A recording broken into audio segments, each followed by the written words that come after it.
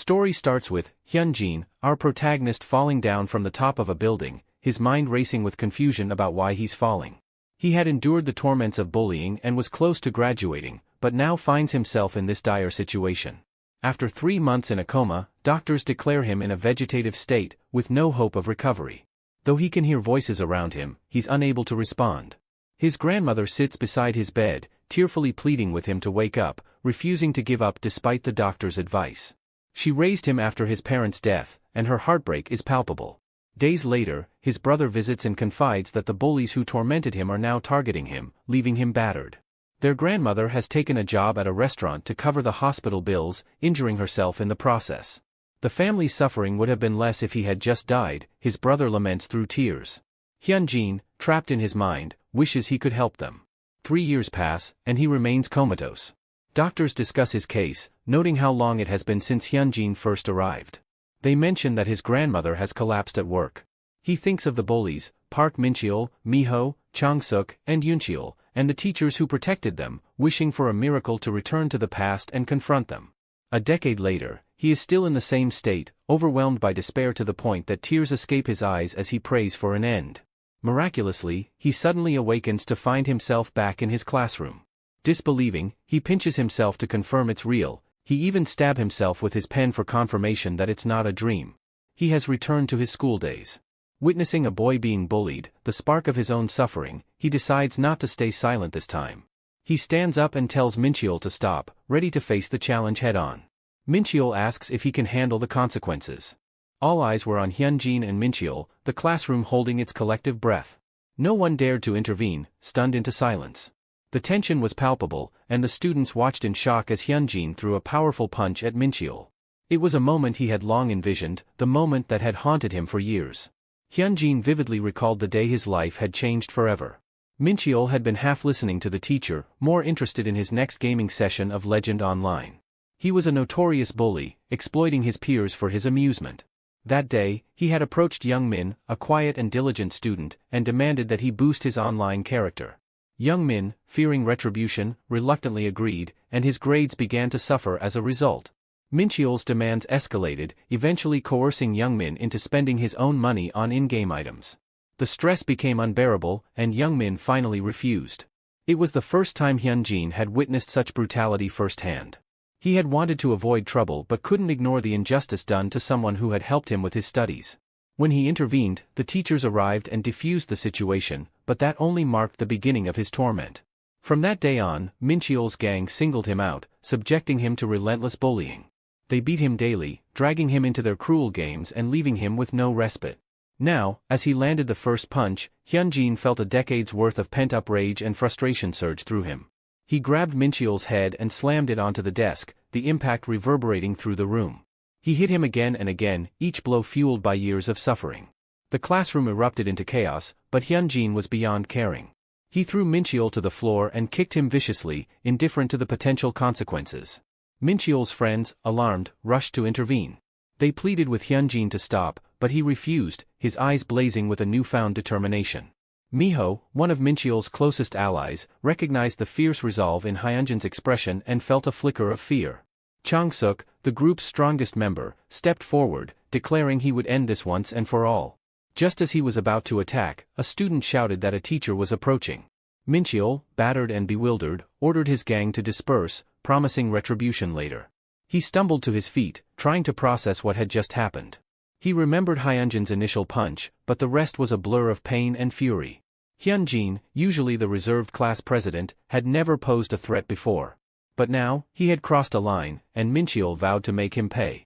As the teacher entered the classroom, Mincheol and his friends seethed with anger and humiliation. They knew they had to act quickly to reassert their dominance. When the class ended, Mincheol sprang to his feet, eager for revenge. But Hyunjin was ready. He leaped across the room, delivering a powerful kick that sent Mincheol sprawling to the ground. The classroom erupted once more, the balance of power irrevocably shifted.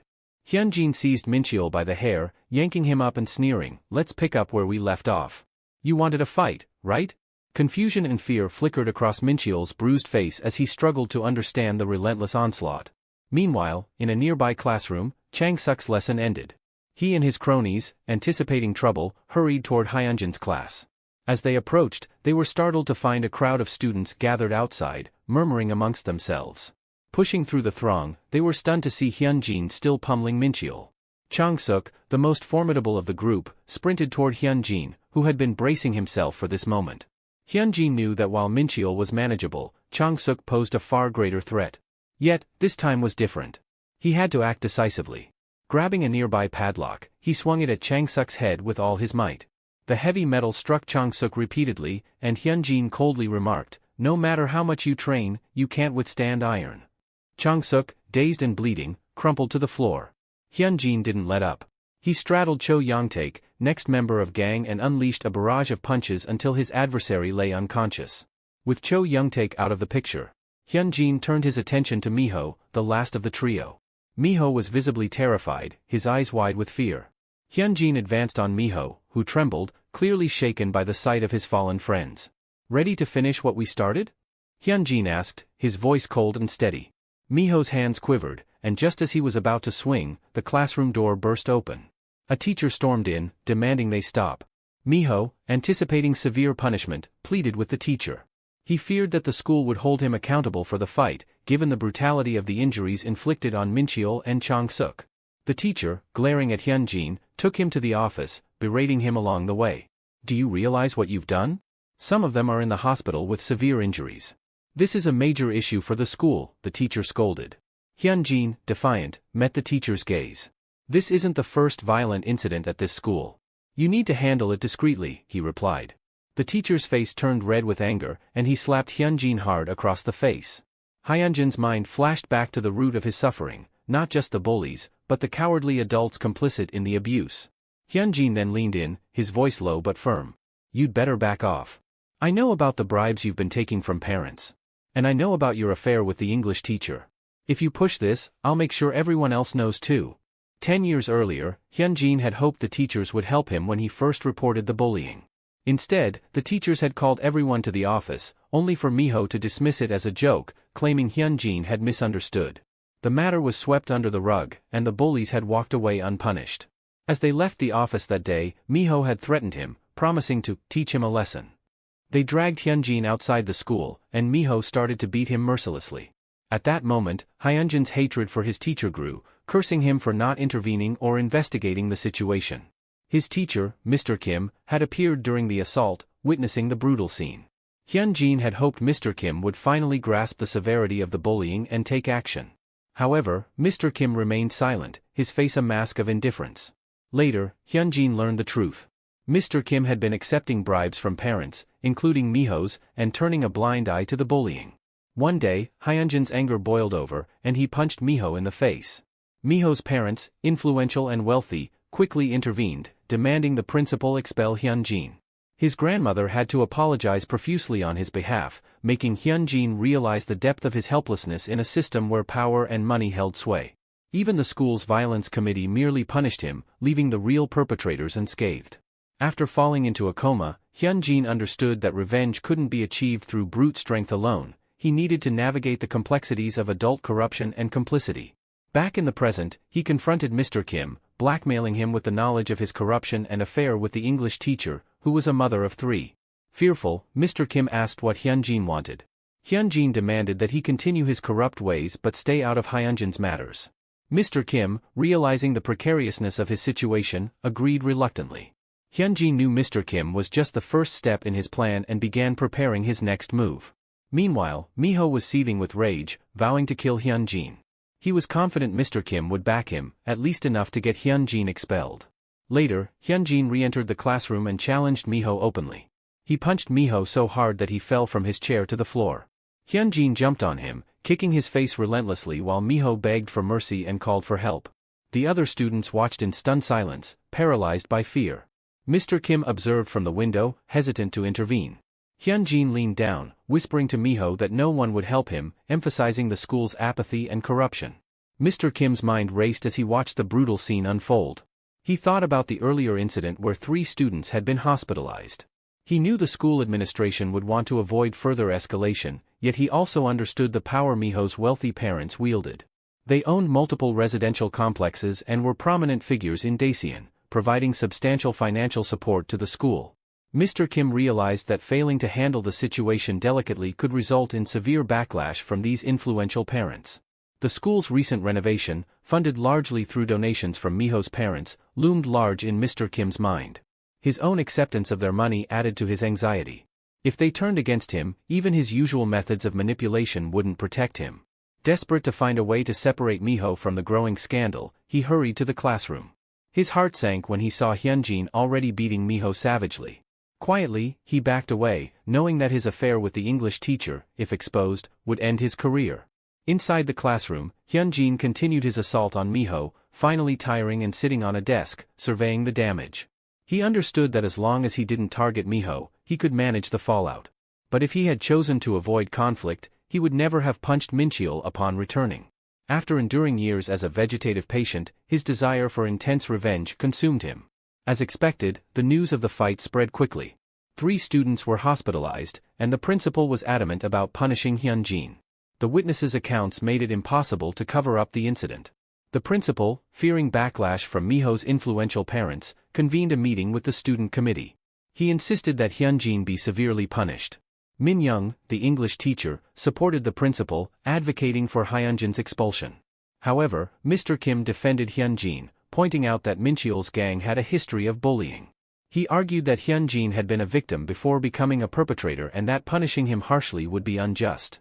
Nonetheless, the principal remained resolute, knowing that appeasing Miho's parents was crucial. The decision was made to suspend Hyunjin until a review committee could convene in a week to determine his punishment. As Hyunjin left the principal's office, Mr. Kim followed, whispering that he had done his best. Hyunjin threatened him, warning that he would reveal his secrets after graduation. Back in his classroom, Hyunjin gathered his belongings, ready to execute the next phase of his plan. As he walked home, he reflected on the familiar alleyways, finally feeling a sense of purpose. He arrived at his shabby villa, number 0, the house bought with his parents' death insurance. Grateful for the roof over his head, he called his grandmother, remembering she would be at work. With no time for sentimentality, Hyunjin set his sights on his next steps.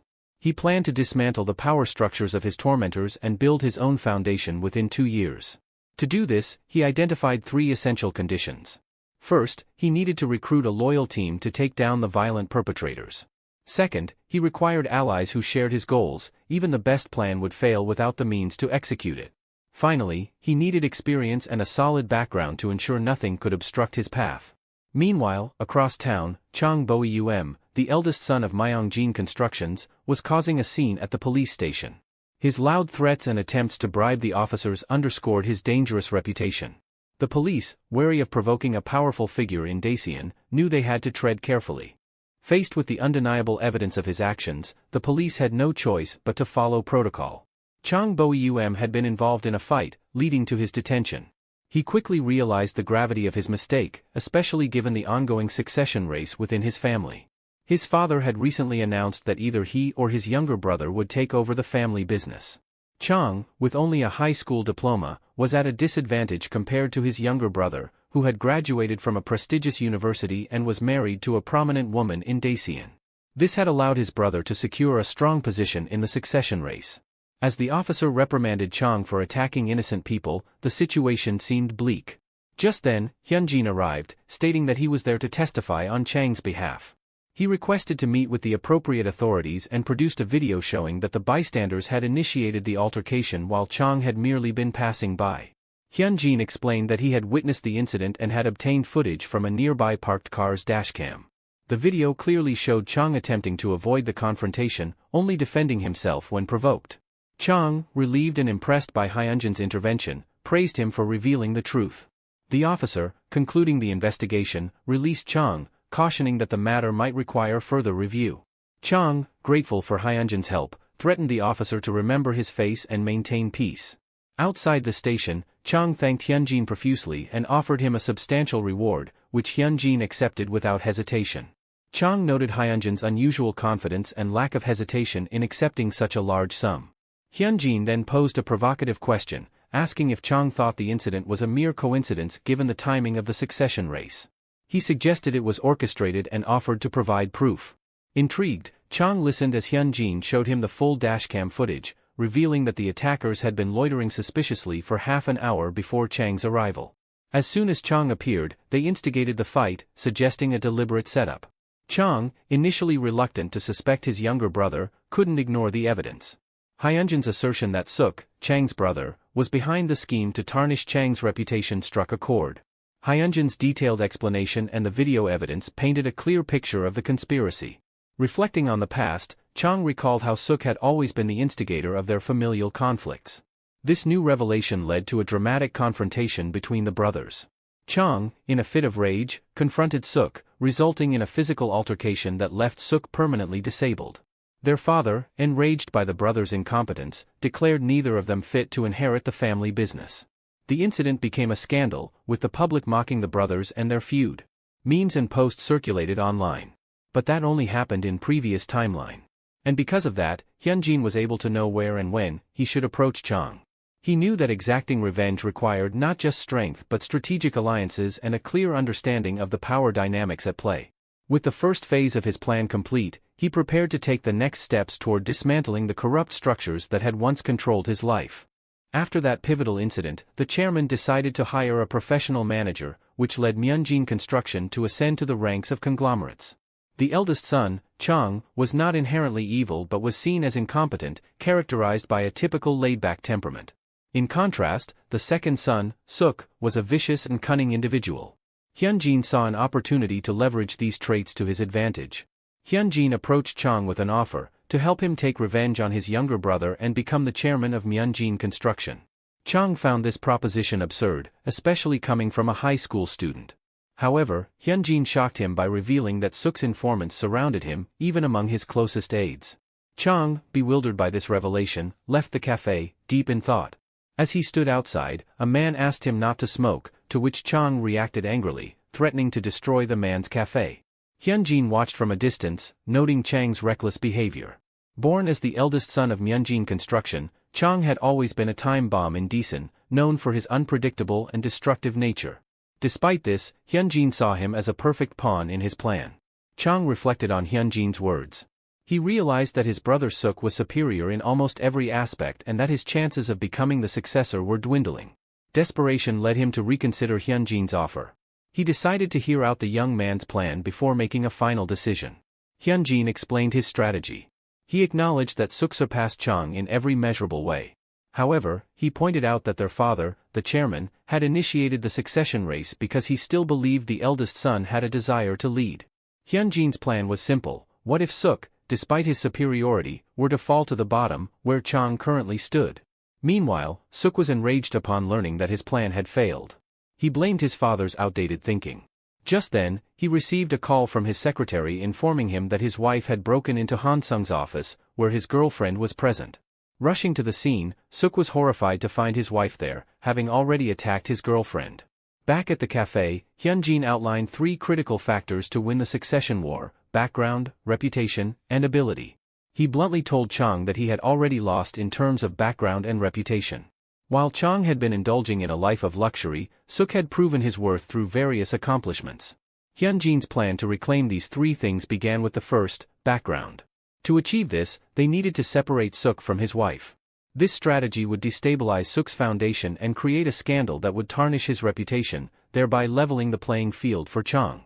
As Hyunjin detailed the plan, Chang realized the depth of the young man's insight and strategy.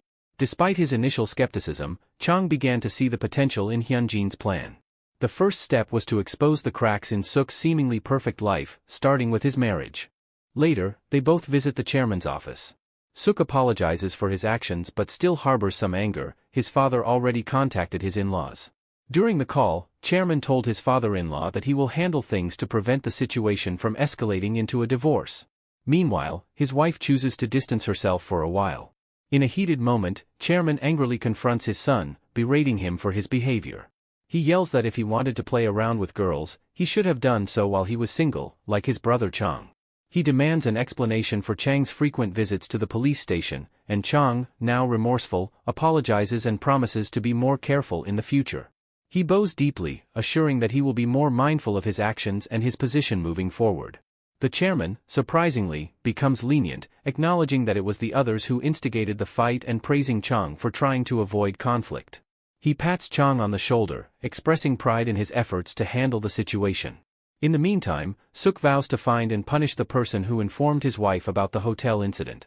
On the other hand, Chang feels elated that his strict father has finally recognized and praised him. He sees Hyunjin, thanks him for his strategic advice, and eagerly asks what steps he should take to become the chairman. Hyunjin cautions him not to get too excited, reminding him that they have only won the first round and brought Suk back to square one. To truly become chairman, Chang must win 2 more critical battles. Hyunjin advises him to start at the company as a minor employee to learn the ropes and promises to reveal the full plan when the time is right. He also mentions that their alliance is based on a quid pro quo, and Chang must grant him a favor in return. Curious, Chang inquires about Hyunjin's wish, asserting that he is ready to do anything for him. Hyunjin then shares his desire. Meanwhile, Miho's mother is furious and slaps Youngchul, accusing him of using flimsy excuses for not expelling the student who hit her son. She orders him to take action. Youngchul, worried, reflects on his earlier request for Hyunjin to humbly accept his mistakes to mitigate punishment. However, Hyunjin warns him to think strategically, threatening to expose Youngchul's hush money and extramarital affair, which would ruin them both. As the meeting day approaches, Miho's mother pressures the principal to expel Hyunjin. Youngchul, under immense stress, contemplates his next move. During the meeting, the committee advisor demands to know what exactly transpired. Youngchul rises and explains that Miho and his group have been bullying their classmates. He recalls seeing Chang, who is now Hyunjin's legal guardian, in the red light district and wonders how he assumed this role. Recognizing this as a chance to switch allegiances, Youngchul declares that it's absurd for the attacker to be treated as the victim.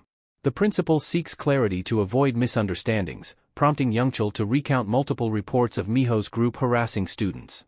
Initially, Youngchul had scolded them, but the harassment intensified over time. A few days ago, Miho bullied Youngmin, and Hyunjin intervened to protect him.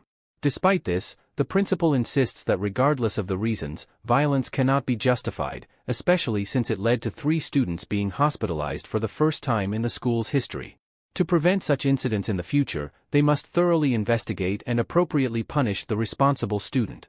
The deliberation begins with the committee hearing from student Miho about the incident.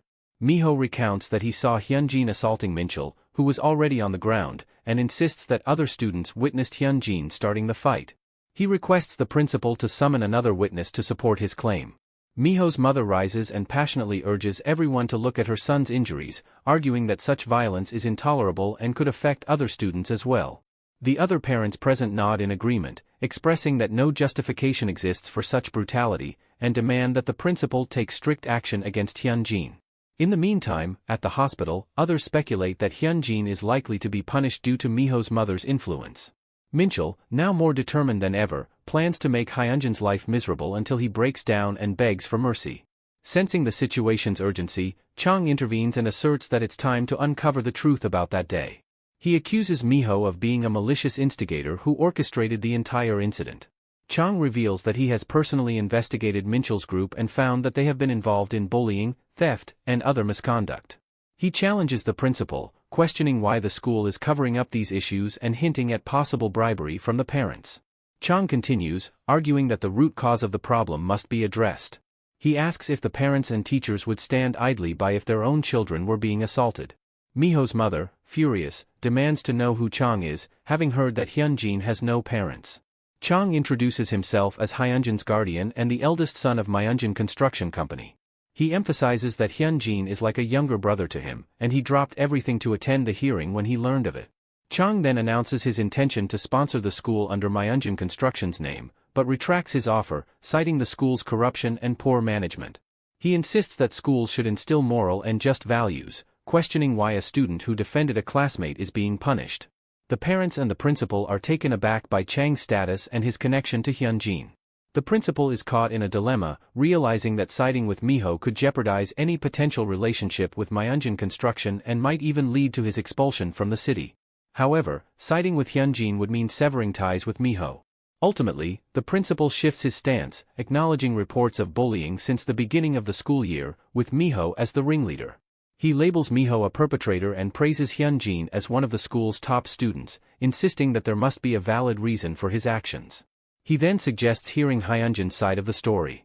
Hyunjin, relieved that his side is finally being considered, reflects on his past experiences where his pleas were ignored, leading to his tragic fate. He recounts how he repeatedly informed teachers about Minchul's group's bullying, only to be dismissed with claims that Minchul wouldn't engage in such behavior. He questions why he is being scrutinized not just for a single act of self-defense, but because adults perceive him as powerless.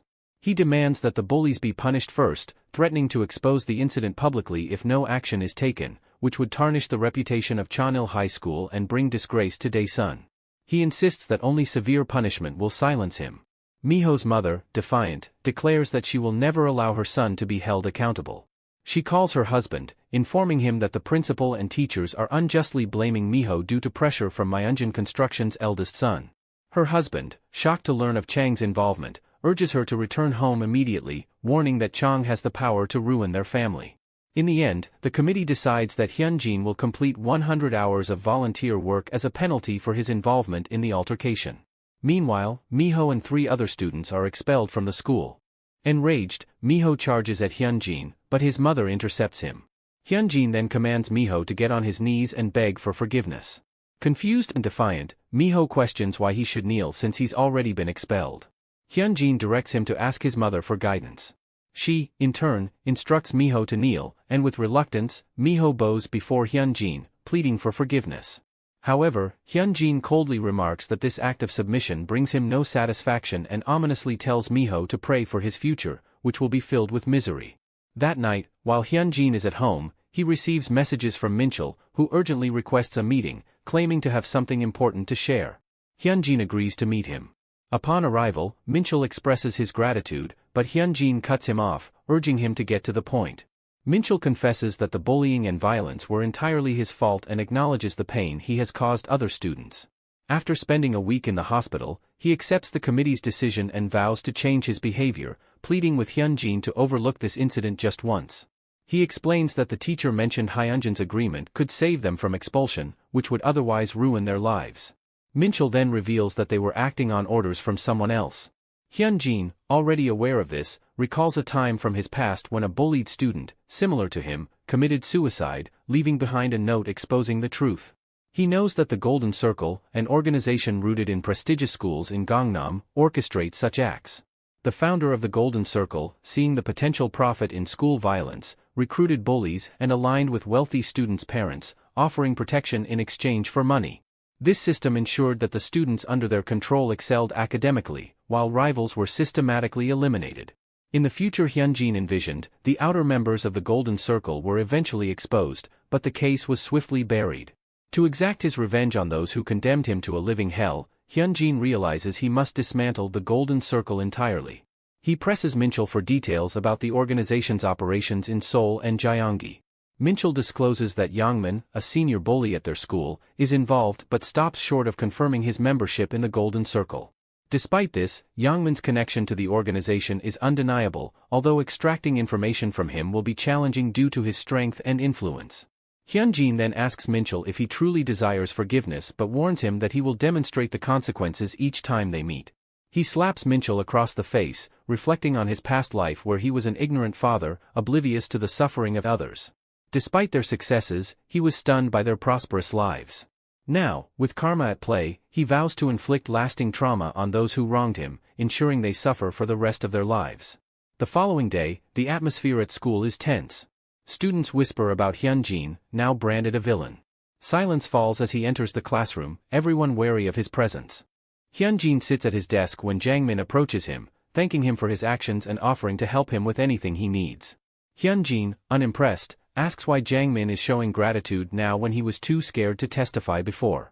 He makes it clear that he no longer cares about what happens to Jangmin. Elsewhere, a student asks Yangmin about their next steps now that the Minchul gang has been expelled, noting that their plan has been ruined. Moreover, they can't touch Hyunjin because he is backed by the first son of Myeongjin Construction. Yangmin, unfazed, says they can still make a lot of money by taking control of the high school. Hyunjin, meanwhile, is strategizing. He knows that to dismantle the Golden Circle, he must excel academically.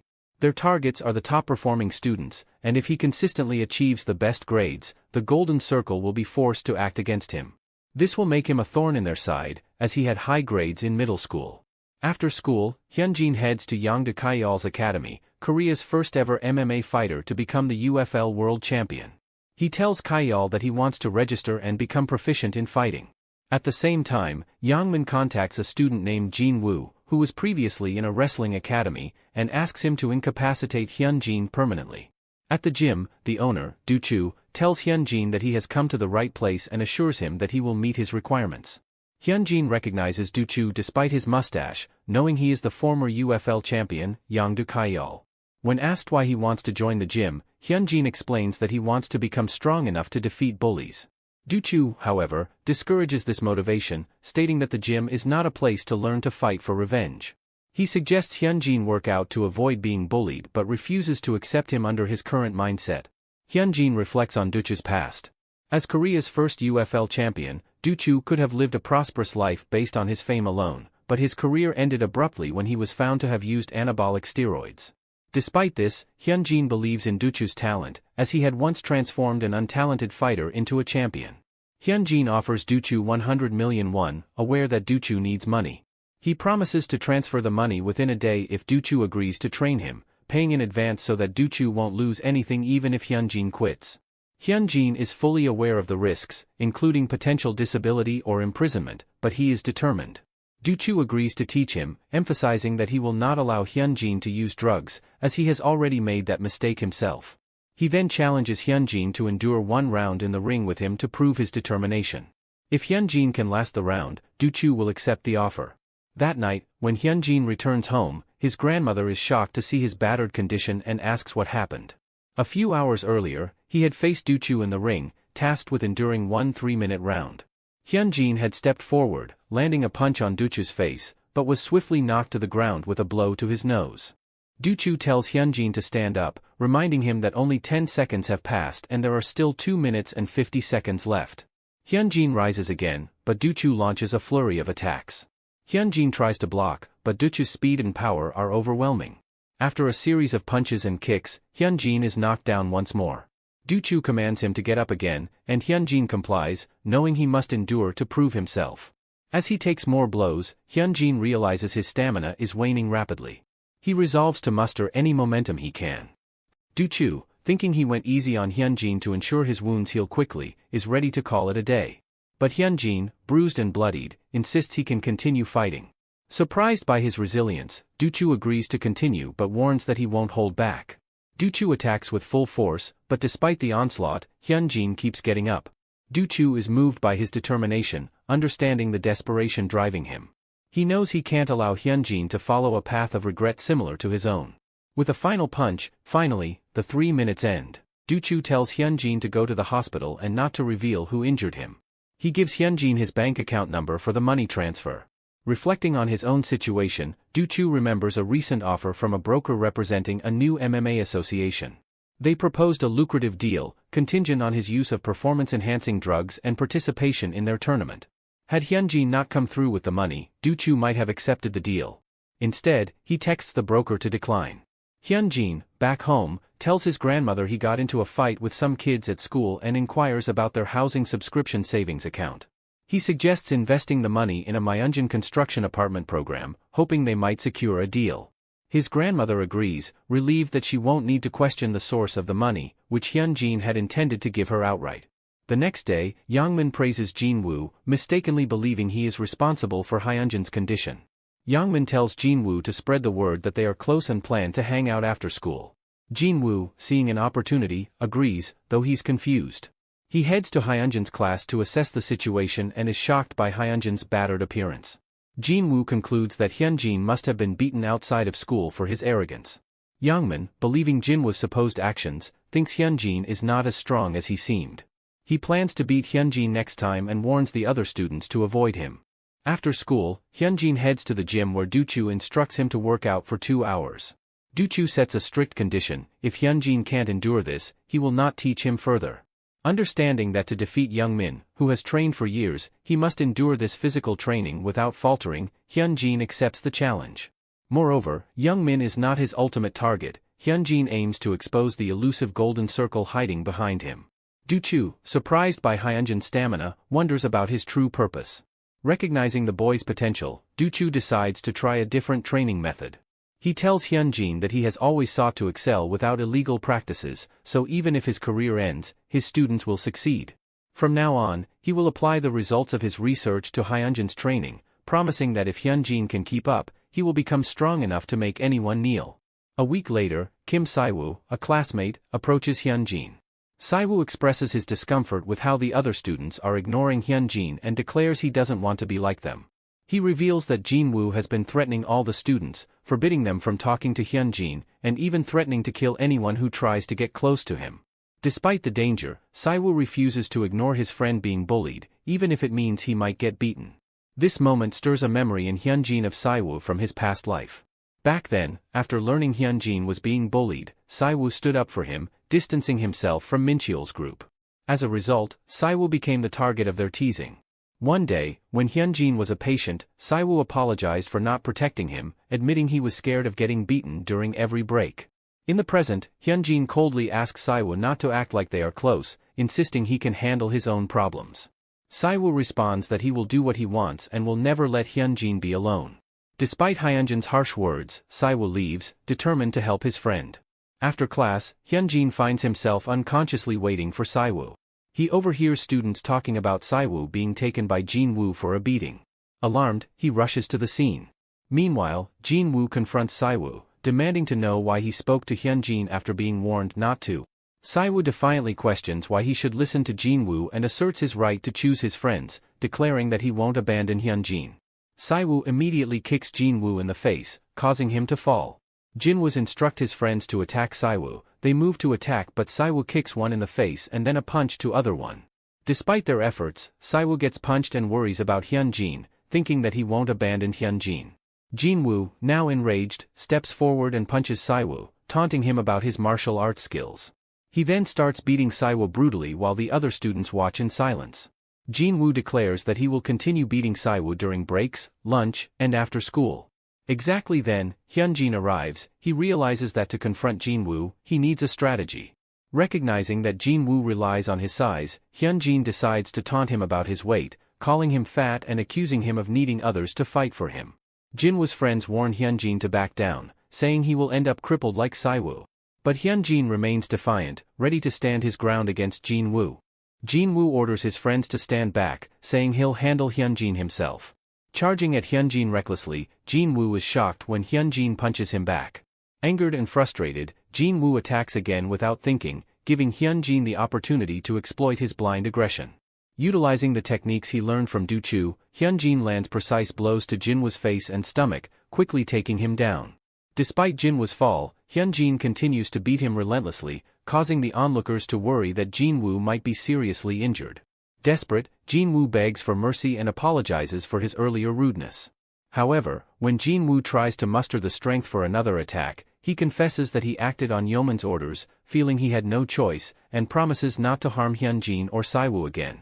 Hyunjin warns Jinwoo and his friends never to touch Siwoo again, threatening to hunt them down if they do. He then escorts Siwoo to the infirmary, advising him to stay out of his affairs to avoid further trouble. Siwoo, however, insists that he will continue to stand by Hyunjin, asserting that their friendship is unbreakable and he won't abandon him, even if it means facing more danger. Hyunjin, determined to dismantle the gang that has been tormenting them, tells Siwoo that he cannot share his plans and urges him to stay away to avoid further harm.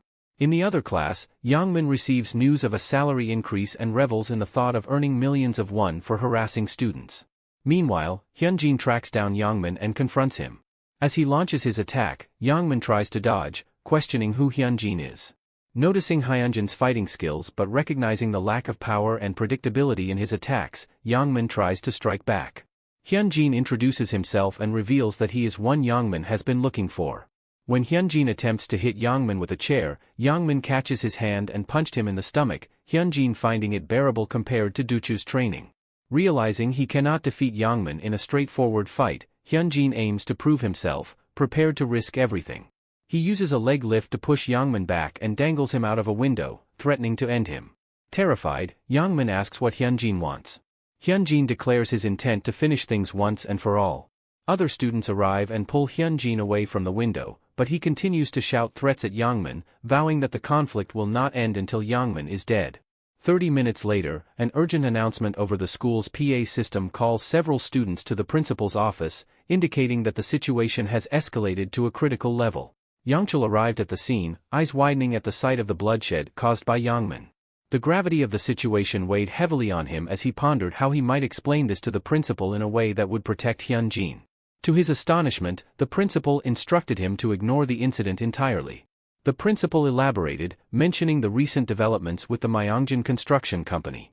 Their eldest son, Chang, had unexpectedly gained significant influence and popularity. Chang had announced his intention to sponsor a substantial portion of the school's operating expenses. Furthermore, he pledged to dramatically increase the support if he were to become chairman. The principal emphasized that sponsorships were rarely acts of pure goodwill. They were typically driven by underlying motives. Chang's sponsorship was no exception. The principal revealed that Chang's condition for this generous sponsorship was that the school must protect Hyunjin at all costs. No matter what trouble Hyunjin caused, it was to be covered up. He tasked Yangchul with managing this, citing his proficiency in such matters.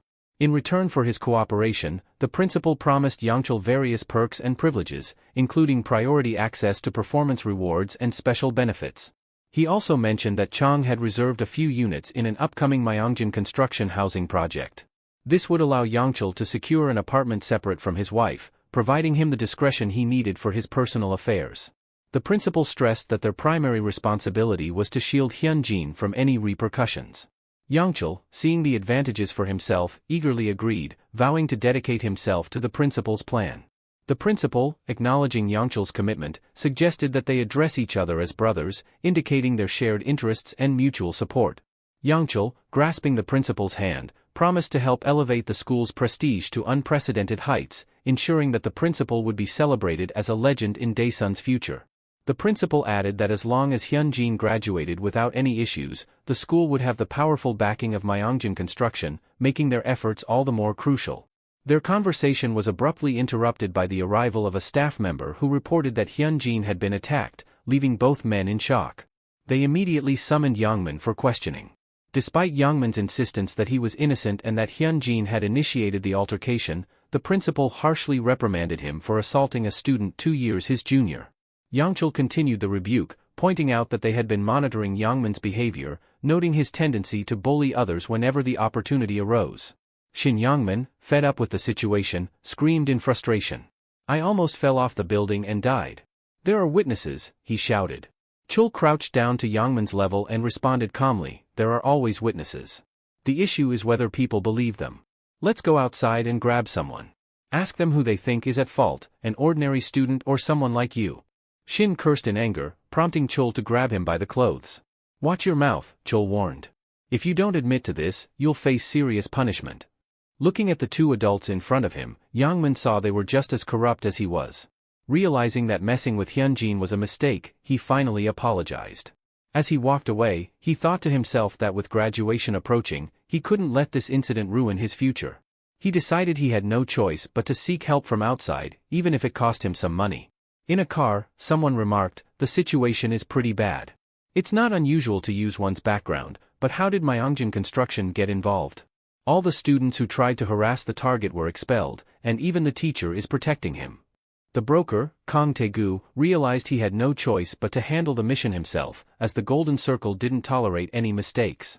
He drove to meet the principal, insisting that Shin was punished unjustly. The principal denied any wrongdoing. Tae-gu, thinking the principal would break under pressure, brought up a past incident where 4 students were sent to the hospital, but the attacker received a light punishment. He suggested that perhaps Hyunjin was receiving special treatment. "If that's the case, I won't let this go easily," Tae-gu warned. The principal laughed. "When in Daesun, do as the people of Daesun do. We didn't escalate this to a criminal case because we care about our students' futures. We've already discussed this with the police, so do what you must." Tae-gu threatened once more, but the principal remained unfazed. "I don't know what you plan to do, but threats won't work here." Frustrated, Tae-gu went to the police, but they sided with the school. The officer explained that the case was deemed self-defense, and punishing Hyunjin would also mean taking action against Shin. Tae-gu, enraged, smashed the table. "If you don't take this seriously, I'll make sure everyone hears about it online," he threatened. The policeman sighed, saying, "This is Daesun. Whether you publish it or not, it won't make a difference. People will forget about it in few days of vacation." Tae-gu was shocked, wondering what had happened to this town. He called a contact, who explained that the chief of police was very close with the principal. In a town like this, everyone knows each other. They're all probably keeping quiet, the contact added. Taegu finally understood. The principal's confidence stemmed from his trust in the local cartel. The problem with local cartels was that while intervention might be possible if it were a matter of personal interest, local sentiment, an ingrained territorial mindset kept outsiders from interfering in local affairs. Taegu realized this was why people avoided taking jobs in rural areas, preferring to stay in Seoul. He knew he couldn't afford to fail this mission. The Golden Circle had never failed a single request, and their reputation depended on this flawless record. If he failed, another broker would be sent to complete the job, and his own life would be ruined in an instant. The Golden Circle was unforgiving. Taegu knew he needed to calm down and think strategically. He called Yangmin, explaining that he couldn't help him directly because of the Golden Circle's involvement. Instead of fighting Hyunjin, find a way to bring down his grades by any means necessary, he advised. He warned Yangmin that failure would mean punishment not just for Hyunjin, but for him as well. Yangmin ended the call, bewildered about how to accomplish this. Suddenly, Hyunjin appeared behind him and struck him on the head. The next day, Yangmin heard his classmates talking about his fight with Hyunjin the previous day. They said he had lost, and Hyunjin had walked away unscathed. In reality, Yangmin had tried to attack, but Hyunjin had warned him, saying, "The request must be more important than your life." This had made Yangmin hesitate. Hyunjin then revealed that he knew about the broker's visit to the principal, making the situation clear. Hyunjin warned Yangmin that messing with him wouldn't just lead to expulsion. He would drag Yangmin to criminal court, ensuring he was convicted for his actions. After jail, Myeongjin Construction would make sure Yangmin could never live peacefully in Daesun again.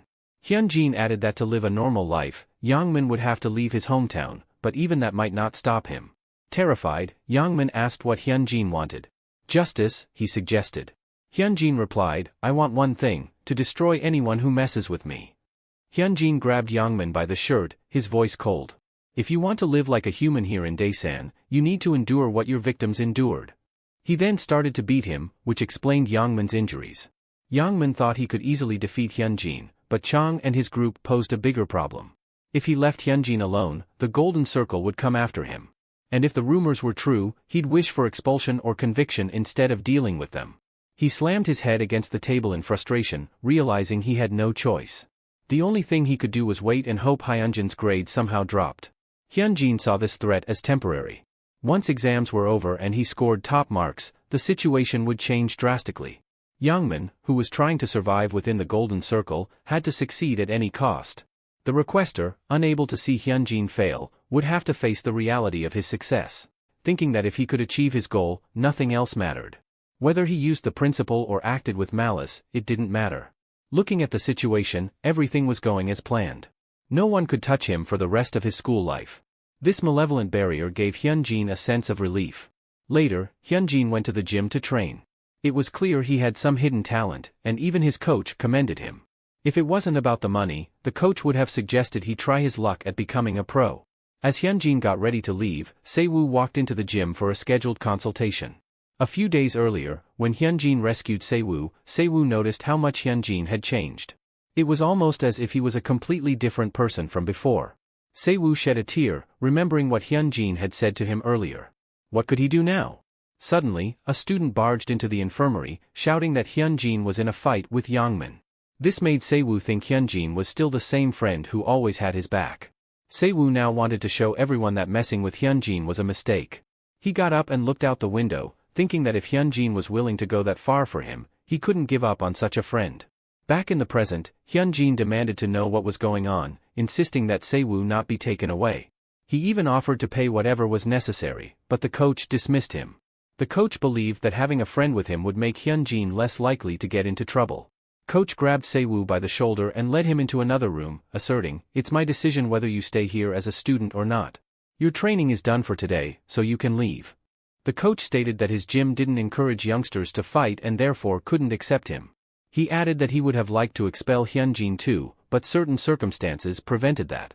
Saewoo acknowledged the gym's purpose but insisted the coach look at his wounds, explaining he got them while protecting Hyunjin.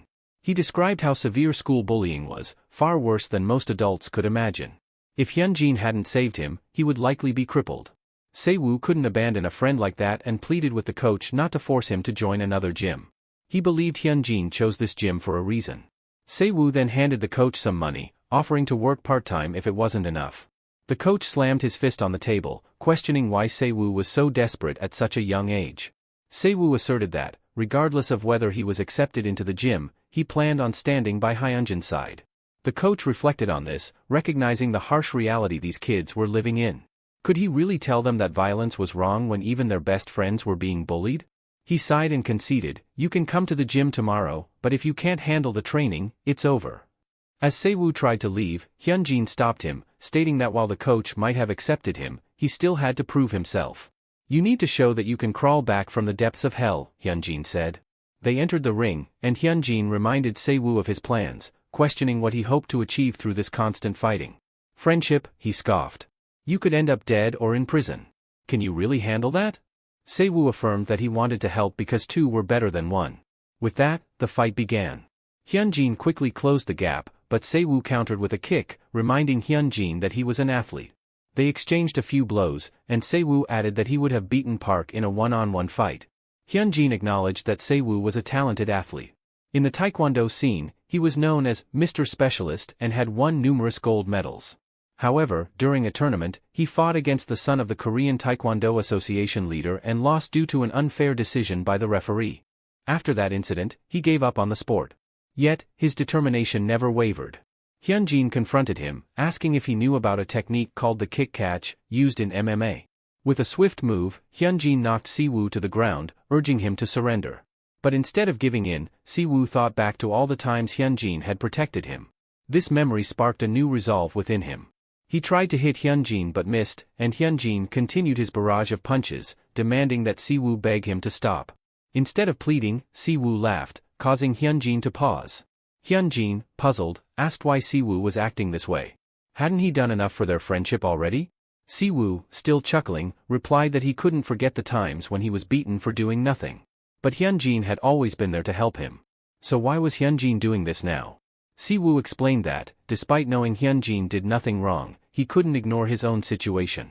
It was his life, and he could make his own decisions. Suddenly, their coach barged into the ring. He demanded that they stop fighting and join him for a workout instead. He bet his life that they could reach the top of the UFL stage. The coach pointed out that both of them had exceptional talent. How could they be getting bullied when they could easily take down a few guys? Se-woo's kicks were incredibly accurate and powerful for his age, while Hyunjin had a keen sense of judgment and could detect gaps in an opponent's defense. The coach offered them a chance to utilize their abilities, emphasizing that it would be a waste not to. He suggested they drop out of school and focus entirely on sports. Despite running a rundown gym, he had connections with many athletes and could truly help them rise to the top. Hyunjin, however, questioned the coach about why he pursued MMA. The coach replied that he did it because it interested him. Hyunjin then admitted that he couldn't follow the same path because fighting brought him so much pain that he wanted to give up at every moment. But he had a purpose to fulfill, and he had to achieve it, no matter what. Hyunjin turned to coach, urging him to think it over. If the coach have different opinion than him, they would abandon the coach's dojo and continue their own way. Hyunjin then walked outside, with Se-woo following him. Se-woo assured Hyunjin that he wouldn't regret sticking with him through this journey. Hyunjin says he won't stop Se-woo anymore, but he has a few conditions. First, Se-woo must train with him every single day. Second, Se-woo should only get involved in matters he can handle. If it's a hopeless fight or a legal issue, he must leave immediately. Third, Myeongjin Construction will provide him with a living wage every month. Lastly, Se-woo must study. Hyunjin hopes that when the time comes to escape this hellish reality, Se-woo can have a much better life than he ever did. Hyunjin believes this is for the best, as he can use this situation to change Se-woo's future as well. When he arrives home, he finds his brother watching his favorite team play. Hyunjin tells him that he will cook for them, so his brother should keep watching the game. Hyunjin reflects on his previous life, remembering how this team made it to the championship game. He never mentioned it at the time, but he must have wanted to watch the game live. His little brother loved games but never once asked for a computer. He was always a sweet, considerate brother who never let on how much he wanted to spend time outside having fun. Thinking of his grandmother, his little brother, and Se-woo, Hyunjin resolves that he will get better and live differently than before. He will tear down anything that gets in his way to ensure that the people precious to him won't have to suffer. Suddenly, he receives a message from the coach, acknowledging that he might have crossed the line by asking Hyunjin to become a pro. However, the coach encourages him to reconsider if he ever changes his mind. A few weeks later, midterms begin. The top 10 students, who have yet to be acknowledged, are given a chance to prove their worth. As the papers are passed around, Hyunjin thinks that if he can't get good grades, his plan will fail. He could have easily gathered evidence and exposed the golden circle, but he is determined to completely destroy it. To bring out the real golden circle, he must become an immovable obstacle in their path. He must continue on this path to crush their disgusting pride and ensure success every time. This moment marks the true beginning of his revenge. In his previous timeline, after the exams, Hyunjin sheds tears.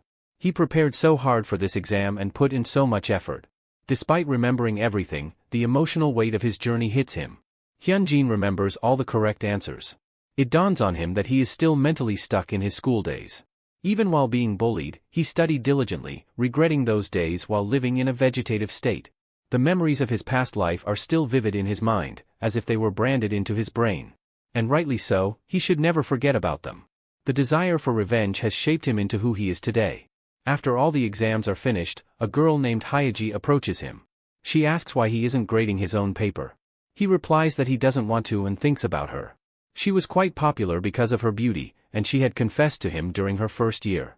He rejected her at the time because he didn't think he could handle both dating and studying. She offers to grade his paper for him and begins. Slowly, she remarks that he did, in fact, get 100 in all of the subjects. The next day, Hyunjin calls Youngchul to the rooftop, where they announce him as the top-ranked student in the entire school. Hyunjin asks if Chul knows about the golden circle, and if not, he will explain it to him. Earlier, we see the principal receiving constant calls from academies, even being accused of favoritism. How could a student who was a nobody before suddenly get 100 in everything? The principal dismisses any notion of cheating, claiming that the school simply has an excellent education program. After closing the call, Chul asks the principal if it was another call about academies. The principal confirms this, also wondering why they are so insistent this time. Chul notes that it must be because the exam was extremely hard this time. The principal says there is no reason to make a fuss over such a thing. Shouldn't they be excited about their high-achieving student? He can already envision it, Hyunjin receiving the highest CSAT score in the country and entering Hankook University at the top of his class. Such an achievement would give the school the opportunity to become nationally recognized. With Myungjin Construction's support, his long-awaited dream will come true. The only problem is that Hyunjin is causing issues, and it would be bad for the school's image if their top-ranked student were a problem child. The principal demands more from Youngchul, emphasizing the need to manage Hyunjin's behavior carefully. The principal tells Chul to take extra care of Hyunjin, especially since he has produced the first-ranked student in the school. He promises to start paying him a merit bonus next month. Handing Chul some money, he mentions that it's just a small reward and that they will undoubtedly achieve much more with Hyunjin's scores. Chul agrees, realizing that siding with Hyunjin was the right choice. Back in the present, Hyunjin explains to Chul exactly what the golden circle is. Afterward, Chul asks what Hyunjin wants him to do, perhaps stop Shin Youngman. Hyunjin clarifies that he wants them to feign ignorance of these actions and stand by. That's more than enough, and he advises Cho to prepare mentally in advance. Meanwhile, Shin Youngman is being beaten by the broker, who gives him one more chance to resolve the situation. If not, the price will be at least a limb. Sitting down with some friends, Shin wonders what he can do. Bae Songho, a burly guy, suggests that they all mess with Hyunjin at once. What can the principal do if 30 or more people are involved in a fight? Shin Youngman thinks it's a great idea, hoping it will lead to salvation. A few days later, during lunch, Hyunjin senses a strange vibe. Someone bumps into him, and another person slaps his head from behind, demanding an apology for bumping into his friend. Hyunjin thinks about how the bullying started, but this time, he's not weak. With a few punches, he takes them all out. Staying vigilant, he tells them to inform their leader to stop thinking about stupid stuff and bring it all at once. Later, Songho opens the door to Hyunjin's classroom, thinking he planned to provoke Hyunjin and bring the guys against him later. Hyunjin stands up, suggesting that if they have to fight, they should go to the recycling site where the teachers don't patrol. They head there, and Hyunjin reflects on his plan so far. Hyunjin knew that all the scenarios up until now weren't guarantees, as he had imagined. This revenge would be determined by fighting Shin Youngman. If he couldn't handle it, he would have to pay the price. Songho tried to intimidate Hyunjin, but Hyunjin didn't bite. Instead, he suggested they get to the point and fight. However, with spectators around, they should come at him one by one. One of the goons, nicknamed Demon Senior, stepped forward, saying that if Hyunjin wanted a one-on-one fight, that's what he'd get. In a school where students gather to learn, the necessity of power is extremely important. Hyunjin had defeated the strong with his radical moves, but his ruthless pursuit of victory had damaged his reputation. He was known for using malicious weapons like chairs or launching surprise attacks on unsuspecting enemies, with many believing his victories were due to luck. Hyunjin knew he needed to change this perception to continue his plan. To make Kainilhai his impenetrable fortress, he required a victory that couldn't be denied. Changhyun charged at him with a punch, landing it perfectly. Smirking, Changhyun assumed it was over, but he noticed Hyunjin had been guarding. Changhyun went for another attack but missed entirely, and Hyunjin seized the opportunity, delivering a powerful swing that knocked Changhyun out in one hit. From above, Jin-woo watched the fight, realizing that Hyunjin's victory was no fluke. He noted that Hyunjin had just defeated Demon Senior with a single blow and decided he should never get involved with him again, as Hyunjin fought like a rabid dog. Siwoo casually approached from behind, tapped Jin-woo's shoulder, and punched him in the cheek, noting that they had some old business to resolve. A while ago, after Hyunjin had dealt with the guys trying to annoy him, Siwoo had come up to him, wanting to help with his plan. Hyunjin reminded him that he had promised not to get involved in reckless fights. Siwoo asked if Hyunjin was trying to face Shin's gang by himself.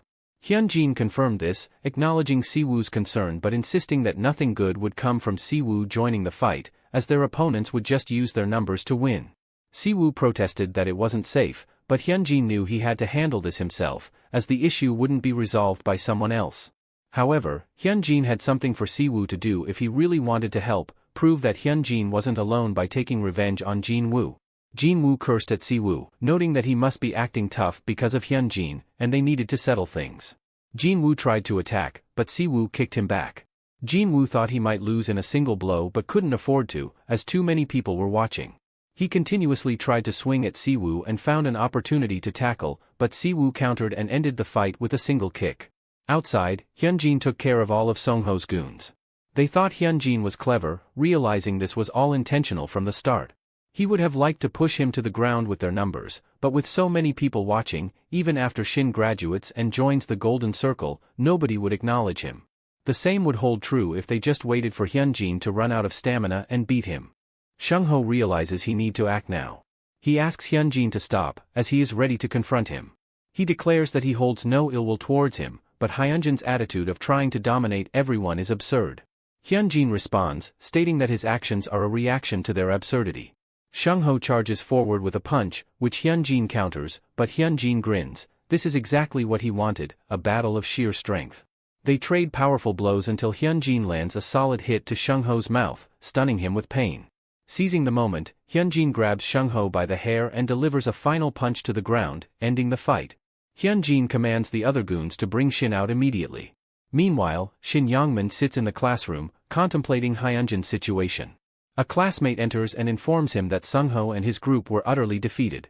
Shin inquires about the number of people Hyunjin fought, and the classmate estimates around 9. Satisfied, Shin decides it's time to execute the plan. He believes that, despite how corrupt the principal and Hyunjin are, the school remains an educational institution at its core. They won't be able to cover up this incident easily.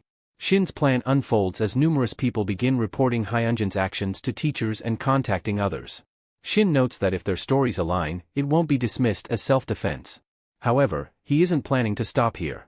The principal receives a call from the superintendent and answers with trepidation. A few days prior, during a staff meeting, Chul had informed the other teachers about the Golden Circle and how it thrived on bullying. He also revealed that Park Mincheol had past connections with the organization. This revelation sparked a heated discussion among the teachers. Chul acknowledged their confusion but emphasized the potential career-ending consequences associated with the Golden Circle. He pointed out that more than a handful of students, including Sungho and even Shin Youngmin, were linked to the organization. Within the school, over a dozen students had ties to the Golden Circle. If this scandal were exposed, the repercussions would be catastrophic, not just for a few individuals but for the entire school. Chul, rising from his seat and slamming the table, proclaimed that the situation wouldn't end with just a few implicated. The entire institution could be dragged into the mess. He explained that the purpose of the meeting was to urge them not to sympathize with these bullies, regardless of the circumstances. They were to act as if nothing was happening, to ignore what they saw or knew. Acting righteously would only entangle them further with the Golden Circle. When a teacher attempted to argue, Chul silenced him, asking if he truly wanted to challenge an organization as formidable as the Golden Circle.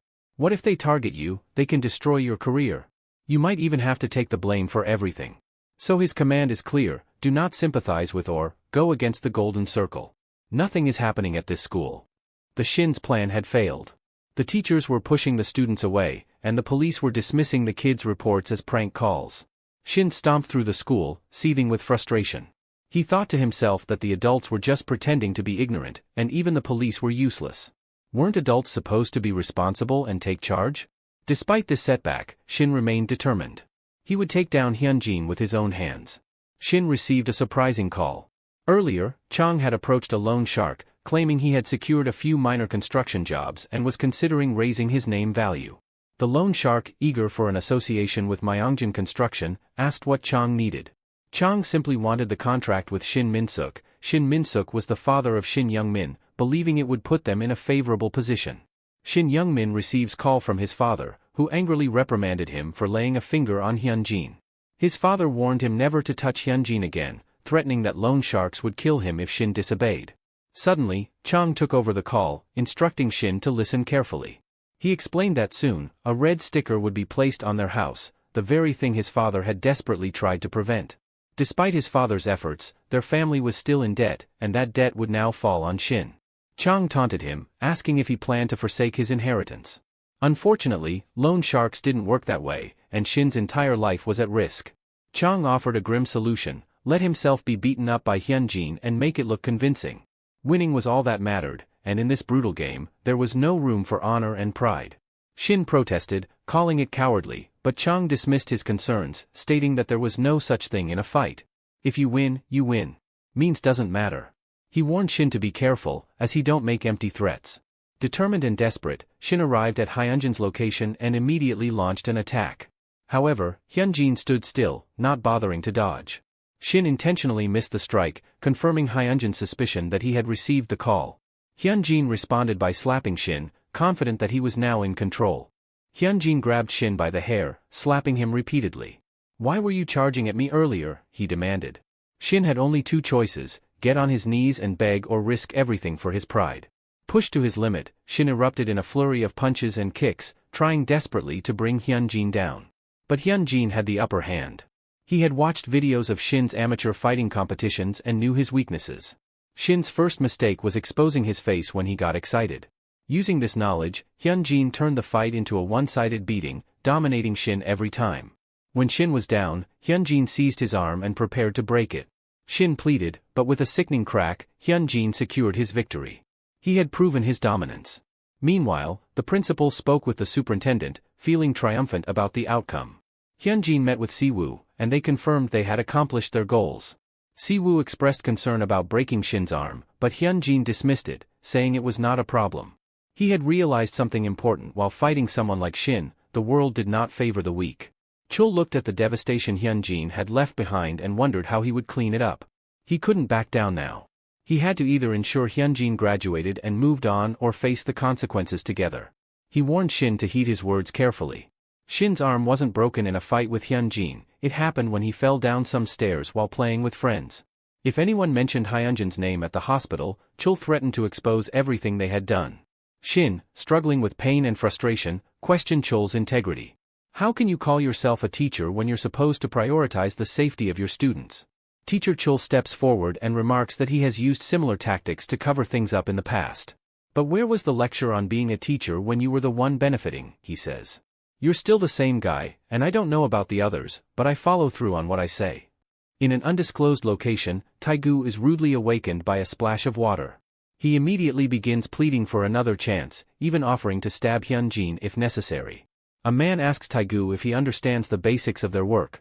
Their job is to make school violence appear natural to satisfy their clients. "Are you willing to take responsibility if you cross the line and compromise our clients' confidentiality?" he asks. "Do you know why we've been able to maintain this business? It's because we keep secrets and maintain a perfect success rate. That's what the Golden Circle is all about." With that, he kicks Taegu into unconsciousness, noting that while Hyunjin is a tough target, he is ultimately just a cornered dog. This man is revealed to be young Chansu, a broker for the Golden Circle in the Seoul region. A week later, Shin is discharged from the hospital. He receives a message from Hyunjin demanding to know who his employer is, warning that he won't stop until he gets an answer. As Shin boards the bus, he curses Tang for sending a cryptic message about completed work. Both Hyunjin and Tang are major headaches, so Shin decides to sleep on it and figure out his next move later. When he arrives home, he finds his house ransacked. His father immediately tries to hit him but collapses to his knees in tears. "You shouldn't have touched Hyunjin," he sobs. "We were managing, even if it was like dogs. You've ruined everything.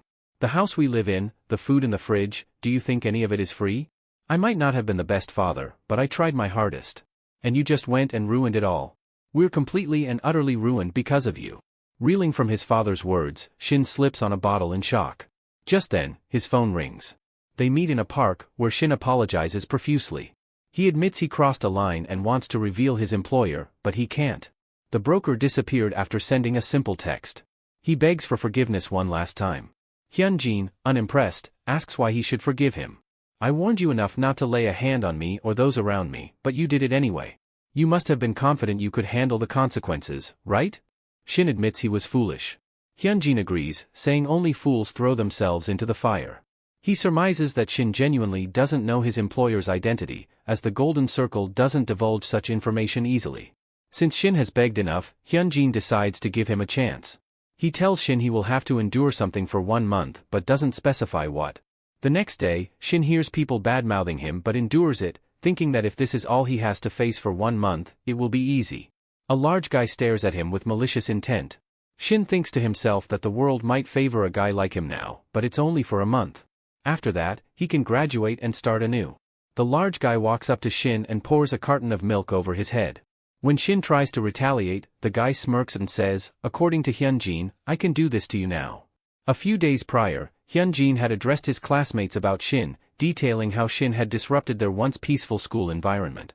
Hyunjin announced that they could now treat Shin however they wished, as Shin wouldn't fight back. He emphasized that participation was voluntary, no one was compelled to join in the harassment. However, if no one chose to participate, Shin would live a quiet life until graduation, as though he had never existed in their school. Hyunjin made it clear, if they resented Shin and his actions, they could act without fear of punishment. For the past 3 years, Han's story had been monotonous and filled with torment. He was bullied simply because he had once made eye contact with Shin. Han's life became that of a toy, no one cared if it was broken. As he counted down the days to graduation, Han often wondered if Shin would ever remember him or recognize the wrong in his actions. But Han knew the answer, of course Shin wouldn't. He would forget and learn nothing. This realization drove Han to act, seeking some form of solace for his wounded heart. Han approached Shin, hitting him over the head and pinching him, mimicking what Shin had done to him before. He spits in Shin's food, saying, "Enjoy your meal, bastard," Han sneered, recalling the cruel words Shin had once said to him. But Han's actions were only the beginning. Others soon followed, harassing Shin at every opportunity. The relentless abuse drove Shin to the brink, contemplating if he should just give up and retaliate violently. Yet, the thought of Hyunjin's threatening glare kept him in check. He reminded himself he only had to endure this torment for 1 month. In the classroom, Hyunjin pondered his next steps. He had hoped to extract information about the Golden Circle from Shin, but since Shin knew nothing, he was back at square one. Still, he had some clues. The employer was likely a fellow student, wealthy enough to hire the Golden Circle. By narrowing down these parameters, he could identify potential suspects. However, he knew he shouldn't rush, he needed to focus on his current target for now. Meanwhile, Shin was suffering constant bullying. When he pleaded for help, his cries were met with indifference. After one particularly brutal attack, Hyunjin sent him a message with a proposition: he had a new game. If Shin accepted, his school life would become peaceful and the harassment would cease. Desperate for relief, Shin immediately agreed, much to Hyunjin's satisfaction. That night, Shin stands in front of a convenience store, questioning if he's making the right decision. But at this point, he doesn't care anymore. He enters the store where Park Min-cheol is working and beats him mercilessly. This was a premeditated attack, as Shin also targets Park Min-cheol's friends, leaving them battered and bruised. They contemplate reporting him, but realize it's futile. They decide to consider themselves lucky and try to forget the incident as if it never happened. When Shin encounters them all together, they demand to know why he did it. Shin explains that it's not out of spite but because Hyunjin knows his weaknesses. He tells them that if they endure 1 month of living in hell, Hyunjin will forgive him. This means they will all have to suffer together. Shin begins viciously assaulting them, declaring that none of this would have happened if they had just stayed out of it. Kang Chung-sik attempts to tackle Shin, questioning what they did wrong in the first place. Shin, now livid, feels no impact from Kang's tackle and is infuriated by the attempt. He tells Kang that their mistake was simple, they didn't do their jobs properly, ruining all their lives. He berates Kang for daring to challenge him, reminding him of his place. With a final knee strike, Shin knocks Kang out cold and stands over him, smiling. Just when he thinks things might be easier than expected, he feels a sharp pain in his left side. Desperate, Park Min-cheol has stabbed him, saying Shin should never have crossed this line. Park blames Shin for their doomed situation and questions why he is now attacking them. As Shin Yongman collapses to his knees, he realizes Hyunjin's true objective, mutual and total destruction. They were all doomed from the start, Hyunjin just decided who would suffer the most. The next day, rumors about the incident spread quickly, with Park Min-cheol being the prime suspect in Shin's stabbing. All involved end up in juvenile detention. Curiously, they all pleaded guilty immediately and requested to be sent to juvenile detention as soon as possible, eager to escape Daesan. Hyunjin, speaking on the phone with Chang, hears that everything went exactly as planned. Young Minho's family, seeing no future left in Daesan, sold all their properties and left. Relocating to Gyeonggi-do, where Minho prepared to enter a new public school. Hyunjin commented that it wasn't surprising the child of a wealthy family avoided juvenile detention. Chang offered to pull some strings to ensure Minho ended up there too, but Hyunjin declined, preferring to let Minho believe he had started a fresh, new life. He wanted Minho's despair to be greater when reality eventually shattered his illusions. Chang found Hyunjin's approach somewhat frightening but agreed. Hyunjin also mentioned that the other four would be sent to prison immediately after their release from juvenile detention, as he didn't want them back in society even for a second. Chang admitted he never wanted to become Hyunjin's enemy and then expressed frustration about his current situation. Despite starting at the bottom, as Hyunjin advised, he felt impatient with the lack of progress. Hyunjin reassured him that things would soon start to change. A few days later, real estate prices skyrocketed nationwide. At a construction site, workers were idling when a mishap caused metal beams to fall on one of them. Panic ensued, and some workers wanted to call emergency services, but the foreman insisted they report to their superiors first, fearing financial losses if construction was halted. The injured worker was eventually taken to a hospital, but not the nearest one. He was sent to a facility an hour away that had ties to the company. After a delayed notification, his son arrived at the hospital, only to be told that his father's negligence had caused significant damage. The company, however, wouldn't seek compensation. The son, left with no support or answers, could only weep by his father's side. This was a day Jang Hyuk, a young man in his 20s, would never forget. Chang, walking around the construction site, thought about how he wanted to enjoy life, drinking and having fun with girls, but knew he had to trust Hyunjin's plans. Seeing how swiftly Hyunjin dealt with the bullies gave Chang hope that even someone as powerful as Chang Suk could face similar consequences. Determined to stay the course, Chang decided to return to work. Suddenly, a loud crash echoed through the site. Rushing to the scene, Chang discovered a major accident had occurred. A worker mentioned a potential spill, and when Chang asked if anyone was trapped, the worker confirmed that 5 or 6 people were stuck. Chang's expression darkened, and although the worker assured him that the superiors had been notified to prevent the situation from escalating publicly, Chang was furious. He grabbed the worker, demanding if that was really the priority.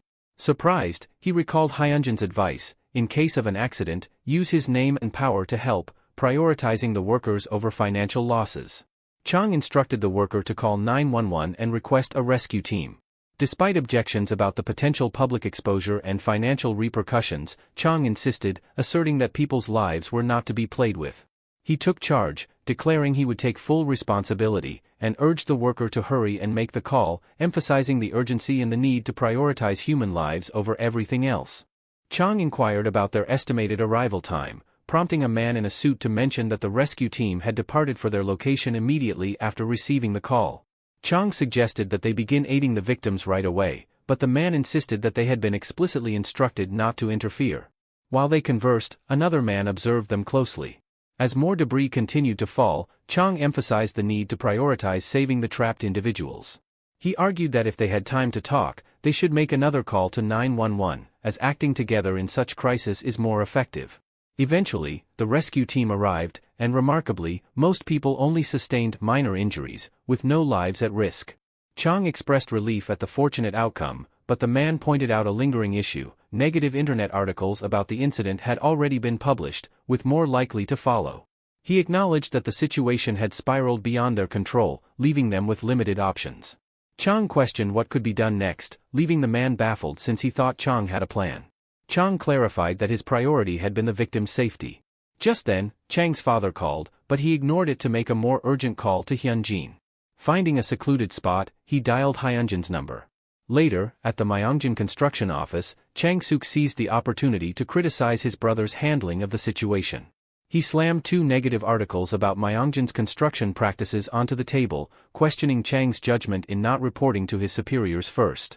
Chang-suk stressed the importance of the company's reputation and the potential financial losses if the incident deterred buyers.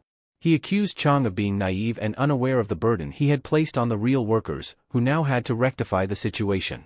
Their father mentioned that Chang's extensive emergency calls had not only alerted 911 but also the police, attracting reporters much quicker. With the gravity of the situation laid out, he demanded to know how Chang planned to take responsibility. Hyunjin had previously informed Chang that the company president took immense pride in their construction standards and was a master of the trade. Any future safety-related incidents would prompt his direct intervention. Chang found Hyunjin's advice daunting but trusted his guidance. Chang proposed that they demolish the apartment and start rebuilding it. Chang-suk, noting Chang's limited experience as a high school graduate, urged him to consider the financial implications more carefully. He explained that most of the construction funding comes from the bank, and interest accrues daily. The costs associated with rebuilding, combined with the accumulating interest, would be devastating. He questioned if such drastic action was truly necessary for just one building. Chang reiterated that this was precisely why he suggested rebuilding. He acknowledged the enormous potential losses, despite not being an expert in finance. However, he emphasized that trust was their most critical asset. He pointed out the widespread issues of poor construction and the tarnished reputations of many construction companies. If they simply patched up the damaged section and continued as usual, what did they think would happen? Chang-suk argued that no one would buy the apartments anyway, given that someone had alerted the entire Daisan to the situation. He suggested that merely fixing the damaged part would minimize their losses.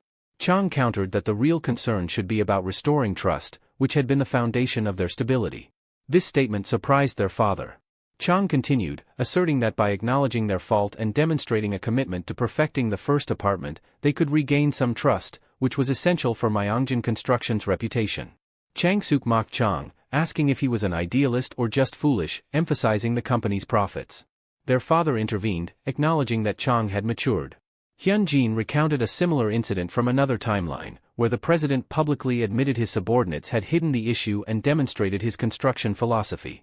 The most infuriating aspect of the current incident was the basic mistake made in pouring the concrete, which should never have happened given the company's reputation. He stressed that safety in housing was paramount, with other concerns secondary. He praised Chang for his wise actions, recognizing that Myeongjin Construction, while a company, was also a family business that valued the quality of their work. He encouraged Chang to continue on this path, suggesting he might one day follow in his footsteps. A few days later, it was revealed that one of the incident's victims had suffered severe injuries, resulting in the amputation of both legs. His family, distressed, noted that Myeongjin Construction had not covered the hospital bills, nor had they addressed the issue of compensation. 3 representatives from Myeongjin Construction approached the grieving family, bowing deeply and apologizing profusely for the accident.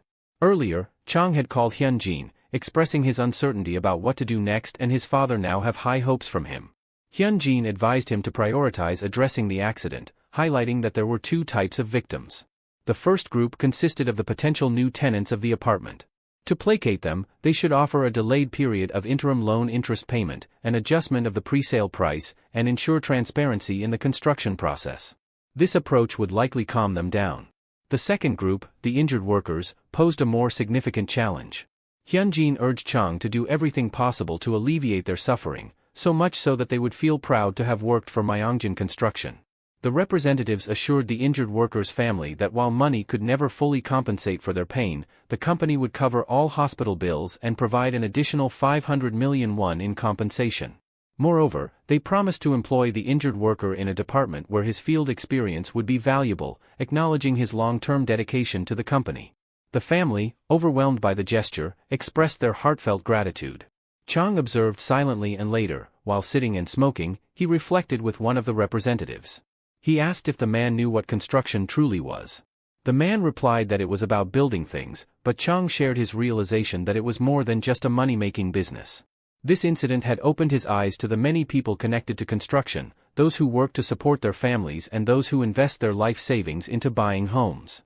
Chang admitted that he had taken his position too lightly and expressed his desire for a simple life.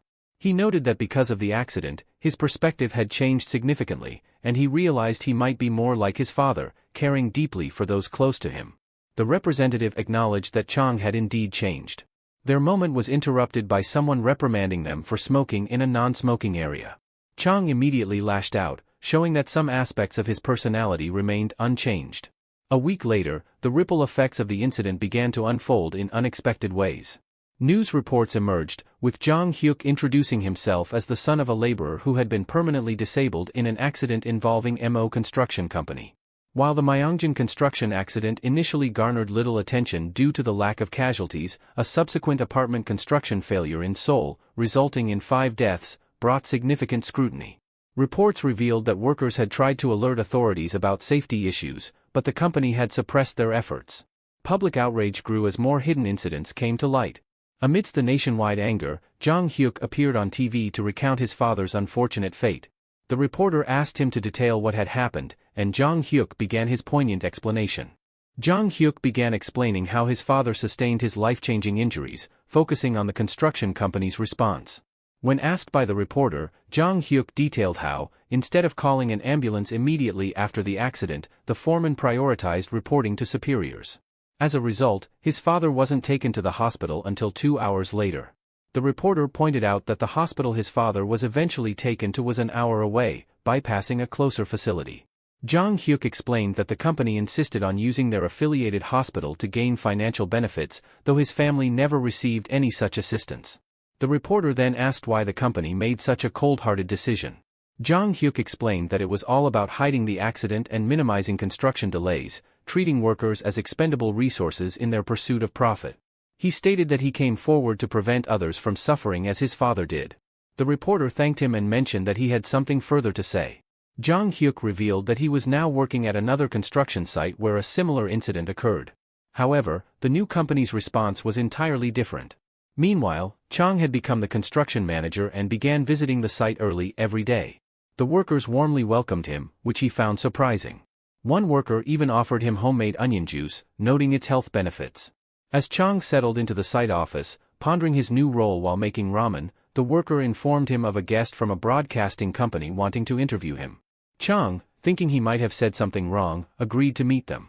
That night, at the president's mansion, the news highlighted Myeongjin Construction's decision to rebuild the apartment despite significant financial losses due to borrowed funds. The news credited Chang with playing a crucial role in this decision. They interviewed the injured worker's wife, who expressed her gratitude and surprise at receiving hospital bill payments and a personal apology from Chang, the company's eldest son. Despite her ongoing anger over her husband's injury, she appreciated the company's acknowledgement of his long service. The president turned up the volume as Chang's interview aired. The interviewer praised Chang's numerous selfless actions and asked why he chose to take them. Chang explained that it was simply what his father had taught him. From a young age, his father emphasized that their work wasn't just about money but about maintaining a family business they would carry for their entire lives. The president received a call from Chairman Park, who congratulated him on raising such an exemplary son. The president, surprised by his son's newfound maturity, remarked that Chang was indeed following in his footsteps.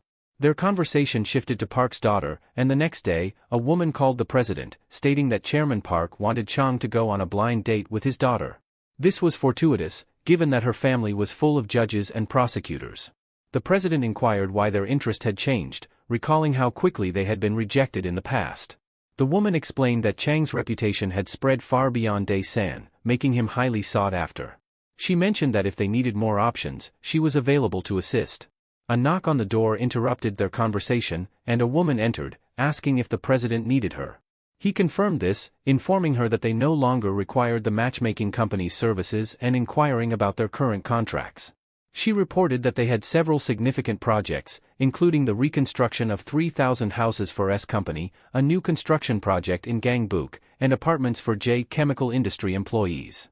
Additionally, Daesan City had contacted them to expedite a contract for 5,000 houses, requesting completion before the end of the next year. This opportunity was the jackpot the president had been waiting for. Chang was then invited to a meeting where his father announced his promotion to executive director of the company. The people who once looked down on him now congratulated him warmly. His father mentioned that Chang would be involved in the Daesan City project, acknowledging that while it was early for him, it would be a valuable learning experience. Chang agreed and bowed, eager to contribute. At school, some girls whispered among themselves while a boy sat awkwardly in his seat. Hyunjin received news of Chang's promotion and his involvement in the Daesan City project. He hadn't anticipated such rapid progress, as he had planned to leverage his influence to participate in the project in the future. This unexpected change, possibly a result of the butterfly effect, required him to recalibrate his plans carefully. He noted that there could be no flaws in his strategy. Suddenly, Hyunjin spotted Chang's car and wondered why he was at the school unannounced. Chang met with the principal, who expressed admiration for Chang's actions, noting that he had become a symbol of Daesan's pride following his news coverage. Chang explained that he was there to express his gratitude for the school's support of Hyunjin, calling it a gesture of basic equivalent exchange. He offered a generous gift, the construction of a new gym and a modern swimming pool with the city's help. The principal was thrilled, noting that these additions would elevate the school's prestige. He promised to continue supporting Hyunjin, and Chang agreed, but also requested a meeting with teacher Chul. When Chul arrived at the principal's office, Chang greeted him warmly. He expressed admiration for Chul's pragmatic approach, acknowledging that in a world where survival and prosperity are paramount, working for the wealthy is understandable. He referred to the incident involving Shin Young-min, where Chul had punished him so harshly that rumors of bribery had spread. Chang dismissed these rumors, asserting that they were inconsequential. He assured Chul that his efforts would be rewarded and that in 3 years, Chul would be even prouder of his achievements. Chul, though nervous and sweating, agreed wholeheartedly. Chang then mentioned that he had heard about Chul's frequent visits to Miracle, a cabaret with beautiful girls. He revealed that he had put in a good word for Chul there and invited him to enjoy a night out with his trusted companions, without worrying about expenses. Additionally, he handed Chul a tightly packed box of vitamins, hinting that it contained money, and urged him to remember this favor. Chang emphasized that he was not just any parent with some spare cash, but the successor of Myeongjin Construction, the city's most powerful and wealthy construction company. He wanted Chul to understand the significance of their interaction and the level of influence he wielded. Later, after everything had settled, Chang and Hyunjin went to the roof. Chang expressed his gratitude, but Hyunjin remained nonchalant. Surprised by Hyunjin's calm acceptance, Chang asked why he didn't inquire about the reason for the thanks. Hyunjin, with his keen mind, replied that it was obvious. Chang was thankful for his handling of the construction incident. Chang confirmed this, admitting that he now fully acknowledged Hyunjin's intelligence and strategic thinking. He mentioned that while bringing down Changsuk was relatively simple, involving just a bit of investigation into his private life, this recent feat was extraordinary. Hyunjin had accurately identified his father's tendencies and predicted the benefits of the reconstruction decision. Thanks to Hyunjin's efforts, Chang had become the executive director and hoped to eventually become the chairman. He realized Hyunjin was aiming for a significant future, one that required substantial power, and he was grateful for Hyunjin's support in positioning him as the future chairman. He promised to uphold this role to the best of his ability, believing that together, they would be unstoppable. Hyunjin responded with a simple, "sure," prompting Chang to comment on his blandness despite his brilliance. Chang then offered his help, urging Hyunjin to ask for anything he needed. When Hyunjin inquired about specifics, Chang assured him that he was willing to do anything, anytime, whatever it may be. Hyunjin then asked how much cash Chang could spend on him. Later, during the closing hours of school, teacher Chul entered Hyunjin's class with exciting news. He announced that the school had established a scholarship system, generously sponsored by the prestigious Myeongjin Construction. The scholarship amounted to a substantial 10 million won, with no limit on the number of recipients. However, it would not be awarded to just anyone. The selection would be based on academic performance and future potential. The first recipient, chosen by Myeongjin themselves, was none other than their diligent classmate, Hyunjin. The class wasn't surprised, knowing Hyunjin was closely associated with one of the Myeongjin heirs and ranked first academically in the entire school. Chul also announced that Siwoo from Class 8 had been selected for his promising future in the ring, adding another name to the list of prestigious scholarship recipients. For those who weren't selected, teacher Chul encouraged them not to be disheartened and to continue focusing on their studies. By doing so, they might have a chance at earning this generous scholarship in the future. As students made their way home, 3 of them discussed how predictable the scholarship recipients were. They agreed that Hyunjin was a given, being the class president and the top student for 2 consecutive semesters. However, Saiwoo's selection puzzled them. One student remarked that Saiwoo was only notable for his past involvement in Taekwondo, which didn't seem sufficient for such a prestigious scholarship. The tall student agreed, finding the situation odd, while the short blue-haired student speculated further. He questioned what potential Saiwoo had to justify the scholarship, suggesting that he only received it because of his friendship with Hyunjin. He wondered why this wasn't handled discreetly and why Hyunjin was receiving so much support from Myeongjin Construction and the school. He even speculated if Hyunjin could be an illegitimate son of the chairman, but another student dismissed this idea, pointing out that if it were true, Hyunjin would have been treated much better from the start. The blue-haired student continued his rant until he spotted Hyunjin, who called him over. The blue-haired student, named Cho Jae-jin, regretted speaking ill of Hyunjin, knowing his reputation as the crazy psycho of Chownil. He feared Hyunjin might retaliate. However, Hyunjin told Jae-jin to lift his head and stand proud. He acknowledged Jae-jin as the school's infamous blabbermouth and assured him he wasn't angry. In fact, Hyunjin found Jae-jin's talkative nature useful. Hyunjin asked Jae-jin for a favor, promising that there was no reason for him to be afraid. Jae-jin, relieved but still wary, agreed to help. Hyunjin admitted that the scholarships were indeed unfairly awarded, using Saiwoo and himself as examples. He then revealed that there was no limit to the number of scholarship recipients, implying that Jae-jin could also receive one. Hyunjin instructed Jae-jin to spread a rumor throughout the school, just as he had been doing earlier. The rumor would claim that the Myeongjin construction scholarships were unfair. Hyunjin wanted Jae-jin to add a bit of exaggeration to make the story more compelling. The next day, Chownil High was buzzing with a peculiar new rumor.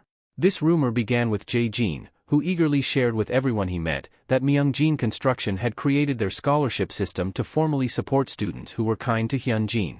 He encouraged everyone to consider this carefully. The scholarship awarded to Siwoo, the only person who befriended Hyunjin during his bullying ordeal, was clear evidence.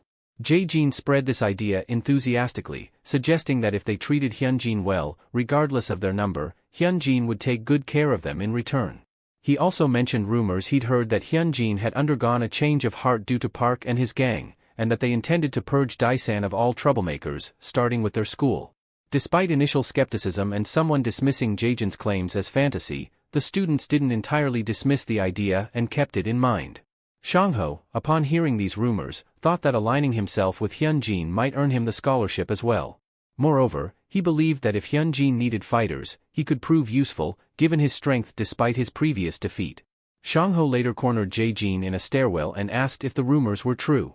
Jae-jin explained that Hyunjin planned to turn the school into his stronghold, his kingdom, and intended to dominate the surrounding schools and their leading figures. Those who showed strength and loyalty during this process would be greatly rewarded, with the scholarship being just a preview of future rewards. Shangho, comparing this to the money he had received for bullying Hyunjin, realized the scholarship was a substantial incentive. Despite their past conflicts, Shangho believed he could gain Hyunjin's favor if he showed commitment. Eventually, Shangho approached Hyunjin as he was leaving school and asked him to stay for a conversation. To his surprise, Hyunjin agreed without hesitation. When they stopped, Shangho quickly apologized for his past actions, clarifying that they were not done out of malice. Hyunjin cut him off, indicating he understood and urged him to get to the point. Shangho explained he had heard rumors about Hyunjin's plans to dominate other schools and expressed his desire to be part of it. He admitted their previous conflict but emphasized his willingness to serve for financial gain. He assured Hyunjin that, as someone strong and reliable, he wouldn't disappoint if given a chance. Hyunjin confronted Shangho, saying he had heard from other students that Shangho had been the one to bolster Shin's plans. Shangho, knowing he couldn't lie, admitted it was true. Intrigued, Hyunjin said he was willing to take Shangho in, but only if he passed a test. Later, Shangho called a group of third and first years to a secluded spot. The third years arrived angry, not understanding why they had been summoned. Shangho eventually arrived, his face bruised. He announced that he would speak only once, so they needed to listen carefully.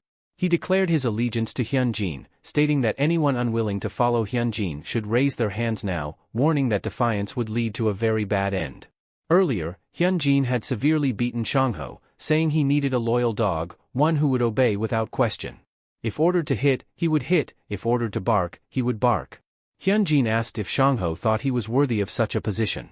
Despite the pain, Shangho considered the money worth the beating. Hyunjin assured him that as his most obedient subordinate, Shangho would be selected for the scholarship and receive many rewards, provided he remained loyal. However, Hyunjin warned that any betrayal would result in Shangho being torn apart and disappearing without a trace. Determined to secure the financial rewards, Shangho decided to go along with Hyunjin's demands. He summoned the third years, intending to assert his newfound authority. He beat one of them brutally, explaining that he had tolerated their behavior only because of Shin Young-min. With Shin gone, they were nothing, as worthless as dirt. The others were too frightened to intervene, understanding that Shangho was now a force to be reckoned with. Shangho grabbed the head of the beaten student and made it clear that he wasn't one for complex schemes and wasn't smart enough to talk his way out of trouble. From that moment on, he declared he would serve Hyunjin as if he were a god, and they would all follow Hyunjin's orders without question. Shangho warned them never to betray their generous leader, or he would break every bone in their bodies. He confirmed the rumors about the scholarship, saying those who supported Hyunjin would be richly rewarded. The next day, Jinwoo and another student were discussing Shangho, mocking him for submitting to Hyunjin so easily. They doubted he would get much money just by following orders. However, their doubts were shattered when they saw a crowd gathered and learned that Shangho and Jae-jin had both received the scholarship. Jinwoo realized the truth and wondered what Jae-jin had done to earn it. When he asked, Jae-jin explained that he simply followed orders and advised Jinwoo to do the same if he didn't want to end up like Shin. Jinwoo looked worried as he took this in. At that moment, Hyunjin, accompanied by Siwoo, arrived. Everyone made way for them, as the school's dynamics had shifted. No one at Kyeonil High dared to oppose Hyunjin, signaling it was time for the next phase of his plan. Meanwhile, a Golden Circle employee was driving and being scolded over the phone. The caller was furious about Hyunjin's takeover of the school, blaming the employee for not doing his job. The employee apologized, but the caller continued to berate him, threatening to inform the Golden Line members.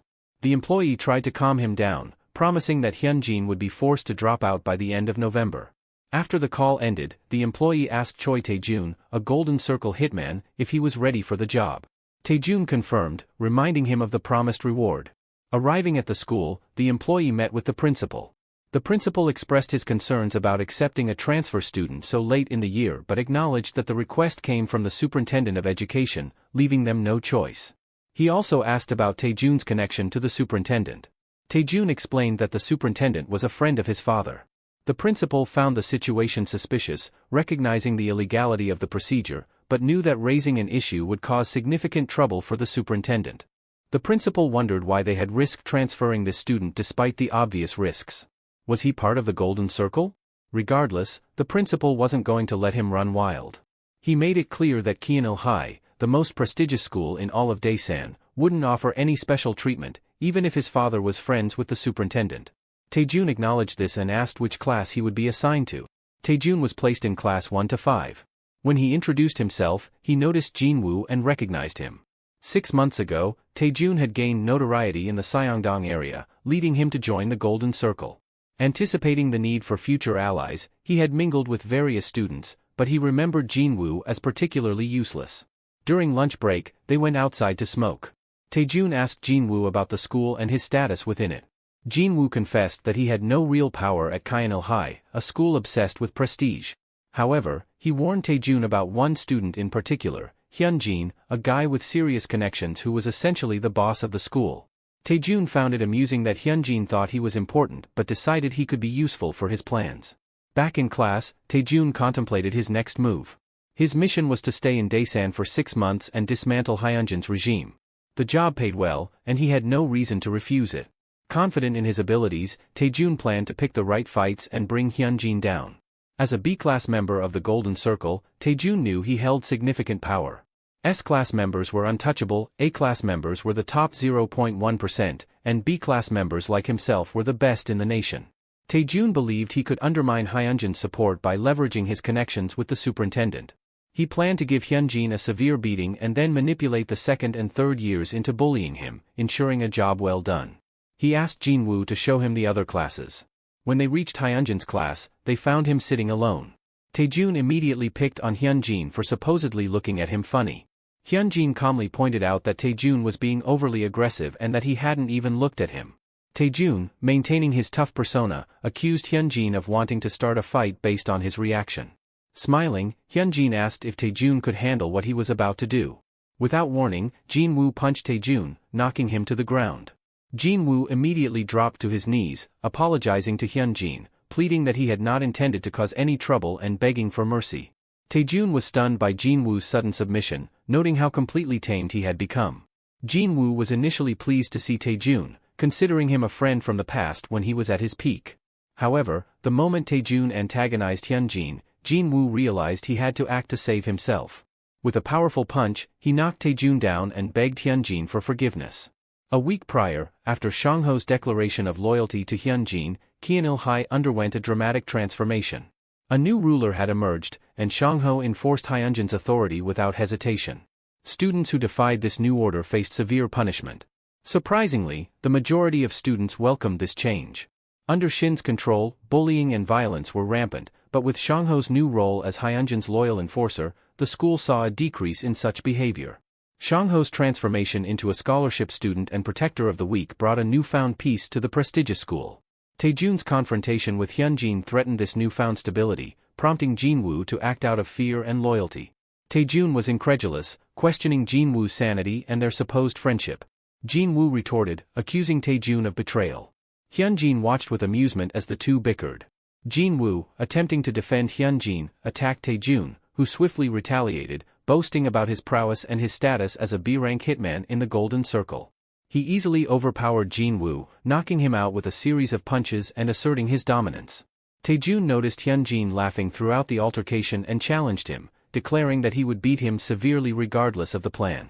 He warned Hyunjin to prepare for their next encounter, vowing to strike before Hyunjin even realized what was happening.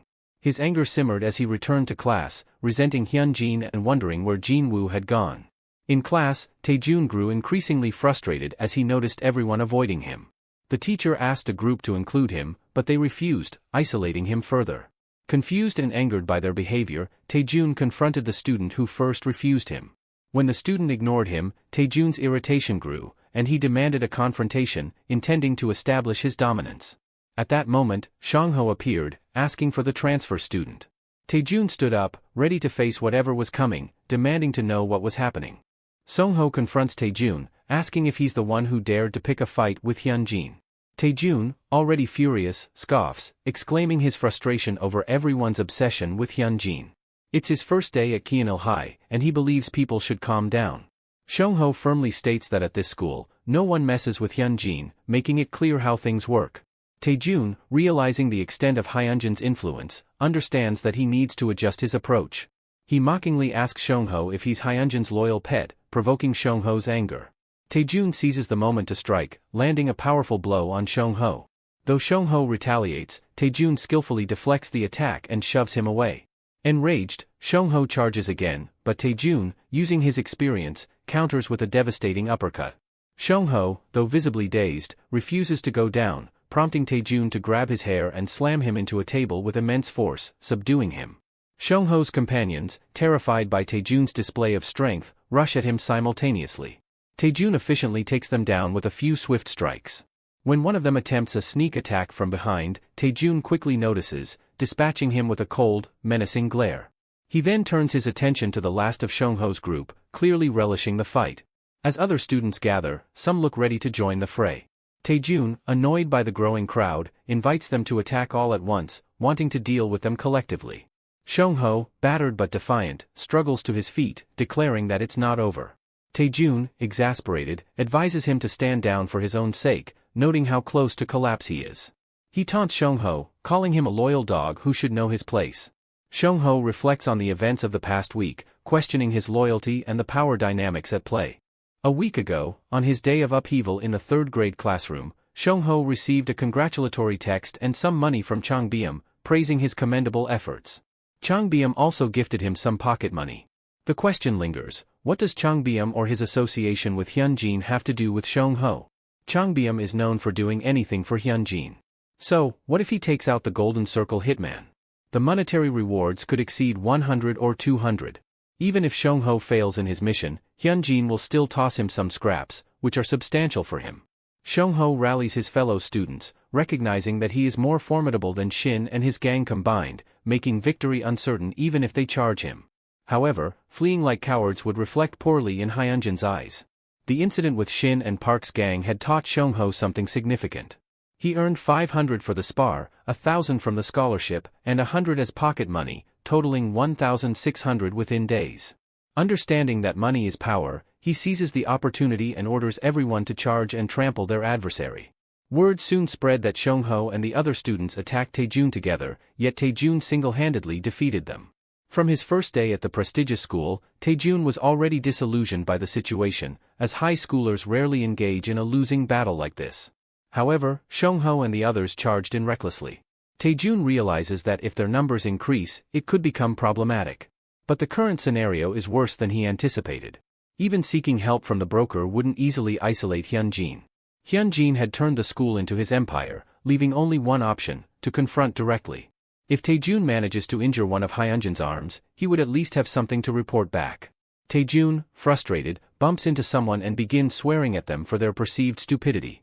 Unfortunately, that person is Yang Chul, who becomes furious.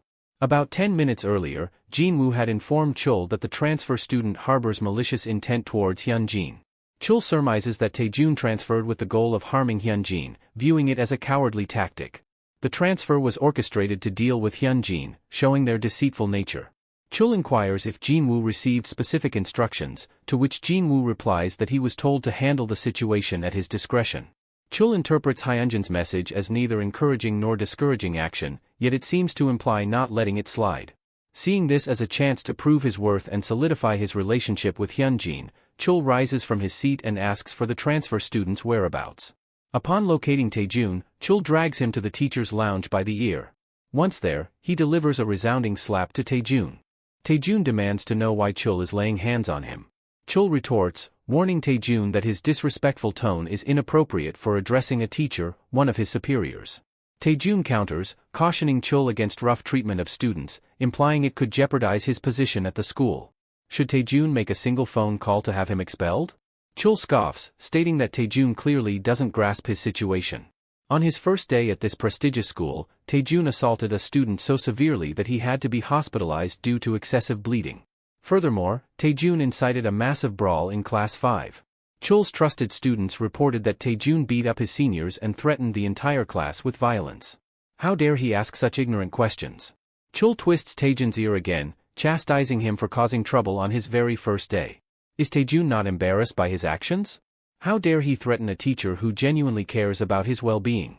Chul challenges Taejun to complain to his father or friends and see what happens. Taejun realizes that Chul knows the superintendent supports him but still acts recklessly. What a lunatic, Taejun thinks. Chul continues, questioning if Taejun truly believed he could disrupt his life. He slaps Taejun again, ordering him to stop spouting nonsense. Chul has dealt with many temperamental students before and doubts anyone will believe Taejun's claims. What's Taejun going to say? That his teacher slapped him? What a joke. No one in the teacher's lounge will testify against Chul. Chul grabs Taejun by the ear once more, asserting that there is no evidence of the slaps and there never will be. Then begins a barrage of slaps. Saying, Jinwoo hit him here, Seong-ho's strike landed there, and the final slap is for the other students Taejun assaulted. Chul reminds Taejun that this is a consequence of his reckless behavior on his first day. Afterwards, Taejun contacts his broker, explaining that everyone at this school is insane. He recounts being slapped around in the teacher's lounge and describes the teacher's fierce loyalty to Hyunjin. How can he deal with such a situation?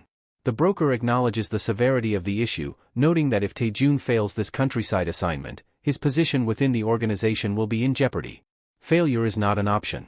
The broker, currently in Seoul, advises Taejun to remain patient and cautious, promising to handle the situation as soon as possible. In Seoul, the broker meets with the superintendent, Moon Chang-ho, to discuss the matter.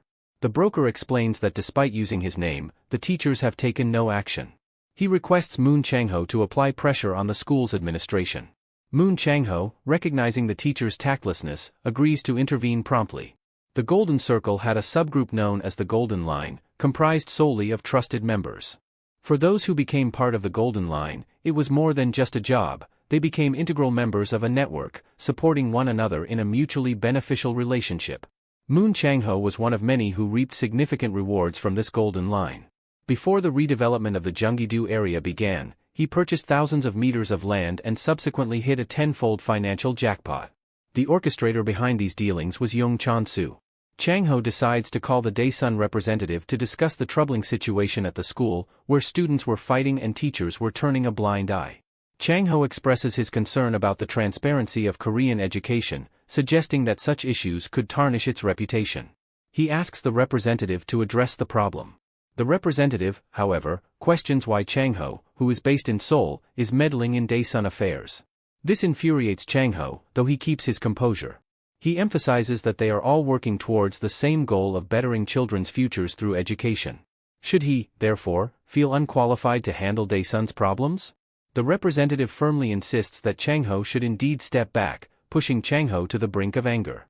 Chang-ho retorts, hinting that he knows about other corrupt practices in their small town and advising the representative to watch his words. The representative silences him with 3 words, the golden circle. Did Chang-ho truly think they were unaware? It's laughable. The representative then questions Chang-ho's readiness for a dirty fight, assuring him that if it comes to that, he won't be going down alone. He points out that people like Chang-ho often assume those in the countryside are there because they failed to make it in Seoul. In reality, they are there because it's their home. They don't need the backing that Chang-ho does. Once someone like Chang-ho loses the position of superintendent, their influence is gone, leaving them to live the rest of their lives without authority. He advises Chang-ho to know his limits, as infighting won't solve anything. With that, they end the call. Principal Dae-hwan thanks the representative for allowing him to proceed, noting that while Chang-ho might not take open action, the battle behind the scenes is fair game. However, the representative expresses concern, pointing out that the Golden Circle is a formidable opponent and any investigation into Daesun's corruption could implicate them both. Dae-hwan acknowledges the risk but mentions that he has someone who can help, someone more influential than the superintendent. The influential backer behind their school is Myung-jin Construction, pouring a fortune into the institution. Chung, the next chairman, is supporting them.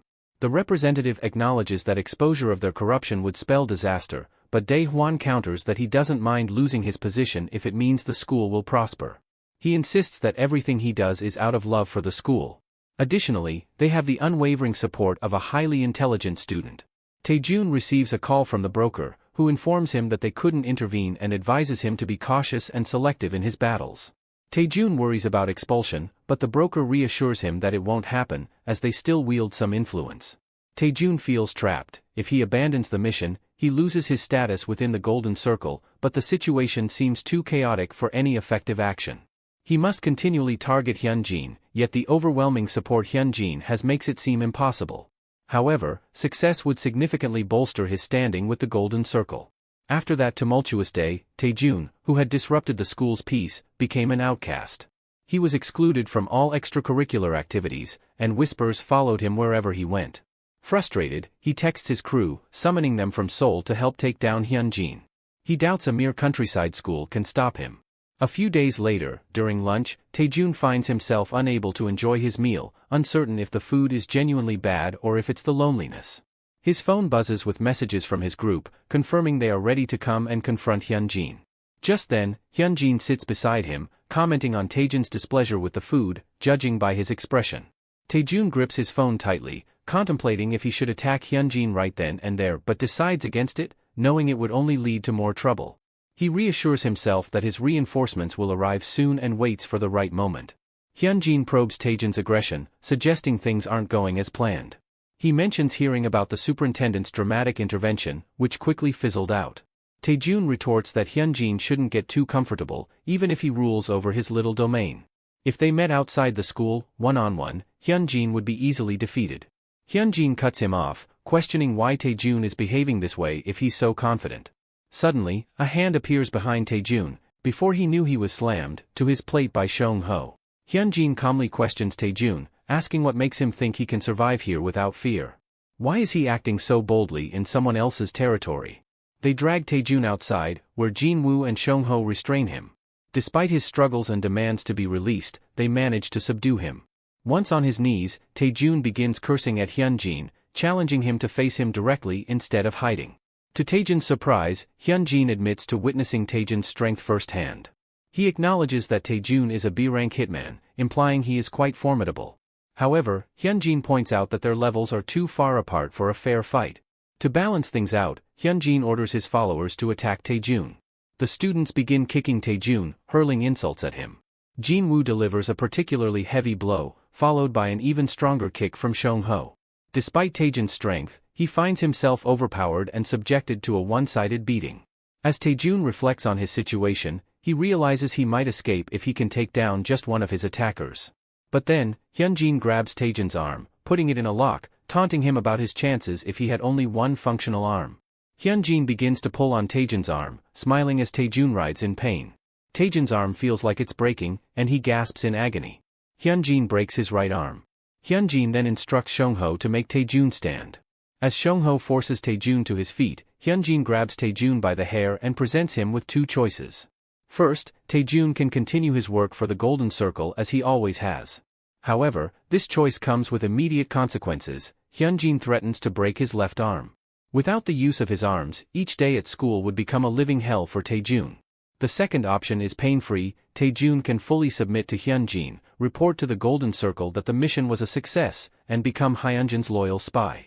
In this role, Taejun would help Hyunjin uncover the identity of the person who hired him. Hyunjin demands Taejun's decision, leaving him to choose between enduring more pain or betraying his original mission. Taejun was taken aback by the proposition. "Are you seriously asking me to betray them?" he asked, his voice tinged with disbelief. He should have known that the Golden Circle was never to be taken lightly. Hyunjin had his answer ready and presented Seong-ho with an irresistible offer, 100 million won. All Seong-ho had to do was stab the target. If he refused, Hyunjin assured him there were others he could turn to. He wasn't asking for a murder, just a wound severe enough to have lasting effects but not life-threatening. These unexpected demands left Seong-ho and the others speechless. Hyunjin pressed his point further, questioning how long it would take them to save 100 million won after graduation. Even with a steady saving of 1 million won monthly, it would take them around 8 to 9 years. Yet, these young men had mistakenly believed their relationship with Hyunjin was ordinary. They were wrong. Hyunjin emphasized the immediate reward, a fortune earned in seconds with minimal effort. They were unaware that the real Hyunjin was a vengeful being, hardened by a decade of malice and a desperate drive for revenge. The gravity of the situation dawned on them, and even Taejun lost his will to fight. Hyunjin reassured them that he would ensure they testified to the police that the stabbing was a harmless prank gone wrong. In Daesan, no one would believe otherwise. A few days earlier, Hyunjin had met with Chul, who handed him Taejun's student record. It confirmed Hyunjin's suspicion that Taejun was a Golden Circle operative. As Hyunjin reviewed the record, he considered the possibility that Taejun, likely a B ranker, could be defeated in a fight. But defeating Taejun wouldn't suffice. The Golden Circle's confidence indicated strong backing, possibly from the Superintendent of Education. Failure on Taejun's part would prompt them to escalate their efforts, potentially involving higher-ranked operatives. Reflecting on his connections and the unpredictability introduced by figures like Siwoo and Jong Hyuk, Hyunjin realized his plans were far from flawless. The myriad variables made his strategy risky. He needed to manage the situation meticulously and prepare for any contingencies. In this relentless pursuit of revenge, Hyunjin understood that friendship was neither beneficial nor welcomed. His focus was solely on calculating his moves carefully and ensuring every step was taken with utmost caution. Seong-ho announces his decision to proceed. He declares, "I'll do it. Hyunjin has always treated me well and rewarded me generously." With that, he instructs the other students to hold Taejun. Seong-ho takes the knife from Hyunjin, fully committing to the deal. As he unsheaths the blade, Taejun desperately tries to reason with him. However, Seong-ho is resolute, driven by the lure of the money, and swiftly aims for Taejun's abdomen. In the final moments before the inevitable, Taejun opts for the second option and pledges to become a loyal follower. Hyunjin orders Seong-ho to stop, assuring him that his loyalty will still be rewarded. Seong-ho agrees to let it go, and Taejun, relieved, plans to contact his broker to resolve the situation properly once he's free. Before Taejun can think further, Hyunjin reveals he knows Taejun's exact address and details about his family, his parents and sister. Startled, Taejun demands to know how Hyunjin obtained this information, but Hyunjin disregards the question. He warns Taejun that he cares little for his family but would relentlessly destroy anyone who obstructs his path. Hyunjin gives Taejun one final chance: remain loyal to the Golden Circle or become his dog. He urges Taejun to choose wisely, emphasizing the gravity of this last opportunity. Taejun's dreams of the Golden Circle flash before him. Faced with Hyunjin's malevolent presence and threats, Tae-jun realizes the cost of his ambitions, another's life. Bowing his head, he promises once again to be Hyunjin's loyal dog. Hyunjin acknowledges his choice, grabbing Tae-jun's head and remarking that he made the right decision. Seong-ho returns the knife, questioning if letting Tae-jun go is wise, considering he could be a future liability. Hyunjin tells him to relax, assuring that any betrayal will be met with severe consequences. He also tells Seong-ho to check his account after school for his promised reward. Additionally, Hyunjin tasks him with discreetly bringing Jae-jin to him immediately. Rumors soon spread throughout the school about a rift between Hyunjin and Seong-ho, which Hyunjin hears but disregards as part of his plan. In the director's office, Chang's brother tries to persuade everyone to support his bid for the director's position. He warns that their father might even make Chang become chairman if things continue as they are. He questions if they can handle the consequences and if they are truly okay with the choices they've made. One member urges him to calm down, pointing out that although Chang got the opportunity, he has yet to prove himself in the workplace. Compared to him, Chang doesn't hold a candle. The brother retorts angrily, calling this thinking foolish, insisting their father will inevitably choose the eldest. Another member suggests reconciling with his wife, but this only frustrates him further, as he has already tried, and the members still think he was in the wrong, making it difficult to regain their trust. A man points out that something is amiss. Chang has always been seen as an idiot, an egotistical jerk, and a womanizer, which is why they all chose to follow the brother instead. But recently, Chang's behavior has changed drastically, suggesting that someone unknown is supporting him behind the scenes. This man, Cheol-jin, the internal director of Myeong-jin Construction, shares his suspicions. The brother asks for more details, and Cheol-jin explains. Chang was the only one who could have benefited from someone else revealing his affair. Chang also began staying on the construction site until the end of the day, never missing work, and handled a concrete accident impressively, suggesting they take down the whole building and restart construction. This didn't seem like the usual Chang. It was clear someone was advising him, but they didn't know who. The brother asks what they should do, and Cheol-jin suggests they find this mystery advisor quickly. They begin spying on Chang. At 6 a.m., he checks the construction project's safety, has lunch with the project manager at 2 p.m., and dines with a casual acquaintance at 8 p.m. Frustrated at finding no evidence of an advisor, Chang Suk's men propose various suspects. Some suggest Judge Hwang due to marriage rumors, but this is dismissed as Hwang dislikes Chang.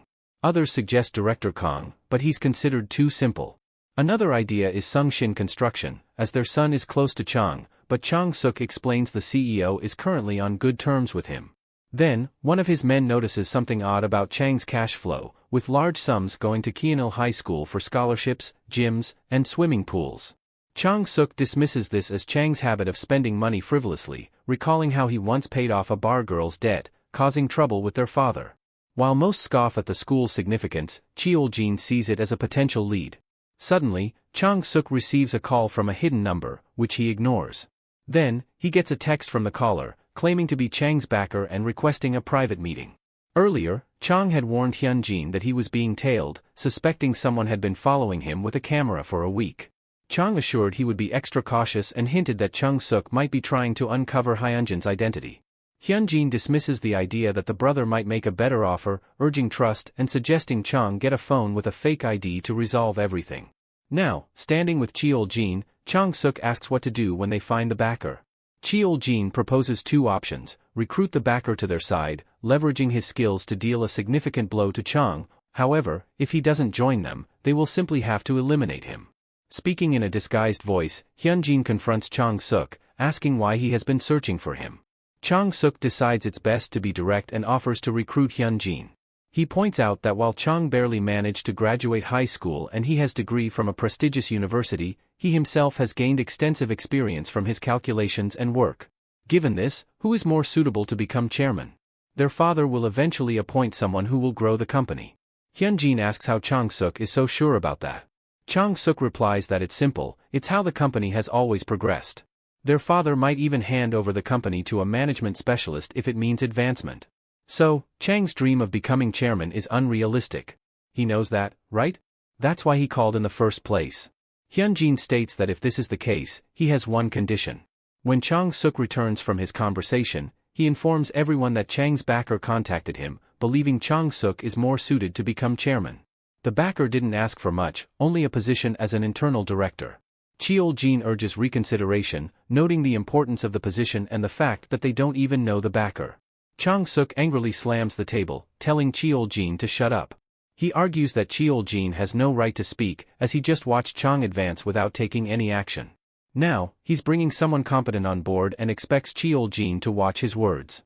Cheol-jin remains calm and explains that it's not that simple. He couldn't act because Chang is the eldest son, and there was no backlash to him becoming director. However, the internal director position is reserved for those with at least 20 years of experience with the company. While he's not suggesting they keep the backer for that long, they should at least test him. Chang-suk dismisses this, stating that tradition is too burdensome and he will change it once he becomes chairman. He promises everyone compensation once he takes the position and abruptly ends the meeting, claiming exhaustion. Despite the meeting's conclusion, Cheol-jin is shocked by what transpired. He recognizes that Chang-suk is also flawed, self-absorbed, abusive, and unfaithful. Cheol-jin knows he isn't a good person, but his support stems from Chang-suk being the lesser evil compared to Chang, who shows no interest in the company. Cheol-jin believes that, at the very least, Chang-suk would put in more effort. Tradition, when disregarded, leads inevitably to fractures. Ultimately, it will be Chang-suk who brings this company to ruin. Despite the potential pain it might cause him, he must speak with the chairman immediately, for the sake of the company and the countless individuals who have devoted their entire lives to it. In an unexpected moment, his phone rings, displaying an unfamiliar number. Upon answering, the caller immediately questions if he supports Chang-suk's decision, suggesting it might be overly severe. Startled, Cheol-jin demands to know the caller's identity and if this is some sort of joke. The caller assures him it is not, revealing no desire to join the board of directors but rather to inform him that Chang-suk and Chang are not as he perceives them to be. Skeptical, Cheol-jin listens as the caller, identified as Hyun-jin, explains that Myung-jin Construction was founded on tradition. In some companies, a directorial position might be offered to anyone, but anyone who understands the chairman's vision and the future trajectory of Myung-jin Construction should not make such promises lightly. Hyun-jin commends Cheol-jin for his pride in being an internal director and urges him to support Chang, insisting he is no longer the same person he once was. This, Hyun-jin insists, should not be seen as a betrayal but as an opportunity to work together for a prosperous future for Myung-jin Construction. A few days later, Cheol-jin confronts Chang, demanding to know who his true backer is. Chang evasively states he cannot disclose that information and asks for Cheol-jin's understanding. Frustrated, Cheol-jin reminds Chang of his early days visiting the construction sites, long before the company's current success. He recalls Chang as a toddler, perhaps 3 or 4 years old, using his little hands to carry bricks and assist with the construction. The sight of him, though not his own child, growing strong and healthy under his father's watchful eye filled him with hope and pride. However, as Chang grew older, Cheol-jin's hopes turned to disappointment. Chang frequently skipped school, sent in place of the chairman, because of his tendency to get into fights. Even as Myung-jin Construction expanded rapidly, Chang was often found drinking, partying, and causing trouble, squandering the opportunities laid before him. This is why Cheol-jin started believing that Chang was not suited for the chairman position. If a family member was destined to inherit the leadership anyway, he thought it would be better if it were Chang-suk, who always strived to gain recognition. But why was he, a mere director, contemplating all this? Because, like his father before him, he had given his all to Myung-jin Construction and could not bear to see it fall into the hands of an incapable man who couldn't even take care of himself. However, he had noticed a change in Chang recently, and it didn't matter who had helped him transform. As long as he delivered results for the company, that was all that mattered. He would not investigate further, but he would state this now: Myung-jin Construction needed people like Chang, and he looked forward to working with him from now on. Meanwhile, in a small restaurant squeezed between a convenience store and a food cafe, Hyunjin's grandmother worked tirelessly to feed her customers, despite their concerns about her overworking herself. She believed it was her duty to work hard to save money for her grandson's tuition. She received a call from someone in real estate, offering to buy her pre-sale rights to the Noblesse apartments, promising a premium of at least 5,000 won if she sold. Later, during dinner, Hyunjin spoke with his grandmother and asked why she continued to work at the restaurant when she didn't need to, given his financial support and her pension. She insisted on working, pointing out that his contributions came from his scholarship, awarded for his academic excellence. She also mentioned being bombarded with calls from real estate agents about the Noblesse apartment winnings, with offers ranging from 5,000 to 6,000 won. Hyunjin reflected on the recent surge in Myung-jin's brand value following a successful concrete casting project and recognized Noblesse as a premier apartment complex in Daesan. Leasing it alone would recoup the sale price, making the agent's offers undervalued. He assured his grandmother that the agents were not acting in her best interest and advised her not to sell. She expressed concern about the down payment of 200 million won, a sum she found overwhelming despite securing the pre-sale rights with his help. Hyunjin knew he had the down payment saved in an account provided by Chang but couldn't reveal this to her. Determined to secure a permanent home for them, he promised her that they could manage the payments and even consider renting out the apartment. Reassuring her, he held her hand and vowed to figure it out. She touched his face, grateful for her dependable grandson. Suddenly, Hyunjin received a call and excused himself to answer it. As Hyunjin answers the call, the voice on the other end identifies themselves as a representative from the academy, informing him that his brother, Hyun, did not attend class today. Instead, Hyun had spent the entire day at the library and was now on his way back, trying to align with the academy's schedule. Observing a group of children nearby playing rock-paper-scissors, Hyun felt a twinge of envy. They were still able to enjoy simple pleasures without the burden of responsibilities. Determined to prove himself and succeed without relying on a private academy, Hyun pushed these thoughts aside. Deep in contemplation, he accidentally bumped into someone. It was his brother, Hyunjin. They found a bench and sat down. Hyunjin mentioned his visit to the academy and how they informed him of Hyun's sudden departure. Hyun apologized for not telling him earlier but insisted he was old enough to handle things himself. He pointed out the strain on their grandmother and their financial difficulties, arguing that if only one of them could pursue education, it should be Hyunjin. With his better grades, it made more sense for Hyun to work while Hyunjin focused on academics. Hyunjin was taken aback by his brother's words. He remembered how, after being comatose for 5 years, Hyun had vowed to become a police officer and avenge the people responsible for his condition. But the burden of hospital bills for both him and their grandmother had forced Hyun to abandon his studies. Despite dedicating himself to studying, Hyun had repeatedly failed the exam. Family obligations had held him back, causing him to struggle and ultimately fall into the same cycle of hardship. To alleviate Hyun's worries, Hyunjin showed him a message about winning an apartment lot in Yonggang, one of Daesan's wealthiest neighborhoods. Hyun was astonished. Just then, Chang arrived in his car. Stepping out, he expressed surprise at finding Hyun in a library. Introducing himself as the eldest son of Myung-jin Construction and Hyunjin's strongest supporter, he invited Hyun to verify this information online if he had any doubts. Sitting down between them, Chang explained that since he was already assisting Hyunjin with a scholarship, he intended to cover Hyun's tuition as well. It was the least he could do. Hyun, needing to speak with his teacher, excused himself. Once he was gone, Hyunjin thanked Chang for coming at such a late hour. Chang downplayed the gesture, insisting it was no big deal. He had to look after his best friend, after all. Chang then handed Hyunjin the information he had requested about 3 individuals and informed him that Cheol-jin was now fully on their side. What should their next steps be? Hyunjin explains that they had previously discussed a specific piece of land, Yongwoo real estate in the Sangye area, to be precise. Their first task is to establish a rapport with the local real estate agent there. Hyunjin instructs him to call as soon as a new property becomes available. A few days later, at school, a student with blue hair spreads the news that Hyunjin achieved a perfect score on the 11th mock exam, ranking first nationwide. When Hyunjin arrives at school, he is met with stares and questions from reporters about his grades and the number of private academies he attends. Even Principal Dai Hwan congratulates him, making Hyunjin suspect that the principal orchestrated the attention. Hyunjin steps up to the interview mic, thanking his exceptional teachers for helping him reach this academic milestone. He confirms he didn't attend any private academies and reflects that the Golden Circle's client must be seething with rage, powerless to act. Meanwhile, in a dark alley, the Golden Circle broker confronts Taejun, demanding an explanation of the results. Taejun reports that Hyunjin and Song-ho are at odds again, and he has managed to isolate Hyunjin, but more time is needed to handle all the variables. The broker, frustrated by the lack of clear progress, warns Taejun that this is his last chance to satisfy the client before the holidays. Later, Taejun meets with Hyunjin, apologizing for his lateness as he feared being followed by the broker. He shares valuable information, and Hyunjin reflects on his status as a target of the Golden Circle, wondering why they are going to such lengths against him and who might have hired them. He identifies 3 potential clients: Jin Young, a wealthy and academically successful student he might have annoyed, Lee, who fought with him at the semester's start and hasn't spoken since, and has a father with significant influence, and Choi Siona, whose high-ranking government official father might be upset that Hyunjin outperformed her on an exam. Hyunjin used Tae-jun to bait these three and, after today's conversation, has narrowed it down to one. He prepares for the next day, determined to sever ties with the Golden Circle forever. The following day, Chul watches over the boys playing soccer, including Hyunjin, who easily scores before leaving the field.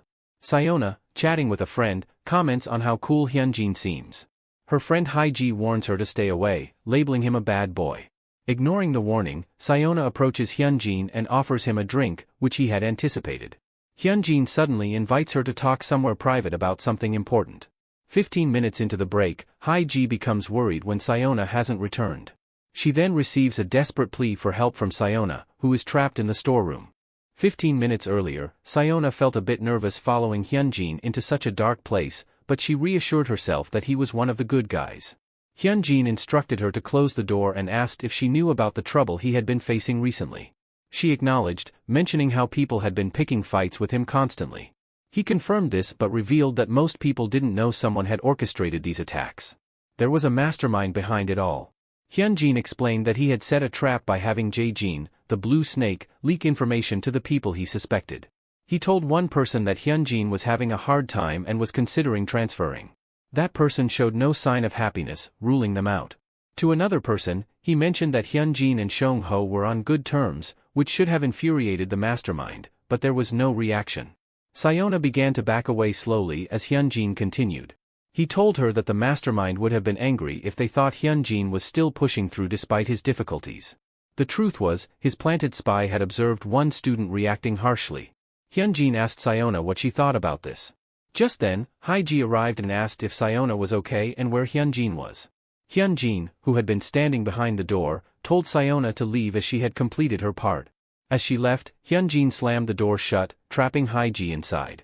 It might seem like Siona was the mastermind, but Hyunjin had discovered otherwise. Haiji started to panic, asking what was going on.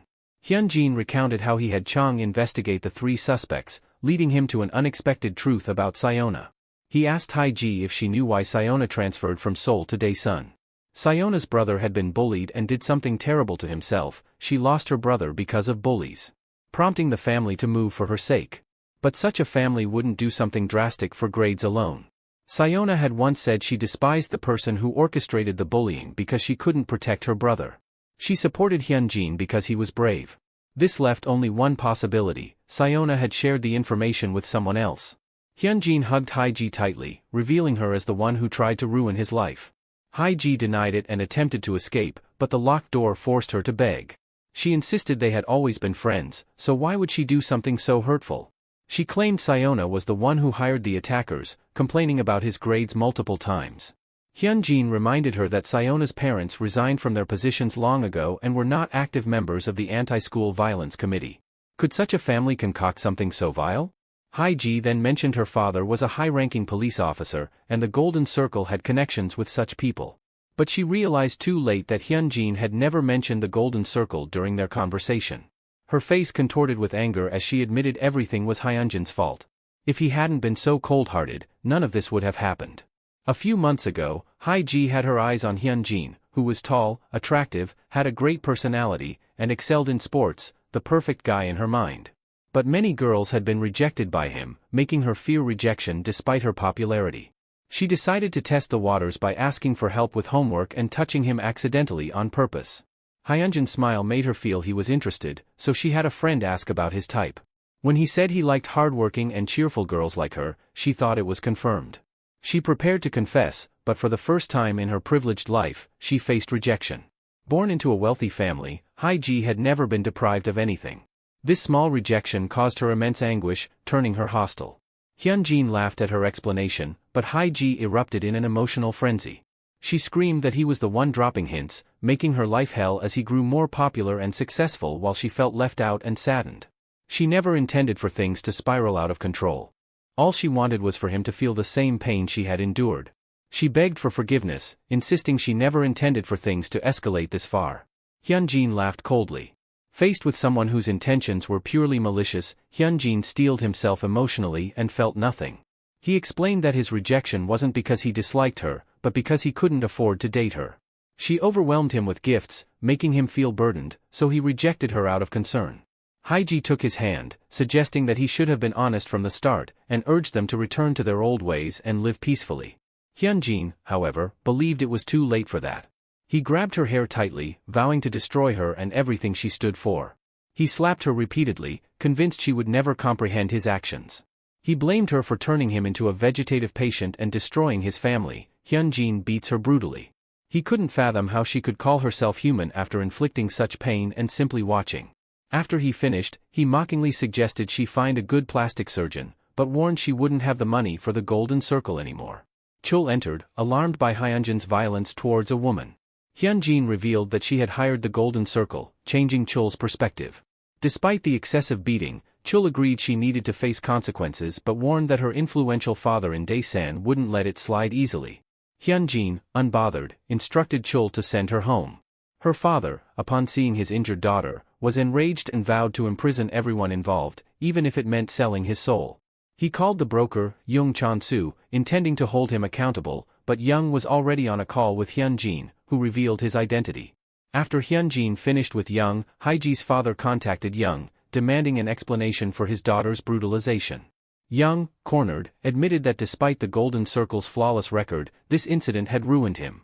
He handed over all their dealings to Hyunjin, revealing he had kept insurance in case things went wrong. Haiji's father, enraged but fearful, threatened mutual destruction, but Young dismissed it, asserting that from now on, the consequences were solely his to bear. With that, he hangs up. Suddenly, a visitor calls from outside their home. Young lights another cigarette, reflecting on Hyunjin's recent call. Hyunjin had revealed his exact role and name, mentioning he had just sent Haiji home. Surprised, Young listened as Hyunjin accused him of failing at his job but still pushing boundaries. Hyunjin warned that if his client's identity were exposed, it would spell disaster. Young, thinking quickly, asked if Taejun had betrayed him, suspecting it was the only source of the leaked information. Hyunjin commended his quick thinking but made it clear that this knowledge made Young a threat to the Golden Circle and its future. There was only one solution: silence Young permanently. Hyunjin laid out his demand: if Young valued his life, he should report back to his boss, claiming the job was a complete success and that the client was extremely satisfied. Then, he should send Taejun back to Seoul. Young protested, saying the client wouldn't be pleased, but Hyunjin insisted he prioritize his own safety over others. The unexpected visitor at Hyeji's home turned out to be Hyunjin. He demanded Hyeji's father sit down, despite his initial resistance. Hyunjin calmly insisted, presenting him with two choices. First, he could seek revenge against Hyunjin, reporting the case to the authorities and requesting the Golden Circle to resolve it. However, if this path was taken, Hyunjin would release the evidence provided by Young to the world. This wouldn't destroy the Golden Circle but would certainly eliminate Young and lead to prison time for the father and juvenile detention for his daughter. Hyunjin pointed out the irony: the father would be imprisoned for years, while his daughter would only be in juvenile detention for a few months. Without her father, would she truly be safe from him? The father shouted, accusing Hyunjin of threatening him with petty warnings. Hyunjin, remaining calm, told him that such outbursts were futile. With Chang's backing, he could order Hyeji's legs to be broken and her eyes to be gouged out. If he doesn't believe what he can do, he should look at his daughter right now. Hyeji begins to scream and eventually faints from fear. Hyunjin suggests everyone calm down, offering a second choice. He drops a knife to the floor, ordering the father to cut Hyeji's Achilles tendon with his own hands, ensuring that she remains maimed and unable to unleash her inner demon upon the world. After Hyunjin leaves, Hyeji's mother urges the father to call the police, but he only stares at the knife, feeling trapped. Slowly, he reaches for the knife, acknowledging that they are completely cornered. If he ends up in jail, who will handle Chang and Myungjin construction? Who will protect the family, the house, and the business without him? Picking up the knife fully, he tells his wife this is why children shouldn't be spoiled. Despite her attempts to bring him to his senses, he lunges at Hyeji in desperation and fear before she can escape. Hyunjin meets with Young at a cafe, where Young points out that even if Hyeji's father chooses the more brutal option, Hyunjin isn't done with them. Hyunjin confirms this, explaining that he plans to slowly drive the man to the edge, exposing his illegal actions one by one until he releases the evidence to the public. If the father cuts his daughter's Achilles tendon, Hyunjin will report him for domestic violence, leaving Hyeji crippled, penniless, and alone. Jung asks what Hyunjin is really planning, acknowledging that he bought some time but that the Golden Circle will eventually find out. Hyunjin agrees, explaining that he has a Trojan horse in mind. He didn't give Jung all the material out of foolishness but because he was betting on his survival, knowing Jung was expendable to the Golden Circle. In this world, money talks, so Hyunjin proposes making money through him. Jung laughs, doubting that having Myungjin Construction's backing will be enough to convince him. No matter how pushed he is, Jung insists he won't be an internal spy, as it would constantly put his life at risk. He admits that, just as Hyunjin said, he joined the Golden Circle to climb to the top. He craved money, power, and fame and only handed over control because his fear of the Golden Circle had intensified. Despite this, he questions Hyunjin's plan to create a Trojan horse. What would he gain in return? Myungjin Construction and Hyunjin's trust? It doesn't work that way. Suddenly, Hyunjin says one word, Celestials. This shocks Jung. Hyunjin explains that, for at least the next 2 years, he will oversee the top-tier members. The Golden Line is a natural hierarchy in any vertical society, with classes within it. The top tier consists of politicians, chaebols, and businessmen. In the Golden Circle, a similar hierarchy exists. Members of this tier have their own elite brokers, and the higher the rank, the better the rewards for the broker. Above all, a top-tier broker is once accepted as a top-tier member. Jung is astounded, knowing that the top tier's existence is not widely known. How does Hyunjin know about it? But what if he can make it happen? Naturally, if the Golden Circle discovers any of this, there will be severe consequences. However, after 2 years, Jung could leave Korea without any regrets. Besides, if Hyunjin manages to take down the Golden Circle, it would be an ideal scenario, killing 2 birds with 1 stone. Jung asks how Hyunjin will make him a top-tier member. Hyunjin's only request is for Jung to remain silent about this for 1 month. At the end of that month, he will get what he wants. With that, their conversation ends, and Hyunjin takes a bus somewhere. As he travels, he contemplates everything, the Golden Circle, the Golden Line, and the top tier. Jung must wonder how he knows these things, but that's something everyone would discover years later when the Golden Circle finally came into the limelight. Even then, the case was closed without revealing a single top-tier member. For Hyunjin, taking down the Golden Circle is not enough. The wealth and power that created it won't falter easily. It's time for him to take the next step in his plan. Entering a certain building, he meets with Senator Kim Pan-ho of the Prosperity Party, who questions the note Hyunjin sent. He warns that playing such pranks could be dangerous. Hyunjin thinks the senator sounds like a true politician. He sits down and acknowledges how absurd it sounds but asks the senator to hear him out before judging. After all, he's here to make a deal. During his days as a professor, Pan-ho formed numerous connections by looking after the children of powerful people. Leveraging those connections and funds, he was promoted to senator. Just as his past seemed to be fading from memory, Senator Jang Hoyle of the opposing party exposed his corruption to the public. Hyunjin had been waiting for this moment when Pan-ho would need him as much as he needed Pan-ho. Hyunjin questions why Jang Hoyle would make such accusations. He's certain Jang holds no personal grudge and wouldn't gain any political advantage from this. Hyunjin suspects someone asked Jang to do it, someone like Senator Yang Minggu, the leader of the Prosperity Party. Pan-ho warns that Hyunjin's statement is dangerous, but Hyunjin remains confident. He believes Yang orchestrated this to destroy a rising senator without attacking a party member directly. Using Jang as a puppet made it appear more reasonable. Pan-ho is impressed by Hyunjin's insight but asks for a solution. Hyunjin admits there's no perfect solution, acknowledging that powerful people's children often have high grades, which invites gossip. The only way to resolve this is to discredit the messenger. Soon, a story will break about international students doing drugs, with one student's identity hidden, coincidentally, Senator Jang's son studying abroad. Pan-ho laughs, unaware of this, but Hyunjin insists the story will soon hit the news. If Pan-ho plays his cards right, he can escape the scandal unscathed.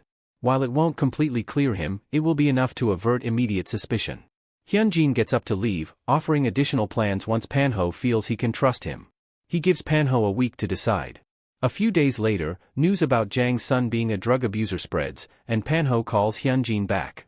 He marvels at how Hyunjin, a high school student, knew so much. Hyunjin credits Chang, who has an extensive list of influential friends. Pan-ho, having researched Hyunjin, realizes he controls his school and reached out knowing the truth. Impressed, Pan-ho decides to hear Hyunjin's plan. Hyunjin asks Pan-ho if he plans to run for president. Even if Panho isn't sure, his ambition suggests so. However, Panho lacks a compelling story. He was born into an elite family, followed an elite path, became a professor, and then a parliament member. His top 0.01% life will hinder his presidential bid. Panho asks if Hyunjin is suggesting he give up, but Hyunjin offers to help him become president, acting as his kingmaker. At school, rumors circulate about Hyeji dropping out due to severe injuries. Hyunjin smiles, knowing her father cut her Achilles tendon, a desperate act to protect her. Despite countless other ways to protect his daughter, the father acted irrationally, overwhelmed by emotion. Hyunjin understands, having experienced similar emotions in his past life. With Hyeji out of the way, Hyunjin's focus is now on getting Panho to accept his offer. In his office, Hyunjin explains that Myeongjin Construction will handle the funding. Money laundering is easy in construction, and they will craft a perfect narrative for Panho's presidential campaign. The story will portray Panho as the politician who takes down the Golden Circle, a group Hyunjin explains in detail. Once the Golden Circle becomes a social issue, Panho can rise to prominence by solving it, becoming a star overnight. Hyunjin's responsibilities were clear: he would set the food on the table, and if anything got spilled, he would clean up. Panho understood his task, and Hyunjin assured him he would be given ample time. Meanwhile, Panho was to investigate further. Hyunjin told him that he was the person that second son of Myeongjin Construction was desperately searching for, Chang's true supporter. Leaving school, Hyunjin considered his options. If Panho refused to cooperate, Hyunjin would have to switch to Plan B. This plan carried risks, as the Golden Circle might intervene and Panho could join them, but Hyunjin hoped this scenario wouldn't occur. Suddenly, a large man approached Hyunjin and instructed him to get into a parked car. Hyunjin complied, and soon found himself face-to-face with Panho. Panho was astonished to learn Hyunjin was Chang's backer. Impressed, Panho questioned if Hyunjin had what it took to dismantle the Golden Circle. He also expressed confusion, noting that Hyunjin had never been victimized by the Golden Circle, so why was he so determined to destroy it? Hyunjin's expression darkened as he asked Panho if he had ever felt helpless in the face of sheer malice. He explained that powerful individuals like Panho could easily fight back, but the Golden Circle never targeted such people. Instead, they preyed on the poor and weak, those who couldn't defend themselves. These victims couldn't abandon their education, as their futures depended on it, yet they couldn't rely on adults for help because the Golden Circle's influence made adults wary. Experiencing daily torment, even after school, was akin to living in hell. Hyunjin vowed to break this cycle of violence, recognizing that while violence was a perpetual human issue, he aimed to dismantle the Golden Circle that profited from it. Moved by Hyunjin's determination, Panho agreed to hear his plan. Hyunjin outlined that the Golden Circle maintained its power through extreme secrecy and by avoiding any documented history. His strategy was to recruit a broker to falsify a report, making it seem like the commission concerning him was a success. This would expose the Golden Circle for manipulating results and deceiving clients.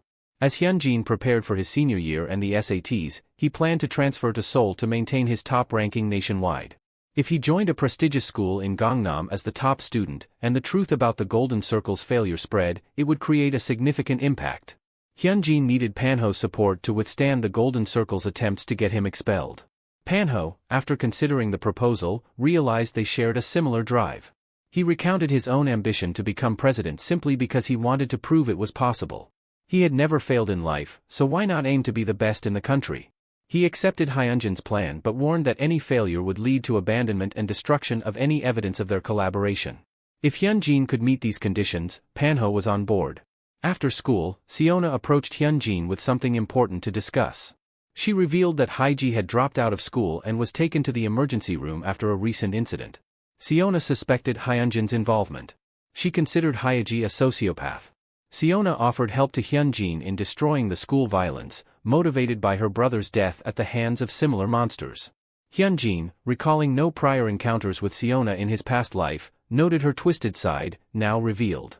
Given her parents' high-ranking government positions and her father's role as chairman of the Anti-School Violence Committee, Seona could be valuable. However, Hyunjin doubted her commitment. To test her, he asked can she gouge out the eyes of those responsible for her brother's death with a pen, emphasizing the difficulty and consequences of such an act. When Hyunjin broke his opponent's bones, he was ready for his own to be broken as well, and the same principle applied to ruining lives. Hyunjin questioned whether Seona possessed the willpower and determination to follow through with such a grim task. With that, he walked away, advising her never to contact him for such matters. Again, as her frailty would hinder his quest for revenge. He concluded that on this path, which offered no normal life afterward, she had no place. It was best to turn her away now, for her sake and for everyone involved. Just then, Siwoo grabbed Hyunjin's shoulder and asked if he was finished. Hyunjin, in response, inquired if Siwoo had studied. Siwoo confirmed, reminding Hyunjin of the promise he made. Hyunjin thought that his views on Siona applied to Siwoo as well. Although they were together in Daesan for now, their paths would diverge when Hyunjin moved to Seoul. He needed to face the challenges ahead alone, but he would ensure Siwoo could manage without him first. Siwoo pointed to a man and remarked that he was being scouted again, despite previous rejections. The man introduced himself as Ju Byum-suk, a director of Miracle Intensive Academy, and assured this would be the last time he approached Hyunjin. He asked for a moment of Hyunjin's time. Due to Daehwan's relentless pursuit of prestige, various private academies had tried to recruit Hyunjin, only to be turned down. Siwoo advised Hyunjin not to reject Ju too harshly this time and left them to talk. Hyunjin, recalling his previous harsh refusal, asked why Ju had returned. Ju handed him an envelope and explained that he wanted to buy Hyunjin's reputation. Miracle Academy planned to expand to Seoul, and having Hyunjin associated with them would elevate their status. Ju didn't need Hyunjin to attend the academy, he just needed him to acknowledge the rumor of being well taken care of at Miracle. Additionally, Ju offered 100 million won in cash if Hyunjin achieved a perfect SAT score. Hyunjin smiled at the value placed on him but declined, driven by his vendetta rather than material gain. The next day, a woman waited for him at the school gates. Introducing herself as Lee Miso, the admin of the Daechi area Skymom Cafe, she invited him to a cafe for a discussion. She explained that the Skymom Cafe was a community where local parents shared academic information. She made a straightforward proposal: would Hyunjin tutor their children, including her own? She clarified that she didn't expect dramatic academic improvements, as Seoul had many qualified teachers, but wanted him to impart his school knowledge. He would teach once a week, 4 times a month, for 2 million won per student. The classes could be held in Daesan, and they would accommodate his conditions within reason. Unfamiliar with such offers, Hyunjin asked for a few days to consider. Later that night, Hyunjin browsed the Skymom Cafe website and discovered a hidden page for paid members, revealing discussions about him and others who achieved unprecedented grades. In his past life, when the Golden Gate scandal broke, the most vocal were the helicopter parents, intensely focused on their children's futures. They weren't upset about the injustice faced by the bullied victims of the Golden Circle, but feared their own children losing out. Hyunjin saw potential in channeling this behavior for a better cause. He called Miso and agreed to her proposal. The following day, a group of rowdy, spoiled kids, including Miso's son Minwo, arrived at the meeting spot Hyunjin suggested. They immediately began mocking him, calling him a peasant and questioning his ability to teach. Minwo proposed skipping class, but the girls hesitated, fearing their mother's threats. However, Minwo insisted that if they all skipped, their parents would just find another tutor, and that Hyunjin couldn't stop them anyway. Persuaded, they agreed and decided to leave for some fun. While in class, Hyunjin talks with Young Chon-soo, who shares that thanks to him, he met Lim Cheol-young, the CEO of Future Investment and Securities. Hyunjin explains that Lim's oldest child will be starting high school next year and will undoubtedly engage the Golden Circle. This is Shansu's chance to climb to the top tier. Once Chon-soo is entrusted with this role, he will start providing Hyunjin with valuable insider information. However, Hyunjin warns that if Chon-soo slips up even slightly, the Golden Circle will find out, and he will be on his own. After ending the call, Hyunjin reflects that once Young becomes his spy, he will inevitably learn about the Golden Circle's victims. Hyunjin knows he can't save them all, but his desire for revenge drives him to involve himself in their stories. His memories are now clear, and he feels a strong urge to act. But for now, he has to handle some unruly students who are late to class. The study group is currently at a karaoke place, enjoying themselves. Hyunjin tracks them down, and when he asks if Minwo is there, Minwo stands up, demanding to know who Hyunjin is. Hyunjin punches Minwo in the face, introducing himself as their teacher and demanding respect and proper greetings. Minwo threatens to call his parents, claiming one call will ruin Hyunjin's life and everything he has built. Hyunjin calmly tells him to go ahead and call them, to tell them the truth about cutting his first tutoring session and getting beaten by his teacher. Surprised that Hyunjin is the top student in the nation, Minwo nevertheless calls his mom, Miso, trying to play the victim. He lies, saying he was tired from the trip to Daesan and decided to skip the first day with his friends. Miso immediately scolds him, reminding him that this was his last chance and that he should have listened to his tutor instead of goofing off. She questions when he will stop being a disappointment. Hyunjin takes the phone, puts it on speaker, and explains that he had asked them to be punctual, yet found them at a karaoke parlor. Miso apologizes profusely, stating they never expected their children to act this way. Hyunjin asks if she remembers the right to punish, and she confirms. She agrees that if Manhwa or the others misbehave, she will not interfere with whatever punishment Hyunjin decides, regardless of what it is. Hyunjin then gives the children a choice, tutoring or a beating. They choose tutoring, although they are still angry at Hyunjin for making a fuss over an hour of studying. Manhwa then turns to his friend, Shin Yumi, asking if she knows anyone in Daisan who can help him get back at Hyunjin. Yumi mentions a person who claims to be Daisan's boss but questions if Manhwa's mother will be happy with this decision. Manhwa dismisses her concern, saying his mother always forgives him eventually, as blood is thicker than water. Yumi arranges a meeting with the so-called Daisan boss, noting that it has been a while since they last met. 2 days later, Yumi meets with Jin-woo. As they head to their destination, Yumi shares details about their tutor, including his training routine and schedule, to ensure they catch him at the right moment. She expresses concern about Hyunjin's formidable punch, but Jin-woo, confident in his reputation as the Daisan boss, assures her that he will handle the situation easily. Upon arriving at the training gym, Jin-woo forcefully opens the doors and announces his intention to spar with a first-year student. The trainer, impressed by Jin-woo's build, sizes him up. Suddenly, Si-woo appears and questions Jin-woo's presence, causing Jin-woo to freeze, thinking Si-woo was the one who beat up Yumi's friend.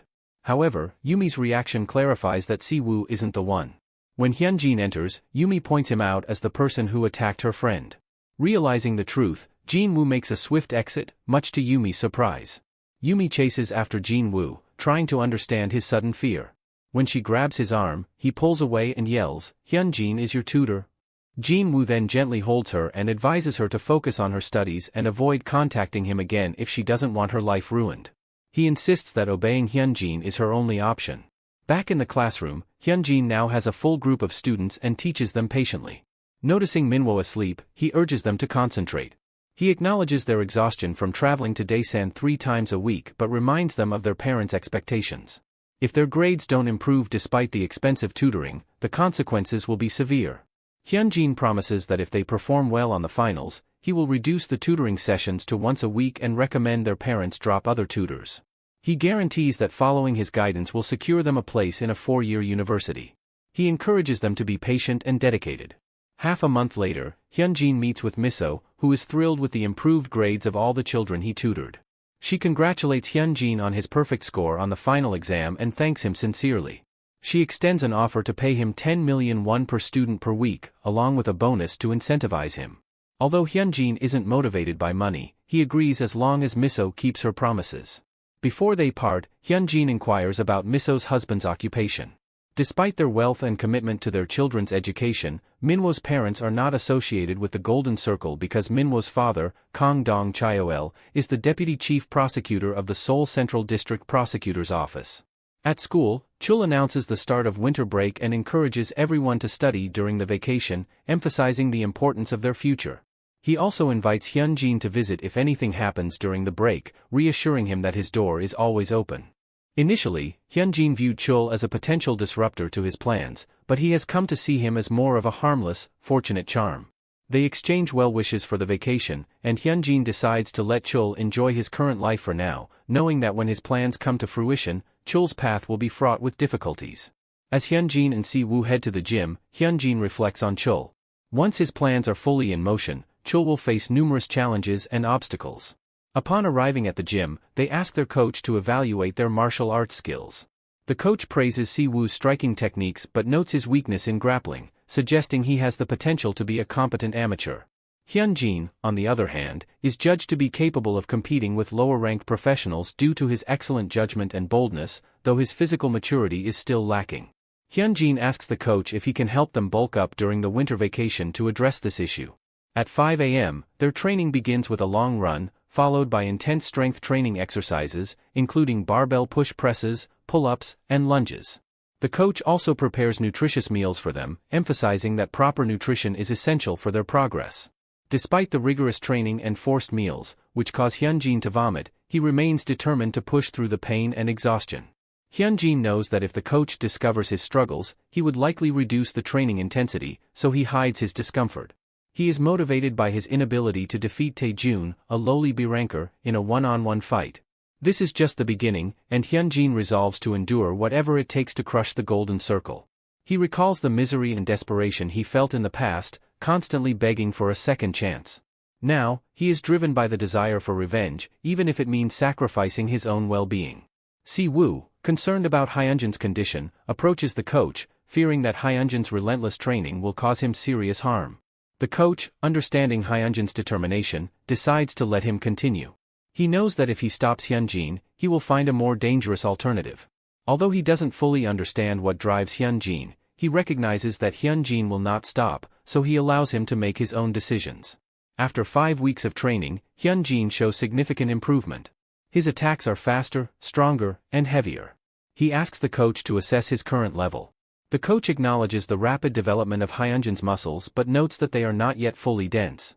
When Hyunjin asks what would happen if they fought, the coach invites him to the ring to find out. Equipped and ready, they bump fists and the match begins. The coach tests Hyunjin's reaction speed with an initial attack, impressed by Hyunjin's focus and dedication. However, Hyunjin still leaves himself vulnerable, likely due to overconfidence. The coach decides to correct this by teaching him through experience. Hyunjin lands a swift gut punch on the coach and presses forward, creating opportunities despite the circumstances. He knows that regardless of the opponent or conditions, he must win. Excuses like the enemy being too strong or too numerous would only hinder his future and his quest for revenge. The coach launches a powerful but exposed attack, giving Hyunjin the opportunity to land an uppercut.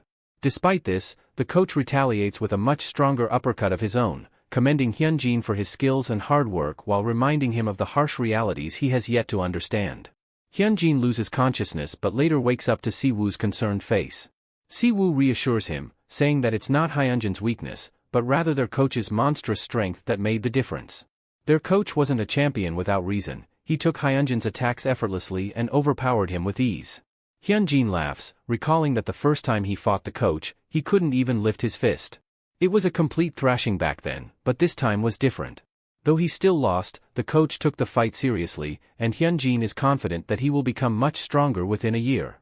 Later, Hyunjin meets with Chang, who is astonished by Hyunjin's transformation and newfound intensity. Chang informs him that the house Hyunjin was interested in has finally come up for sale.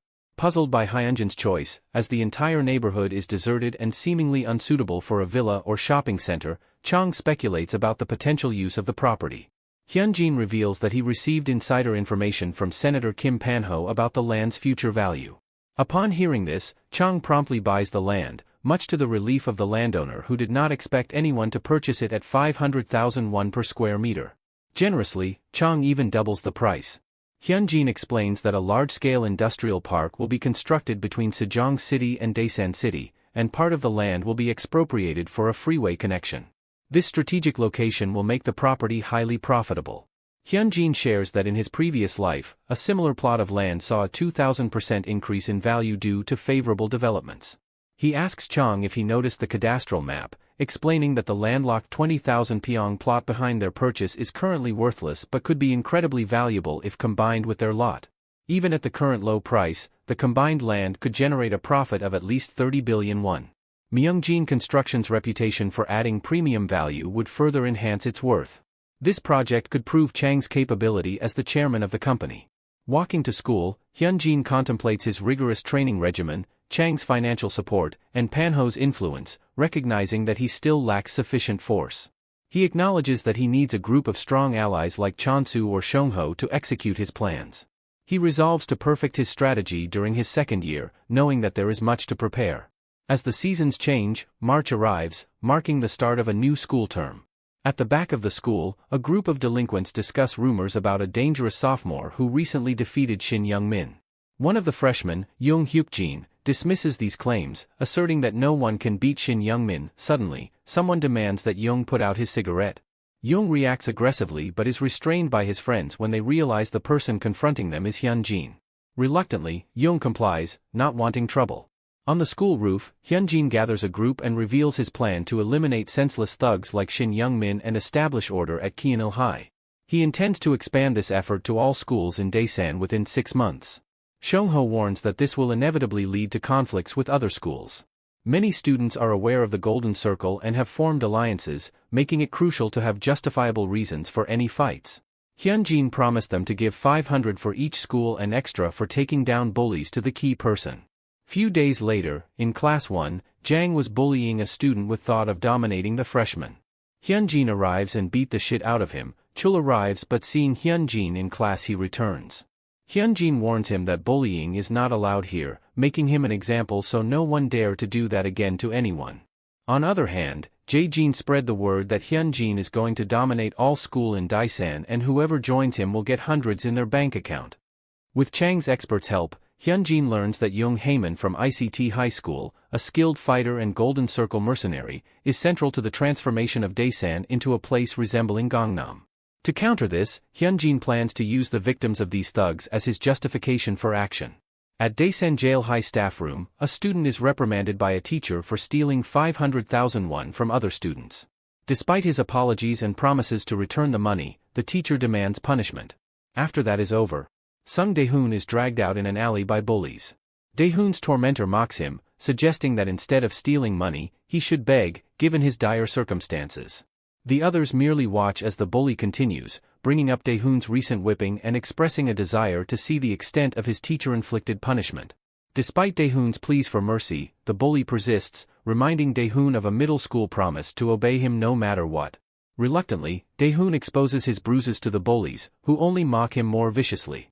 The bully then demands more money, and when Dae-hoon refuses, he kicks him in the stomach, threatening to attack his mother's snack bar if he continues to resist. Dae-hoon finally snaps, screaming for the bully to stop. This, however, only prompts the bully to prepare for an even more severe beating.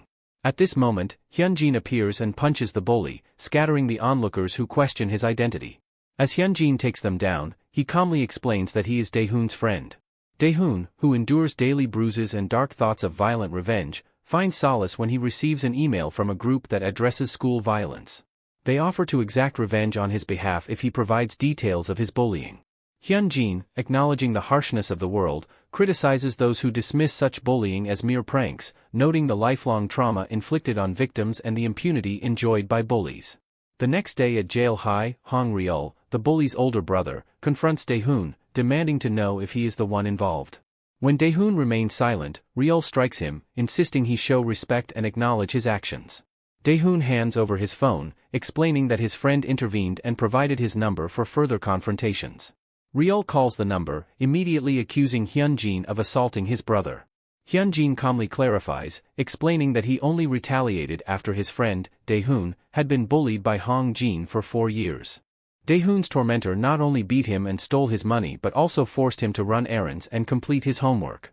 Recently, he humiliated Dae-hoon by making him strip in front of others. Confronted by Hyunjin, Dae-hoon's friend, the bully's older brother, Hong Ryul, receives an ultimatum: if he's a decent brother, he'll make his younger brother apologize, ending the conflict peacefully. However, Ryul dismisses this, seeing nothing wrong with his brother tormenting Dae-hoon. Hyunjin questions Ryul's loyalty, given his brother's misdeeds, but Ryul stands firm, even challenging Hyunjin to a fight if necessary. With a grin, Hyunjin agrees, arranging a time and place, and reveals his name is Hyunjin from Kainil High. At the agreed location, both sides arrive with their respective reinforcements. Ryul suggests a compromise, warning that a fight could escalate into a war between their schools. He proposes mutual apologies to resolve the issue. Hyunjin, suspecting Ryul's motives, scoffs at the idea, stating only Hong Jin owes an apology. Realizing the situation's gravity, Ryul reluctantly forces his brother to apologize. Hong Jin, initially defiant, eventually complies under pressure, muttering a barely audible apology. Dae-hoon then reveals that Hyunjin offered him 2 choices: either end the conflict with a promise from Hong Jin to stop the bullying or seek revenge. Although the first option was safer, Dae-hoon chose the second, driven by a desire for retribution. As Hong Jin's weak apology ends, Hyunjin suddenly punches him, signaling Dae-hoon's decision to make him suffer equally. Hong Jin collapses, and Ryul orders his group to attack, igniting an all-out brawl. Song-ho charges into the fray, effortlessly taking down opponents, motivated by a promised bonus from Hyunjin. When an assailant tries to ambush Song-ho, Si-woo intercepts with a powerful kick, eager to prove his loyalty and usefulness to Hyun-jin. Si-woo's determination stems from his desire to remain by Hyunjin's side, no matter the cost. The other students also charge in, eager for the bonus, surprising the other school with their fearless approach despite being outnumbered. Realizing the worsening situation, Ryul decides there's only one option: take down Hyunjin. He believes that defeating Hyunjin will demoralize his subordinates and secure their victory.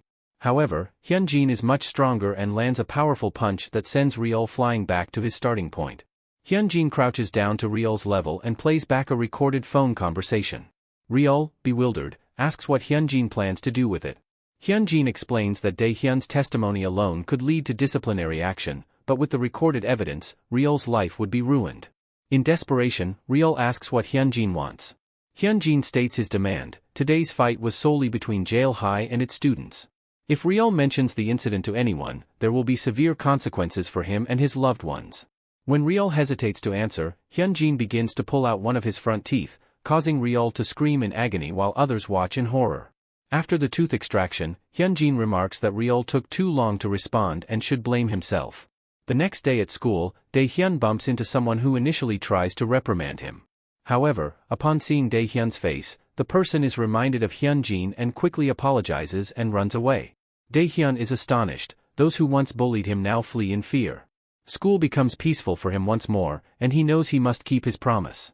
Rumors about Dae-hyun's situation soon spread and turn into facts when he posts on Hyunjin's social media page, thanking him for saving him from his bullies.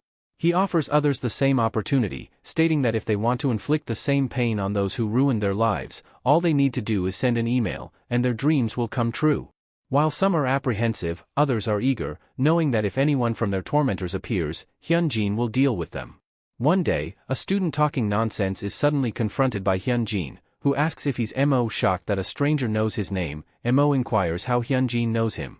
Hyunjin reveals that he learned everything about Mo from an informer and lists Mo's offenses, including violence, ostracism, extortion, and theft. Frightened, Mo drops his cigarette and, along with his friends, charges at Hyunjin, thinking they can overpower him. Hyunjin removes his hood and remarks that Mo truly lives up to his reputation as a good-for-nothing, then proceeds to beat them.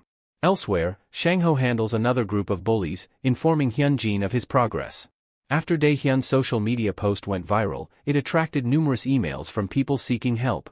Si-woo also confronts a bully, reminding him of the pain he inflicted on others by taking their money, burning them, and beating them. He tells the bully that a normal life is no longer possible for scum like him. At Daesan ICT High School, a group of bullies torment their victims. One of them asks Haemin what his plan is regarding Hyunjin and his crew, fearing they too might become targets. Haemin acknowledges Hyunjin's toughness because he took down Shin Youngmin but questions why he's causing trouble in Daesan instead of sticking to Kyeonil. He instructs the guy to call Ryul, leveraging their relationship where Ryul can't refuse his requests. When Ryul arrives, Haemin explains that Hyunjin is simply responding to requests from victims, gaining moral high ground in the process. He criticizes Hyunjin for not leaving the weaklings alone, like he did when he was less powerful. Haemin expresses concern that Hyunjin will likely target him too, and Ryul agrees. Haemin then asks Ryul to report to a teacher that he was brutally bullied by Hyunjin. If word spreads about this, they could take legal action against Hyunjin. Ryul hesitates, finding the task daunting, but Haemin forcefully reminds him of their friendship and insists he comply. Haemin vows to handle Hyunjin himself, viewing him as a weakling. Meanwhile, Dae-hoon is called into a meeting with teachers who confront him about his social media post suggesting he hired someone to commit violence on his behalf. They warn that Hyunjin will be punished, regardless of Ryul and his brother's actions. When asked to explain, Dae-hoon denies Hyunjin's involvement, arguing hypothetically about finally receiving help after years of bullying. He maintains that Hyunjin is not connected to the incident, despite the teacher's suspicions. Outside of school, Haemin gathers his group and outlines his theory that Hyunjin is establishing a system across schools to swiftly deal with bullies in his territory. Haemin deduces that Hyunjin is using the issue of school violence as a pretext to take over Daesan, which he finds unacceptable. One subordinate asks what they should do, and Haemin responds that they need to break Hyunjin's spirit in a particularly cruel way. Elsewhere, a student named Hojin is relentlessly bullied, blamed for becoming trash because he initially defended someone else. His bully, Jonghyun, claims Hojin brought this upon himself and must now pay for the stress he caused. Suddenly, Hyunjin appears, confronting Jonghyun and asking if he is the trash standing before him. Seeing Hyunjin, Hojin apologizes, explaining that he had no choice but to follow the plan to protect his brother from harm. Haehyun silences Jonghyun with a punch, and suddenly, a swarm of students arrives, including Haemin, who greets Hyunjin with a smirk. Haemin remarks that Hyunjin has brought this upon himself by trying to take over Daesan. This entire situation was a trap, and Haemin sarcastically asks if Hyunjin is happy with all the attention. Hyunjin surveys the crowd, estimating about 100 people, and comments on their apparent abundance of free time. He then decides to share a story with them, revealing the identity of the speaking from Daesan social media page admin, Jae-jin, the blue-haired snake. As the admin, Jae-jin could see the authors of posts and comments, and to gain favor with Hyunjin, he fully cooperated with Hyunjin's plan. Hyunjin tells Haemin that he has a close relationship with Jae-jin, who knows the identities of those posting anonymously. Suddenly, a group of people, including the bullies Hyunjin had previously defeated, appear behind him. These former bullies now seek to shed their old titles. Hyunjin reassures Hojin, telling him not to regret trying to save his friend, even though it made him Haehyun's puppet. Hyunjin asserts that the real trap was set for the bullies, who will now face their comeuppance. Earlier, Hyunjin had confronted Ryul, asking who he thought was responsible for sending his friend from Kyanil, Young Min, to juvenile detention. Hyunjin threatened to do the same to Ryul, who, terrified, begged for forgiveness, promising to avoid any further trouble. Hyunjin, seeing an opportunity, decided to use Ryul for his own purposes, instructing him to gather everyone from Ja-il and have them ready to act on his command. Haemin observes that Hyunjin only has about 20 guys with him, a much smaller number than his own group, and includes the guys Hyunjin had previously beaten. Haemin mocks Hyunjin for recruiting weaklings and spots Ryul among them, questioning his sanity. Ryul, unfazed, retorts that the situation at Daesan is irrelevant to him. He accuses Haemin of being delusional for thinking he is the top dog and questions his authority to order them around. Haemin asks if Ryul can handle the consequences of his actions, but Ryul declares he won't be handling anything. He asserts that the strongest among them will take over Daesan and doubts Haemin can defeat Hyunjin. Ryul provocatively suggests Haemin fight Hyunjin one-on-one, implying that a victory would earn Haemin much respect. This challenge was orchestrated by Hyunjin, who now cracks his knuckles and asks Haemin what he plans to do. If Haemin accepts, Hyunjin would relish beating him publicly. If he refuses, Hyunjin has another plan. Haemin, weighing his options, acknowledges Hyunjin's strength but notes their numerical advantage. Hyunjin mocks Haemin's hesitation, declaring he will begin cleaning up the place. Hyunjin methodically defeats Haemin's men, one by one, surprising Haemin. Seeing Hyunjin's determination to fight alone, some of Haemin's remaining men hesitate, but others charge in. Siwoo recalls Hyunjin's earlier instructions not to act. Hyunjin knows he can't defeat all 100 students, but he needs to demonstrate the consequences of disobedience. He recalls how Gangnam has tougher, more organized groups, with many individuals stronger than Taejun. He has to be prepared for anything and only seek help when absolutely necessary. If he can't handle this, he won't be able to exact his perfect revenge. Shangho, concerned, asks Siwoo if he'll be okay. Siwoo reassures him, emphasizing that they must trust him and stay back as instructed. An orange-haired student, furious with the situation, orders the others to attack Hyunjin, calling him just one man. They comply and manage to land a few hits, but Hyunjin quickly rebounds, his trademark evil grin plastered on his face. Haemin, stunned, realizes Hyunjin is truly insane. Hyunjin thinks they should see this through, no matter the cost, and won't back down while he's conscious. Haemin watches in shock as Hyunjin systematically takes down his men, all while wearing a sinister smile. Realizing the best option is to flee, Haemin tries to escape, but the others call him out for cowardice. Distracted, they fall victim to Hyunjin's brutal counterattacks. The orange-haired student, fed up, tells everyone to stand back and charges at Hyunjin. Hyunjin effortlessly dodges the attack, seizing the moment to tackle and pin him to the ground. He recognizes the student as Yoo Jong-yoon and begins a relentless assault. The others rush to help, but stop in their tracks, horrified by the savage beating. Eventually, Jong-yoon begs for mercy, conceding defeat. Hyunjin's allies cheer, and Shangho instructs everyone to clear the area, with Siwoo following suit.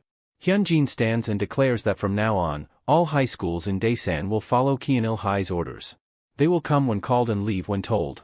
With no objections, the matter is settled. 2 weeks later, rumors of Haemin's cowardice spread, and he finds out. Even if he had beaten Hyunjin, he knows Hyunjin would have retaliated with far greater force. Angered, Haemin tells his classmates to stop gossiping. Just then, Hyunjin peers through the door and calls his name. Hyunjin taunts him, mentioning something he couldn't say before Haemin ran away. Does Haemin know Moon Byung-seon? Hyunjin received a touching email from him.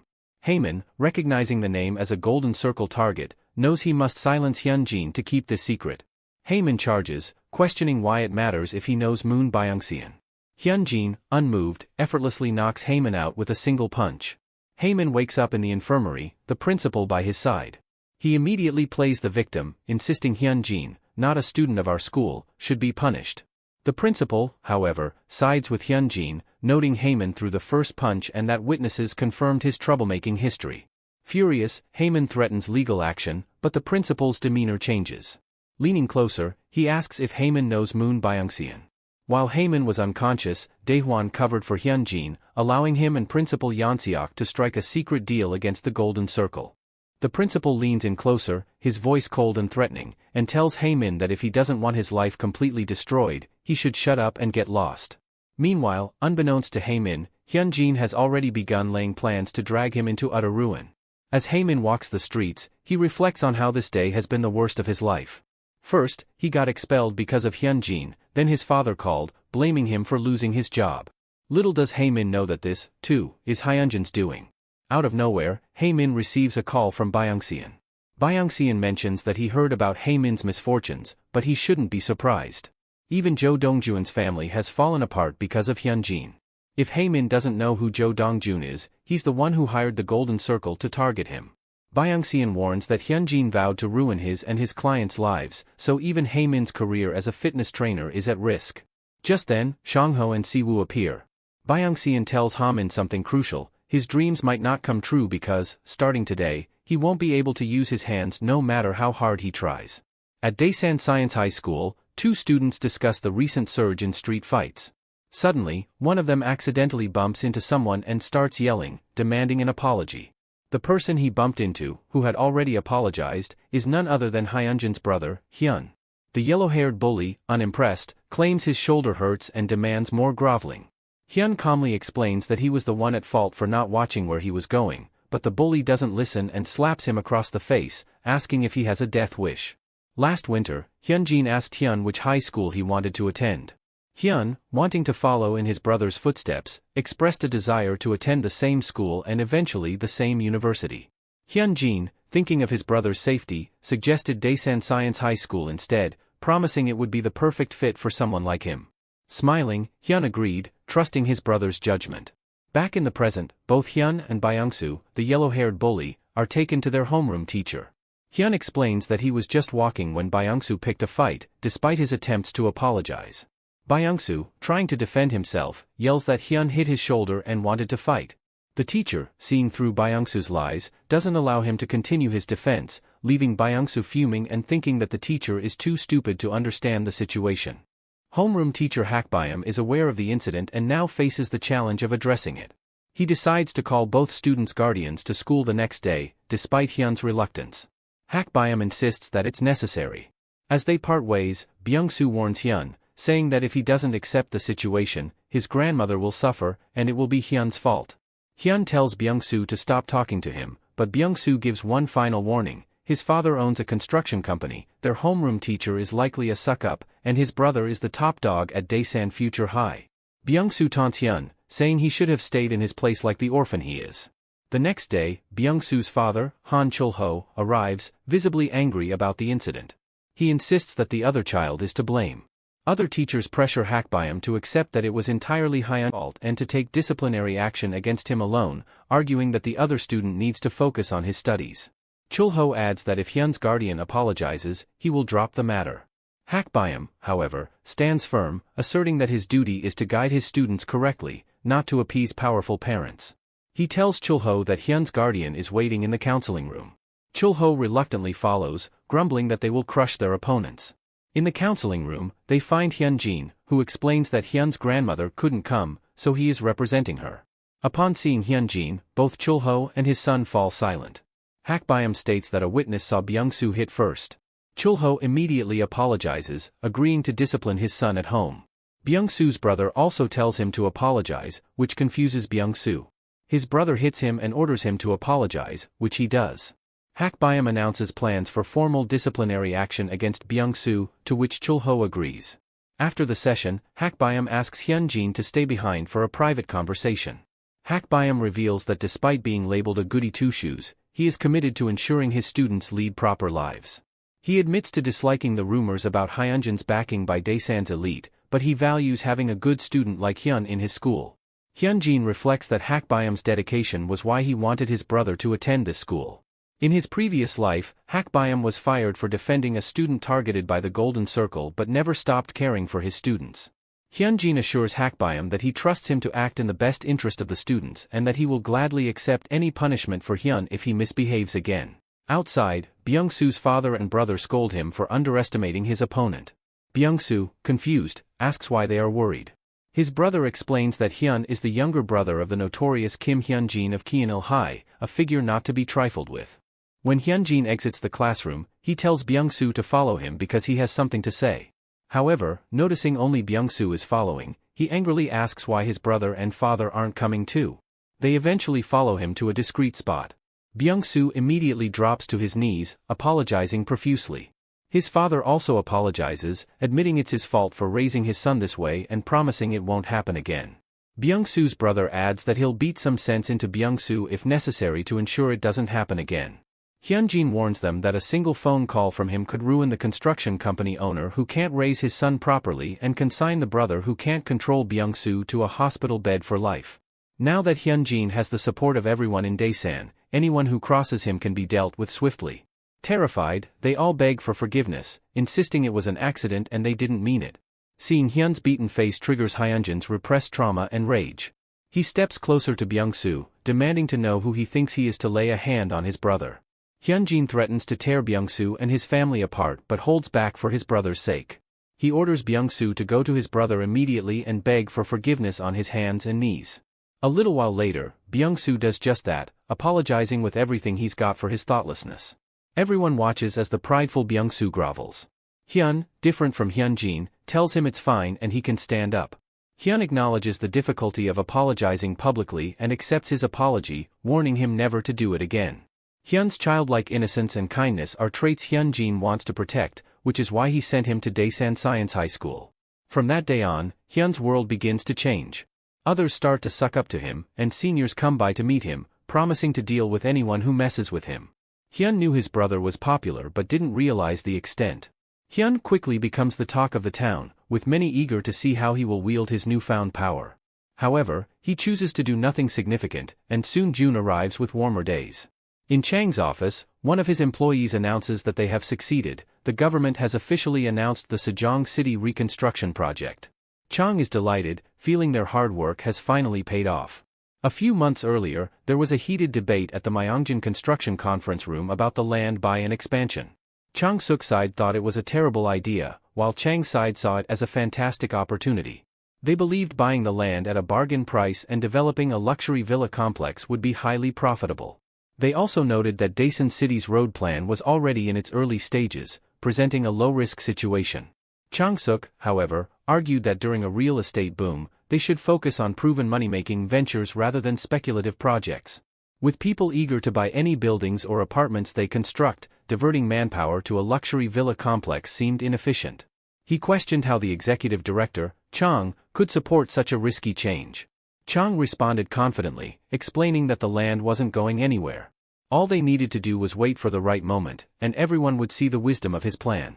Chang Suk is frustrated, unable to understand why he doesn't see the bigger picture. If he wants to become executive director, he needs to stop whining and focus on the company's future. Their father silences both of them, reminding them that Chang is in charge of this project. Whether it succeeds or fails, the responsibility and the results will fall on Chang. Chang promises not to let them down, confident in their success. In a present-day meeting, an employee explains the potential profit from the land alone could be 30 billion. Once the industrial park is completed, its value could soar even higher. Witnessing Chang's dedication and effective management, the father decides it's time to announce that the next chairman of Myeongjin Construction will be the executive director, Go Chang. Naturally, Chang Suk is furious, arguing that Chang's few successes shouldn't determine the future leadership. The father counters that Chang's focus on the company's welfare makes him a better fit for chairman, unlike Suk, who opposed the land deal out of personal ambition. The other executives agree, and Suk feels his world collapsing as they urge him to step down and live peacefully. Outside, Suk is in disbelief at his ousting. He decides to take drastic measures and calls a reporter to arrange a meeting. Meanwhile, Chang brings Hyunjin to the cafe where they first met, reminiscing about how he initially thought Hyunjin was crazy. He reveals he trusted Hyunjin because of his unabashed greed, which assured Chang that Hyunjin would make him chairman. Now, Chang promises to support Hyunjin in any way possible. Suddenly, Chang receives a call alerting him to an article claiming he is an illegitimate son, born from an affair. Suk, sipping wine, revels in the chaos, thinking his older brother should have stayed in his place. The accusation stems from their mother discovering their father's affair years ago, with the woman allegedly having a child, Chang. Chang, distressed, tells Hyunjin to do whatever it takes to remove the defamatory articles, even if it requires bribery. Apologizing to Hyunjin, Chang says he must act immediately to address Suk's mess, which is unforgivable. Hyunjin cautions that attacking Suk won't solve anything and might cost him everything he has worked for. Chang, however, is determined, feeling compelled to act as his mother is hurt. At this critical moment, Hyunjin reveals a shocking truth: the illegitimate child is not Chang but actually Chang Suk. In his past life, when the illegitimate child scandal broke out, Chang had responded by breaking Chang Suk's jaw. This incident deeply disappointed their father, who then hired a specialist operations manager to take over, marking the beginning of the scandal. Now, Hyunjin is more interested in the strange dynamics within the family rather than Chang Suk's violent tendencies. At that time, the succession race favored Chang Suk, yet he had exposed the scandal himself. Despite appearing to be the more suitable heir, their father supported Chang, keeping the company silent about the matter. Their mother always solved Chang's problems, no matter what, while ignoring Chang Suk. When Chang Suk studied abroad, their mother, who embraced the presumed illegitimate child of her cheating husband, never visited him. After digging deeper, Hyunjin discovered that Chang Suk, not Chang, might actually be the illegitimate child. He asks Chang why he didn't use this information to his advantage, which would have disqualified Chang Suk from the succession race for good. Chang explains that their father was not a good man. He drank excessively, cheated, and even abused their mother. One day, during a particularly intense fight between his parents, young Chang tried to comfort his mother. Touched by his words, she revealed that Chang Suk wasn't his brother, but she had no choice but to raise him.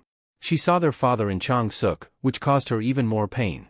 Chang suggested she divorce their father and take a large alimony check, but she insisted that despite everything, they were still family. This is why Chang never used the information against Chang Suk. He didn't want to tie the family's struggles to the competition for the chairman position. He would rather forego the chairmanship than hurt his mother further. Hyunjin comes up with a brilliant idea that could resolve the situation peacefully without hurting anyone. He asks Chang if he'd like to discuss it. The next day, in the press room of Myungjin Construction, Chang steps up to the podium and introduces himself as the executive director. He begins by apologizing for disappointing many people with his family issues.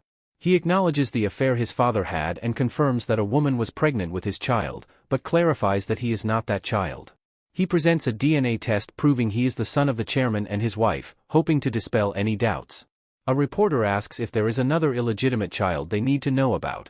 Chang confirms there was, but explains that the child died in a miscarriage. He adds that his father felt extreme guilt about the miscarriage, which is why he continues to send money in the form of alimony. Once Chang Suk, watching the press conference, hears the revelation, his entire world collapses. As reporters clamor for more details, Chang halts them, stating firmly that this is the truth. He warns that as the next chairman and eldest son, he will respond brutally to anyone who harasses his family further. Enraged, Chang Suk smashes the screen and begins to cry, unable to accept the lie. Later, both brothers go to their father's office. The chairman congratulates Chang for handling the situation admirably and prioritizing the family over the competition. Chang humbly replies that he did what mattered most. The father reassures him that the paperwork for his position is still progressing and advises him to live a life he can be proud of as chairman, something he himself failed to do. The chairman then asks Chang to wait outside while he speaks with Chang Suk. He acknowledges Chang Suk's efforts to become chairman but reprimands him for his recent actions, questioning his judgment. He recalls the family's efforts to treat Chang Suk fairly despite his illegitimacy, hoping he would prove to be a better chairman. However, his recent behavior disappointed them all. Chang Suk falls to his knees, begging for forgiveness. His father, unmoved, expresses his disappointment, noting the cruelty and selfishness he inherited from his mother. He decides to provide Chang-suk with some buildings to ensure financial stability but insists he must step back and live quietly. Despite Chang-suk's pleas, his father remains resolute, explaining that Chang kept his secret because they considered him family. This realization hits Chang-suk hard. He had been privileged all along, yet he squandered the family's trust. The next day, at Incheon International Airport, Chang-suk prepares to leave, feeling he no longer belongs. He hands Chang files with important company materials, advising him to take good care of the employees, as they will prove valuable. Before departing, Chang-suk asks Chang who helped him. He suspects Kim Hyun-jin, a mere high schooler, but Chang's reaction confirms it. Chang warns him not to harm Hyun-jin, as this is a line he should not cross. Chang-suk acknowledges his brother's superior ability to use people and resigns himself to his fate, admitting he wouldn't have listened to a high schooler. Just before boarding his plane, Chang-suk receives a call from Hyun-jin, who warns him that he will not resolve matters peacefully if provoked. Hyun-jin emphasizes that while Chang-suk may live comfortably as a family member, he will have no power and will face dire consequences if he tries anything. Chang-suk laughs, recognizing the loyalty between the two. He assures Hyun-jin that he won't cause trouble and acknowledges his brother's capability to become a great chairman. With this resolved, one piece of the puzzle fell into place, and only a few months remained before Hyun-jin could execute his plan to dismantle the Golden Circle. However, before he could proceed, there was still some unfinished business to address. On the same day, Chang visited Hyunjin's high school, where the principal welcomed him warmly. Chang informed the principal that Hyun-jin would be transferring to Seoul next year, which surprised the principal, as Hyun-jin was crucial in elevating Kyanil High's prestige. Chang explained that if the principal resisted the transfer, he would face trouble. Luckily for the principal, Chang pointed out that Hyun-jin was set to graduate soon, suggesting that their long-term relationship with the school could continue to thrive even without Hyun-jin. He expressed his intention to keep supporting the school to ensure it became the most reputable institution. The principal quickly relented, emphasizing his commitment to his students' futures. He agreed that someone with Hyunjin's capabilities would benefit more from being in Seoul. While Hyun-jin waited for someone, he read through a series of messages expressing deep regret for past actions and a desire to apologize properly. The sender was willing to do anything to make amends and earn Hyunjin's forgiveness. Hyun-jin laughed as he read these messages, but the sender finally arrived. It was Young Min-ho. After leaving Daesan, Young had hoped for a fresh start in a new city and school. His parents had spent a significant amount of money to erase his past mistakes, and he had promised himself to lead a better life. With this new beginning in mind, he tried to become a better person by buying snacks for his new friends and helping them in various ways, aiming to live a normal student life. Unfortunately, one fateful day, Park Mingu targeted Young, demanding he carry his backpack home. Young, fearing he'd become Mingu's errand boy, refused and got beaten.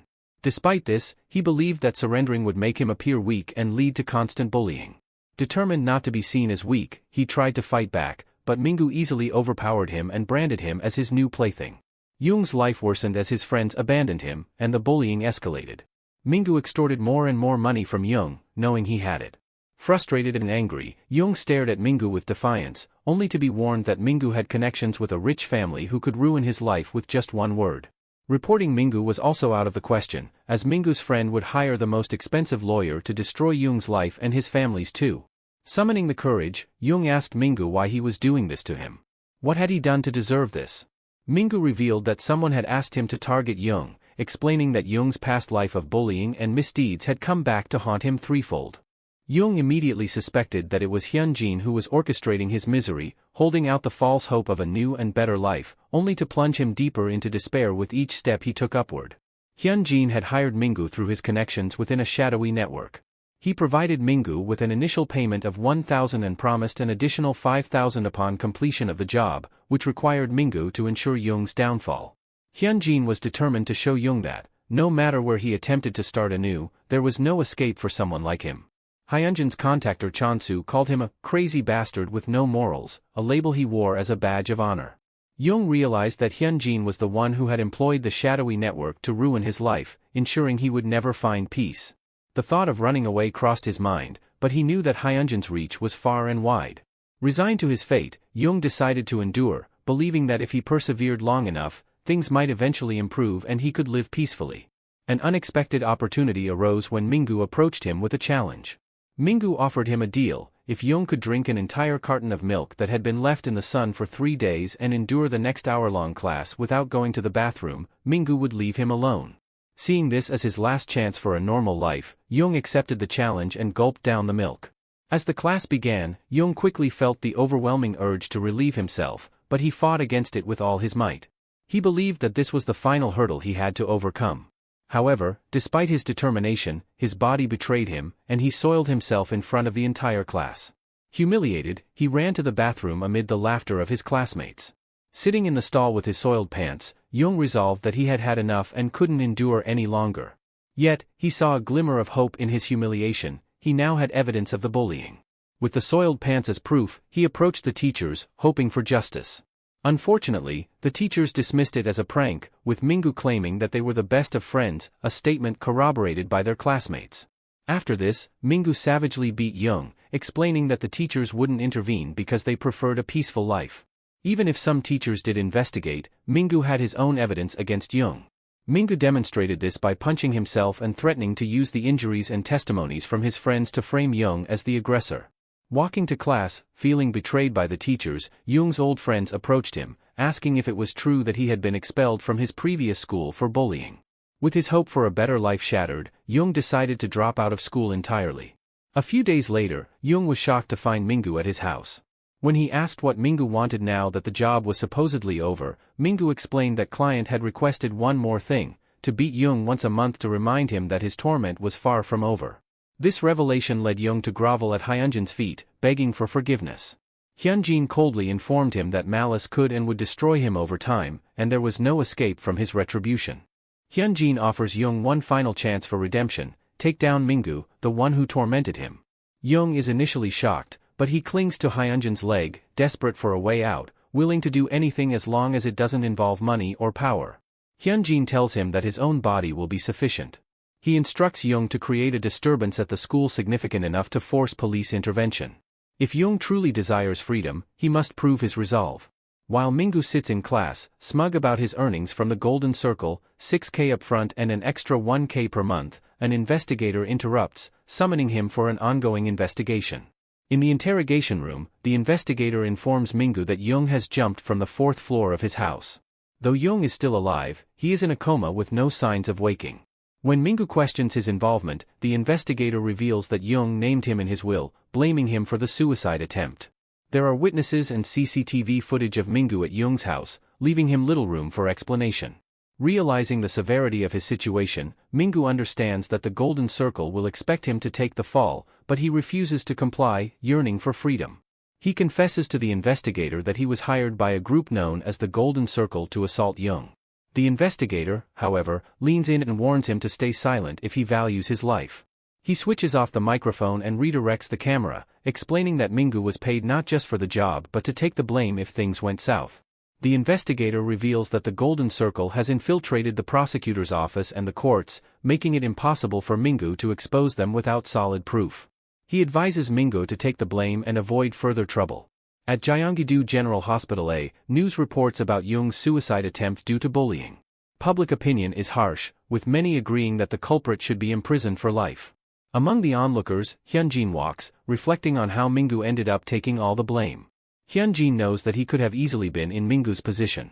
To dismantle the Golden Circle, Hyunjin resolves to seize and capitalize on every opportunity, viewing it as an endless gamble, all while enjoying the chaos he creates. Hyunjin enters Jung's hospital room, where Jung's mother immediately curses at him and demands he leave. Hyunjin insists he is there only to talk to Jung, reasoning that he wouldn't dare cause trouble in a hospital. The mother remains suspicious, thinking Hyunjin is trying to deceive her. Hyunjin explains that he promised Jung not to harm him, but if she forces him out, the deal is off. Jung's mother decides to let Hyunjin in, but warns him that there will be severe consequences if he harms her son in any way. After she leaves, Hyunjin crouches down and takes Jung's hand. He admits that on the way there, he prayed for Jung to be conscious. He wanted Jung to feel the weight of his words while being trapped in his unresponsive body. Hyunjin confesses that watching Jung struggle to survive has been thrilling, giving him goosebumps. He warns Jung that he won't honor their promise, so Jung better stay unconscious if he wants to remain unharmed. If Jung wakes up, he will face the same torment repeatedly until he is completely broken. Afterwards, Hyunjin goes grocery shopping, reflecting on his path of revenge. Despite his vendetta, he can't let it consume him entirely. He needs to ensure his family and friends are happy too. At the store, he notices someone in front of him who suddenly bolts upon seeing him. It's Haiji, someone who shouldn't be able to run. Intrigued, Hyunjin tells Chang to investigate. Chang discovers that Haiji's doctor lied about severing her Achilles tendon. Thanks to her father's wealth, she's perfectly fine. Chang asks Hyunjin what he wants to do. Hyunjin decides to leave them alone, knowing her father won't abandon her and recalling that he even hired the Golden Circle for her protection. Chang is surprised by Hyunjin's apparent mercy, but Hyunjin explains it's not mercy. Haiji's life is already miserable enough. She pretended to be a patient for months, feeling trapped, and now she hides her identity with a hoodie, indicating this isn't her first time sneaking out. Though she can walk, she can't let anyone see her. She lives in a self-imposed prison, a fitting punishment for what she did to him. As time passes, Hyunjin's sophomore year ends. While other students relax, Hyunjin intensifies his training with Siwoo. Both show clear improvement, but Hyunjin is far superior, only stopping when the bell rings. Siwoo, exhausted after 5 rounds, asks if Hyunjin isn't tired. Hyunjin admits he is, but he pushes on. Their coach congratulates them for their diligence and announces exciting news. He can now fulfill his promise of putting them on a stage where no one can rival them. With their training nearing its end, they need to clear their schedules for a real fight in Seoul. A few days earlier at Lee Do-hak's gym, Duchul visited to speak with the coach, who was a junior at their previous gym. Do-hak once idolized Duchul, but everything changed after Duchul's drug scandal. Following the scandal, Do-hak joined the UFL and inherited Duchul's popularity, though no one knew he was also using drugs, more than Duchul ever did. He muses that if he had been caught back then, he wouldn't be living such a lavish lifestyle, but he quickly dismisses these thoughts, knowing he can't dwell on them. He suggests they have their students spar, wanting to see the difference between training in Seoul and the countryside city of Daesan. Predictably, Do-hak declines, aware that any attempt to reclaim his image in the martial arts scene is futile due to his tainted past. He questions why Duchul would even attempt this, warning him that aiming too high will only lead to another downfall. Although Duchul feels a pang of hurt, he is secretly relieved that Do-hak remains a contemptible person. He clarifies that he's not looking to debut, he simply wants to measure his students' progress and compare their training methods. Seeing an opportunity to humiliate Duchul and boost his own gym's reputation, Do-hak agrees to the proposition. Duchul and his students are now set to prove themselves. However, when Do-hak proposes the fight to his students, Dae-myung, who has a record of 5 wins and 3 losses, and Dong-yeop, with 4 wins and 1 loss, they initially refuse, fearing the potential damage to their reputations. Do-hak understands their hesitation but emphasizes that these opponents are trained by Duchul himself. If they defeat them soundly, it will draw significant attention to their gym, leading to numerous opportunities. Convinced, they agree to the match, seeing little to lose. Most people remember Do-hak as a proud and successful UFL player, but his memories of that time are far from pleasant. Despite his high drug intake, he never managed to surpass Duchul, even until his retirement. Meeting Duchul again after so many years stirs a cathartic pleasure in Do-hak, though the hope in Duchul's eyes for his students unsettles him. This encounter presents Do-hak with a chance to demonstrate his superiority in teaching. When Duchul arrives, he notices many famous faces from the martial arts community gathered, suspecting that Do-hak plans to undermine him. Observing his students, he sees no trace of nervousness, which fills him with admiration. While helping them with their gloves, he asks if they know why so many prominent figures are present for a sparring session. They think it's because the fight will be tough, but Duchul explains otherwise. He tells them that if they manage to win, no high schooler will be able to challenge them on equal footing again. For the first time in years, Duchul feels a profound pride in his students, which reflects his own pride as their trainer. Dong-yeop is the first to fight, facing Siwoo, who feels a bit guilty about beating a high schooler but blames it on the boy's foolish teacher. However, Siwoo admits that Dong-yeop's focused expression irritates him. When the gong sounds, Dong-yeop initiates the attack, but Siwoo lands a surprising kick to his leg. Dong-yeop anticipates the next move as a fake and tries to counter the real attack, another leg kick, but Siwoo cleverly aims even lower, striking his calf. Siwoo's technique of targeting the opponent's calves with low kicks is meant to restrict their movements. Dong-yeop, annoyed by Siwoo's continuous kicking, underestimates him due to his taekwondo background. However, Siwoo notices Dong-yeop aiming for his feet and decides to be quicker, delivering a powerful kick that puts Dong-yeop down. As the referee stops the match, Siwoo reflects on Hyunjin's likely plan to leave for Seoul. He thinks Hyunjin won't pick him up, believing he's of no help, but Saiwoo wants to show that his role in Hyunjin's grand plan extends beyond Daesan. Saiwoo taunts Doohak, saying the pro from Seoul didn't last even one round. He volunteers to take on the next opponent, suggesting Hyunjin save his strength. Doohak, infuriated, calls Saiwoo an insolent bumpkin and criticizes Duchul for not teaching his student manners. Duchul admits Saiwoo's behavior is rude but points out that Dongyip still lost in one round. He reminds Doohak that inviting people to a sparring session means accepting such outcomes. Realizing his reputation is at stake, Doohak reluctantly agrees to the next match, warning Duchul not to complain if his student gets hurt. Dongyip exits the ring, apologizing, but Doohak dismisses him, focusing on Daemyeong. Confident in his fighting style, Daemyeong assures Doohak he can handle it. As the bell rings, Daemyeong starts passively, testing Saiwoo's range. Observers notice this unusual behavior, but Doohak smirks, knowing Daemyeong's strategy. Daemyeong eventually charges in, showcasing his skill in controlling distances. Saiwoo takes a strong punch but refuses to give up, driven by memories of his grueling training. Spotting an opening, he aims for Daemyeong's jaw, but Daemyeong dodges and strikes him in the face. Despite the hit, Saiwoo remains determined, charging at Daemyeong, who realizes Saiwoo's tenacity stems from a desire to initiate close combat. As they fight, Saiwoo thinks about Hyunjin, who used to be cheerful and kind before changing. Despite Hyunjin's ruthlessness, Saiwoo believes he's still the same person deep down and resolves to support him just as Hyunjin supported him in difficult times. Saiwoo successfully locks Daemyeong in a hold, forcing him to tap out, shocking Doohak and the spectators. Saiwoo approaches Hyunjin, asserting that he proved his worth by defeating two pros and can be a valuable asset. He urges Hyunjin to use him strategically, promising to follow his plans or act independently if necessary, confident that Hyunjin will need him in the future. Hyunjin wonders why he is pushing himself so hard, and Siwoo echoes the question. Hyunjin's demeanor suggests he's living on borrowed time, as if his life is already over. Doohak interrupts, telling him to leave the stage since it's time for the next match. His final contender is Shin Chang-hoon, an unknown quantity. The spectators begin to gossip, believing Doohak is in a dire situation after two pros lost to a high schooler. Doohak fears his reputation will be ruined, with people viewing Duchul as a superior player and coach. Fortunately for Doohak, he has a secret weapon, Chang-hoon. He believes Chang-hoon is the most talented among his students and sees this match as a chance to reclaim some prestige. Chang-hoon, however, is reluctant, desiring a more spectacular debut but agrees to participate. Doohak proposes to Duchul that to truly test their student's abilities, his other student should face Chang-hoon. Hyunjin, reflecting on his past life, recalls two promising figures in national martial arts, Kim Woo-yeol and Chang-hoon. Chang-hoon, nicknamed Dynamite, had a sensational debut and quickly rose to prominence, joining the UFL within 2 years. Hyunjin chooses to fight Chang-hoon, seeing it as an opportunity to prove himself against a talented opponent. Before entering the ring, he assures Siwoo they'll talk later. As soon as the gong sounds, Hyunjin charges at Chang-hoon, who plans to end the fight quickly. However, Hyunjin proves formidable, dodging and landing a chest blow.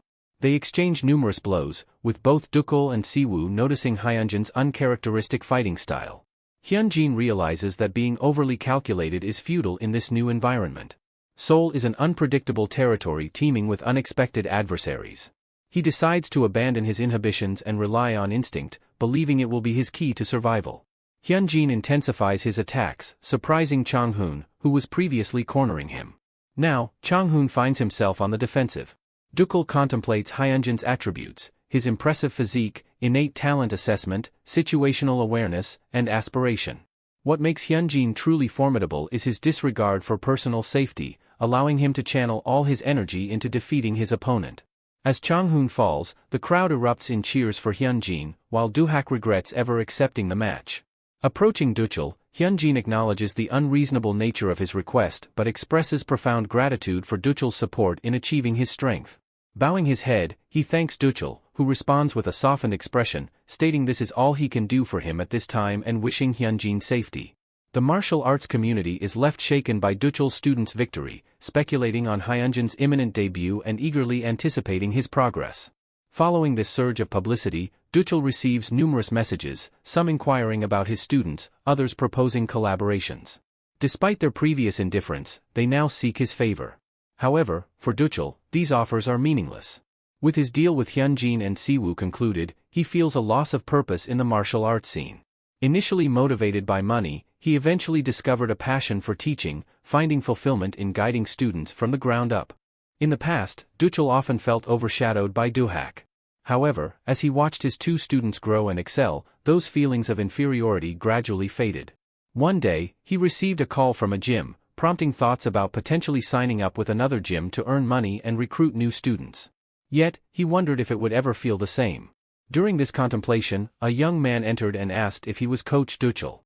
Recognizing him, the visitor expressed how the recent match had left a lasting impression. Despite others' negative remarks, he believed in Duchel's exceptional talent and wanted to train under him, certain he would become a champion. This determination reminded Duchel of Hyunjin, so he asked for the young man's name. With a big smile, the visitor introduced himself as Kim Muyol. A few days later, Hyunjin met Siwoo in a park. Hyunjin told Siwoo that he would not take him to Seoul because of the dangers involved. Siwoo was angry, questioning the purpose of all his training. Hyunjin reminded him that he had previously stated he wouldn't take him but clarified that it didn't mean Siwoo wasn't needed. He promised to contact Siwoo to join him in Seoul when the time came, accepting Siwoo's dedication. Until then, Hyunjin entrusted Daesan to Siwoo. The next day, Siwoo approached Shungho directly, asking who would take over the school after Hyunjin left. Shungho, surprised, replied that it should be him since he hadn't achieved much despite their friendship. Siwoo agreed but pointed out a problem. Once Hyunjin left and Siwoo eventually graduated, the title would be vacant again. If he tried to claim it, the bullies wouldn't respect him. Thus, Siwoo challenged Shungho to a fight. Shungho warned Siwoo about the allure of power but agreed to fight. Siwoo, confident in his training under Hyunjin, assured Shungho not to worry. They fought, and Siwoo emerged victorious. News of his win spread quickly, but Siwoo didn't stop there. He began defeating every bully who defied him, restructuring the school's hierarchy. The third years attacked first, followed by the second and first years, but all fell to Siwoo's might. Jin Woo, when asked why he wasn't intervening, explained that his ambitions of being the top dog were long gone. He was content with being second or third. With this, the hierarchy at Kyeonil High was firmly established, and Siwoo became the top dog. Time passed, and the final exams, signaling the end of the year, concluded. As usual, Hyunjin achieved perfect scores, setting the stage for his future. Confident that his academic record would make waves in Gangnam, where such achievements were highly valued, he prepared to leave. However, a student stopped him, wanting to talk. The student admitted his past mistakes, acknowledging how he had ignored Hyunjin's requests and was now ready to accept any rebuke. Despite being ostracized and treated as invisible, he found solace in studying and was actually happy, free from Park and his minions' harassment. He experienced a normal high school life, even without friends, which he found to be a fair trade. Eventually, he met others in similar situations and formed a bond with them. Reflecting on the past, he sometimes wished he could go back and do things differently, but he knew he would likely act the same due to his inherent cowardice. However, he couldn't keep running because he was transferring schools. Promising never to forget that day, he wanted Hyunjin to know that they were all grateful. Because of Hyunjin, they could all live a better life. Hyunjin's actions became a catalyst for other students to approach him, expressing their gratitude. Although his initial intention was to deal with the bullies without considering others, the thankfulness of his peers was overwhelming. Even though he wanted to listen, he had to let their gratitude pass by. He knew that if his thirst for revenge faded, he would lose sight of his goal. However, the appreciation extended beyond his school. A student from another school thanked him, explaining that without Hyunjin's actions, his life would have been different. Hyunjin dismissed the thanks, stating that he only crushed the bullies to prove his strength. The student insisted that the reason behind Hyunjin's actions didn't matter, what mattered was the positive impact they had on others. Many kids in Daesan felt the same way. He handed Hyunjin a phone showing that the group Hyunjin formed had made a significant impact. Bullies had become inactive, and even those who had no direct interaction with Hyunjin wanted to thank him. The student explained that many kids dreaded going to school, but now they lived in a changed world where they could enjoy peaceful high school lives, all because of Hyunjin. As Hyunjin walked home, he noticed more students smiling at him. These smiles made him think of the fearful gazes of his enemies, a memory he couldn't shake. He believed that hatred begets hatred, but he didn't care. To him, his twisted sense of justice was still justice. He thought people would shun him for his actions, but instead, the more he rid the school of bullies, the happier people became. Were his actions truly evil? He concluded they weren't. This was judgment by blood, a necessary role no one else wanted to take. He would gladly fulfill this role, believing it might be the reason he was given a second chance at school. With winter vacation approaching, Hyunjin's time at Kyeonil High was coming to an end. He finalized his transfer with the principal and said farewell to Youngchul. Despite their help, Hyunjin had no intention of sparing those who might aid future bullies. He believed in cutting down the entire tree to allow a new one to grow. As he left school, Seona stopped him, mentioning that her father wanted to speak with him. Surprised, Hyunjin agreed. At Seona's house, her father, Choi Song-pil, a former high-ranking government official and now chairman of the Anti-School Violence Committee, welcomed Hyunjin and offered him food. Hyunjin encouraged Song-pil to speak openly. Song-pil, who had lost his son to bullying, explained that he was impressed by Hyunjin's efforts to fight school violence. He admitted that Hyunjin, a high schooler, had achieved more in reducing bullying in Daesan than he had. Song-pil shared a heartfelt reflection, wishing his son had had a friend like Hyunjin or that someone had spoken up earlier. He admitted his own shortcomings as a father, failing to notice the signs his son was giving. He felt incompetent, acknowledging that children in double-income households often struggle to express their feelings. He recounted how he pressured his son about his grades, failing to understand the deeper issues. When he suggested that he wants to transfer schools, he didn't listen, thinking his son was just trying to avoid the academic difficulties he was facing. That day remained etched in his memory, a constant reminder of his failure to prioritize his family's happiness over his own. This realization drove him to move to Daesan, to better care for Seona and to fight school violence. Yet, he recognized that Hyunjin's methods were far more effective, as Hyunjin was the unbiased enforcer of justice that he could never be. Hyunjin's decision to move to Seoul signified an expansion of his mission to eradicate injustice. Song-pil finally expressed his admiration for Hyunjin, vowing to support him regardless of what he faced in Seoul. As long as Song-pil's organization was active, they would ensure no one obstructed Hyunjin's path. With a firm handshake, Hyunjin thanked him, promising to remember this moment forever. Later, Hyunjin spoke with Seona, who confessed her frustration at not acting on her desire for revenge against those who harmed her brother. Hyunjin reassured her, stating that she was not to blame. Seona admitted that the real culprits were the ones who caused the harm. Inspired by Hyunjin, she now had a new dream. Seeing Hyunjin gain power and face no obstacles made her realize the importance of wielding that power. She decided to become a prosecutor, determined to take control of her life and live it fully. She urged Hyunjin to continue his fight, as his strength gave her the courage to pursue her own goals. Hyunjin promised to do his best and support her efforts. As winter vacation began, Hyunjin devoted his time to his family. They shared delicious meals, enjoyed beautiful sceneries, and visited an amusement park for the first time, where his grandmother's joyful smile made him cherish these moments even more. Despite their outings, home always felt the best. While cleaning his grandmother's ears, he suggested buying hair dye for her, but she declined, considering it a blessing to age naturally. She insisted he spend the money on something for himself and his brother. These moments filled Hyunjin with happiness, making him appreciate the time he had with his family. What he valued most about his return to the past was not the opportunity for revenge, but the disappearance of the pain he had caused his family, bringing him unparalleled joy. He wished these moments would never end, but he knew he had to continue on the path he had set for himself. We will use main character's name Kim Hyunsung from now on. The Dae Taeyang Group holds the prestigious position of being the third wealthiest corporation in South Korea. Its vast empire spans multiple industries, including electronics, automobiles, and insurance, among numerous other sectors.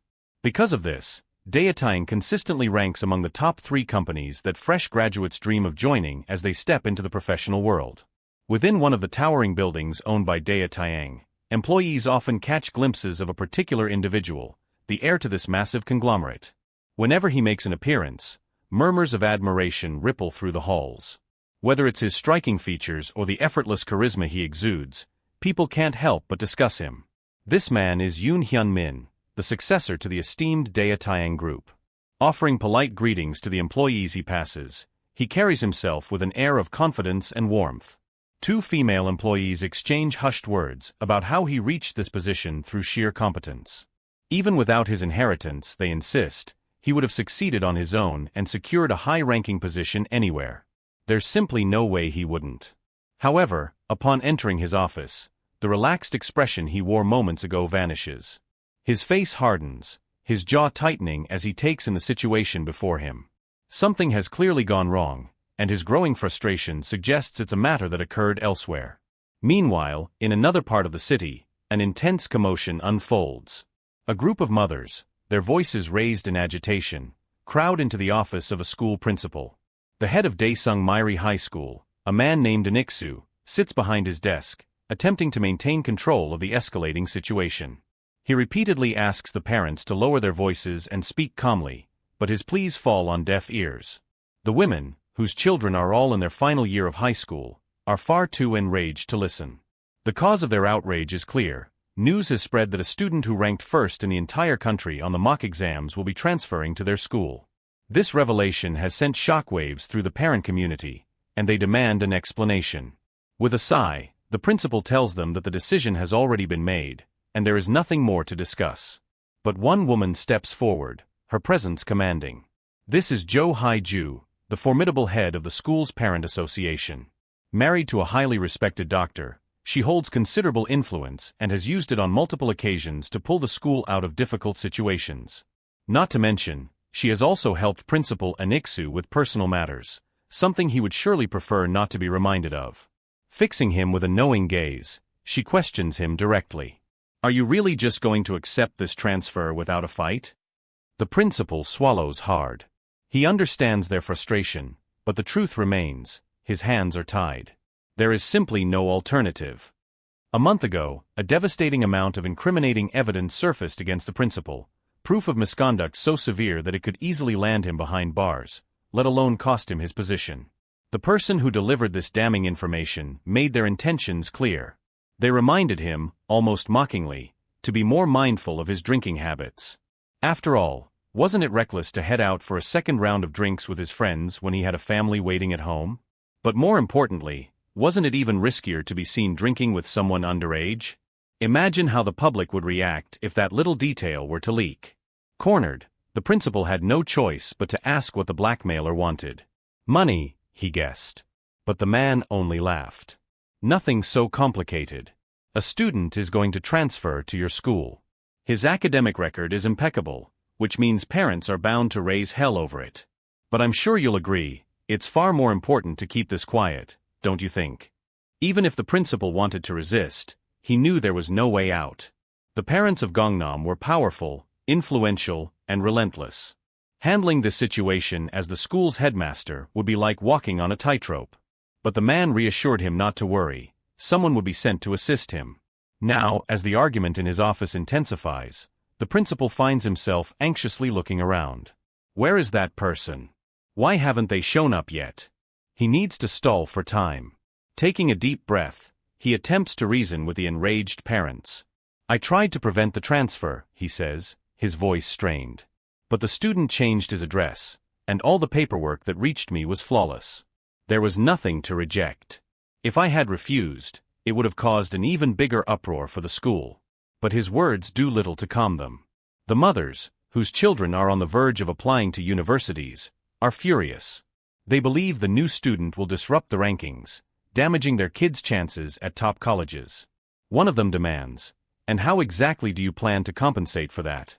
The principal opens his mouth to respond, but before he can, Jo Hae-ju steps forward, her patience worn thin. Her expression is one of pure disdain as she narrows her eyes at him. I gave you too much credit, she says coldly. I thought you were capable of making rational decisions, but clearly, I was mistaken. Then, without hesitation, she makes her declaration. If he refuses to handle this properly, they will expose everything. Since you've taken so many damn bribes, shouldn't you at least do your damn job, she snaps. Panicked, the principal stammers out an apology, but before he can finish, her handbag swings through the air and lands hard against his face. Are you an idiot? She demands. Her voice is sharp, filled with pure contempt. He barely manages to steady himself, but the look in her eyes makes it clear, this is far from over. No matter what anyone says, Hae-ju refuses to back down. To her, this isn't just an inconvenience, it's a direct threat to their children's carefully planned futures. Because of the principal's poor handling of the situation, their kids now face an unexpected obstacle, one that could jeopardize their hard-earned opportunities. Did he really think he could sweep this under the rug without facing consequences? Just as she continues to berate him, the atmosphere in the room shifts. The door opens, and another woman steps inside, Min Woo's mother. Unlike the others, she carries an air of quiet authority, and it's immediately clear that she holds considerable influence here. Her name is Lee Miso, a well-known figure in Gangnam's elite private education circles. But her rise to prominence didn't happen overnight. Everything changed for her the day she crossed paths with Kim Hyun-sung. The better Kang's grades became, the more favor she earned from her husband's family. Her standing in the world of private education skyrocketed. Then came a pivotal moment. Kim Hyun-sung himself reached out, requesting a favor. Following his instructions, Lee Miso carefully released study tips online, disguised as casual advice. The results were staggering. The Daechidong Skymom Cafe, an already well-known forum for academic discussions, saw its user base explode, growing over 30-fold in just a few weeks. This unprecedented surge cemented her authority. Now, as the administrator of Gangnam's largest and most influential college entrance exam forum, she wields undeniable power. Surveying the tense scene before her, Lee Miso raises an eyebrow. Haven't things gone a little too far, she muses, her voice laced with amusement. Why are you all ganging up on this poor principal? All he did was allow a hard-working student the chance for a brighter future. Ha-ju, unfazed, turns to her with a scowl. You're not a parent at this school, so this isn't your concern, she states firmly. Don't interfere in matters that don't involve you. Lee Miso chuckles at the bold remark. Oh? You sure you want to speak to me like that? She asks smoothly. I suppose that means you no longer need the information I shared earlier, right?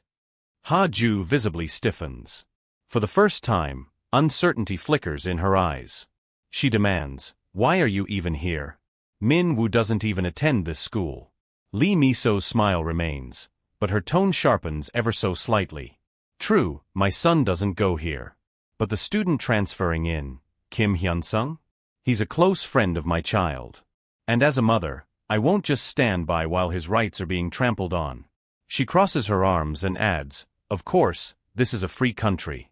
You can all do as you please. But just know, some actions will be taken as hostile. The weight of her words settles heavily over the room. The once fiery parents suddenly exchange nervous glances, realizing the implications of her warning. One by one, they begin to excuse themselves, retreating before they risk making an enemy out of someone far more powerful than they expected. Even Ha-ju, after a brief moment of consideration, slides her glasses back on and sighs. Fine. For your sake, we'll let this go, she mutters. Though her tone carries irritation, the underlying message is clear. Lee Miso's influence is not something to challenge lightly. Meanwhile, the news quickly reaches Kim Hyun-sung. The parents have been silenced, the opposition removed. A small smirk plays on his lips. This is merely the beginning. His decision to transfer to this particular school was far from random. Daesung Mairi High School serves as the very heart of the Golden Circle's activities, a breeding ground for the elite's power plays. And with the country's highest-ranked student suddenly entering their domain, there's no chance they'll allow him to enjoy a peaceful school life. Here, gaining a spot on their target list is inevitable. His ties to Daesan? They mean nothing in Gangnam. Influence and reputation from outside won't protect him here. But fear? That's an emotion he discarded long ago. If anything, the looming conflict excites him. He's been waiting for this. Gangnam is within his grasp now, and if there's one thing time has proven, it's that corruption runs deep. Then, just as expected, word arrives. He's been officially marked by the Golden Circle. Elsewhere, Yoon Hyunmin listens intently as his assistant lays out the situation. Kim Hyun-sung is on their radar, the man reports. But this isn't his first time being a target. Hyunmin narrows his eyes. Go on. The assistant hesitates for a split second before continuing. The first broker, Taegu, was assigned to handle him. He failed. The job was then passed down to Chun-soo, who is currently tracking him as we speak. Hyunmin remains silent, waiting. But we received confirmation that the job had already been completed, the assistant admits, his voice growing tense. When we looked into it, we realized the report was entirely false. The operation was a complete disaster. Every individual connected to the hit, from the commissioner down to the lowest operatives, faced severe consequences. Hyunmin's expression darkens. And why, he asks slowly, voice laced with irritation, was I only hearing about this now? The assistant swallows hard. Chun Soo and mercenary Tae Jun had been compromised, he explains, by Kim Hyun-sung himself. The moment we realized it, we moved against Chun Soo, but by then, he had already vanished. We have no idea where he is. A chilling silence falls between them. Are you telling me, Hyunmin finally says, his tone now cold and measured, that Chun Soo stayed within the circle just to leak information from the inside? The assistant says nothing. Instead, he drops to his knees, forehead pressed to the ground in desperation. Forgive me. I should have. Hyunmin cuts him off with a sharp glare. So it took you this long to tell me that we're completely screwed? His voice rises, anger barely restrained. If this information spreads within the Golden Circle, do you have any idea what kind of chaos it will cause? The assistant trembles, unable to respond. Hyunmin exhales sharply, gripping the edge of his desk. This situation is spiraling out of control faster than he anticipated. And the worst part? He has no one to blame but the incompetence surrounding him. If control over the Golden Circle wavers because of one person, then everything he built will crumble. Yoon Hyunmin clenches his jaw. This Kim Hyun-sung isn't just some reckless fool stumbling into enemy territory. He made a conscious decision to leave the safety of Daesan and come straight to Seoul. That means one thing, he's targeting them. But the boy made a fatal mistake. Hyunmin smirks, leaning back in his chair. Kim may be talented, but he's up against forces far beyond his reach. The police? The courts? Even politicians bow before him. That's the reality of the Golden Circle's influence. No matter how capable Hyun-sung thinks he is, he'll soon realize he's fighting a battle he cannot win. He glances at his assistant. Handle him, he orders. Wait 1 month after school starts, then take him out. No exceptions. Elsewhere, within a secluded meeting room, several Golden Circle members gather to discuss their latest priority, Kim Hyun-sung. He's an unusual case, one of them remarks, tapping the table. Based on his previous dealings with us, it's clear he has insight into our methods. Not only that, but he managed to unify all of Daesan's schools under his control. Another member scoffs. Daesan isn't Seoul. True, the first continues, but his capabilities are undeniable. His influence alone puts him at least at a plus-rank threat, possibly higher. A hushed silence follows. Despite being an outsider, Kim had already proven himself more than just a nuisance. He only caused so much trouble because the faculty at Kyeonil High backed him. Another member chimes in. The principal and his homeroom teacher protected him because of his connections to Myeongjin Construction's managing director Chong. And the parent committee tried to block his transfer here, someone else adds, but they were shut down by Lee Miso. She's running that Daechidong Sky Dome Cafe now and has serious pull in Gangnam's private education network. So let's be clear, the informant says, scanning the room. Kim Hyun-sung came here for a reason. Whatever he's planning, this transfer isn't random. One of the attendees raises a hand. What about the chief prosecutor? Does Kim have ties to him? The informant shakes his head. Unlikely. The prosecutor won't intervene on his behalf. What about the political sphere? Another voice asks. Not involved, comes the reply. At the head of the table, Park Hyung-jun, one of the Golden Circle's high-ranking executives, chuckles. So this kid is making enough waves to bring us all together for a meeting. That alone makes him impressive. His expression hardens. But we can't let him run free. He came into our territory knowing exactly what he was walking into. That arrogance needs to be punished. He turns to the informant. How many students at Daesung can we use? At the moment, there are 2 S-rank students, the informant replies. One of them is S+ rank. A wicked grin spreads across Hyung-jun's face. Perfect. Park Hyung-jun leans back in his chair, deep in thought. The internal resistance will soon be handled, but there's one more thing to consider. What about the teachers? The informant smirks. Most of the faculty at that school are already in our pocket. The only real issue was the principal, but that won't be a problem for much longer. We're arranging for his removal and will replace him with someone more cooperative. Hyung-jun nods in approval. With that in place, things should proceed smoothly. Although they've been given a month to take care of Kim Hyun-sung, he's confident they can wrap this up within a week. The following morning, Kim Hyun-sung makes his way to school, taking in the unfamiliar scenery around him. Towering skyscrapers, designer suits, polished cars. Everything about this place screams wealth and influence. Gangnam is truly a world apart from Daesan. The school itself is no exception. Its pristine campus, located conveniently near the subway, is immaculate down to the last detail. This institution doesn't just educate the elite, it shapes the future leaders of the country. As he approaches the school gate, Kim pauses for a brief moment. This is it, the first real step toward his revenge. Stepping into the classroom, he's immediately greeted by his homeroom teacher, Wang Ji. "Everyone, we have a new student joining us today," the teacher announces, his tone neutral yet firm.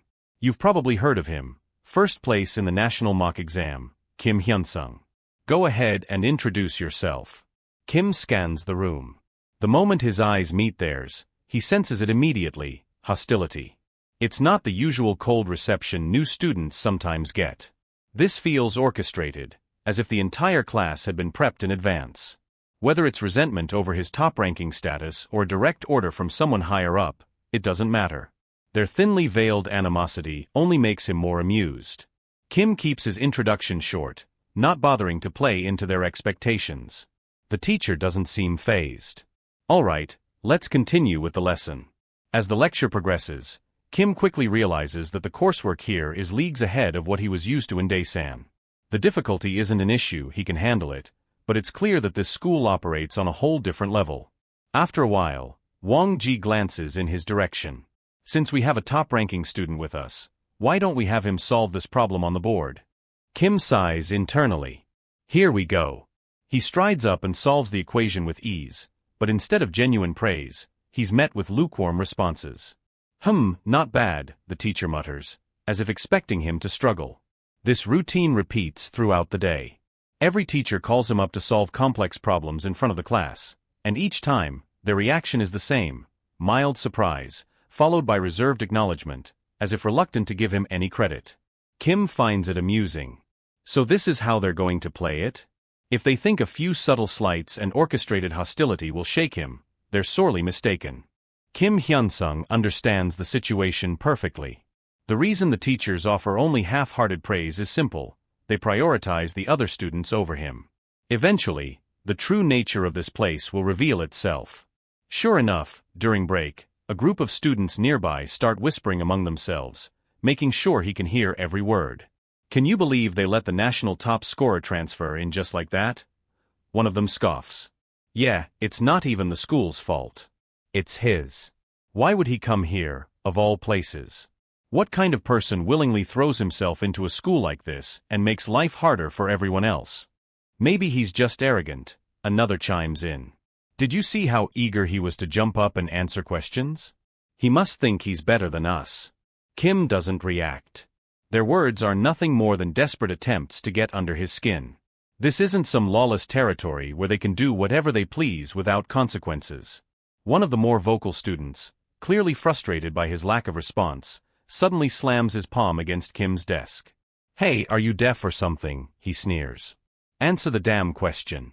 Why the hell are you here?" Kim remains silent, refusing to entertain the nonsense. The student's expression darkens. "Oh, so that's how it is? You think you're too good to talk to us?" Then, without warning, he smacks himself across the face, hard enough to leave a visible red mark. Kim watches him, unimpressed. "What the hell are you doing?" The student grins maliciously. "Oh, nothing much. Just ruining your life." Suddenly, he starts making a scene, clutching his cheek and staggering back. "Ow. What the hell, man? You think you can just hit people and get away with it?" Before Kim can say a word, the commotion attracts a teacher, who storms over and drags both of them to the staff office. Their homeroom teacher glares at Kim, his voice filled with anger. "Do you have anything to say for yourself?" Kim meets his gaze calmly. "I didn't touch him." The teacher crosses his arms. "Oh really? Then how do you explain the clear mark on his face?" Kim remains composed. "He hit himself." The teacher snorts in disbelief. "Do you really expect me to believe that?" Turning to the other students who had witnessed the scene, the teacher asks, "Did Kim Hyun-sung hit him?" The students' friends nod solemnly, their expressions full of false concern. "We were too scared to step in," one of them lies. "But we saw everything. He just attacked him out of nowhere. Yeah, and we've heard about him before, another adds. He caused all sorts of trouble in his old school. Kim stays silent, watching them spin their web of lies. He knew they would pull something like this eventually. The real question is, how far are they willing to go? Kim Hyunsung narrows his eyes, analyzing the situation.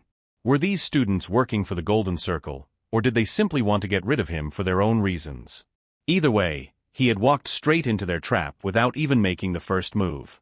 This only confirmed one thing: the Golden Circle was already aware of him and his motives for transferring here. Without an informant on the inside, he had no way of tracking their internal movements. This wasn't just some minor conflict, it was an all-out war. Still, there was a way to turn things around.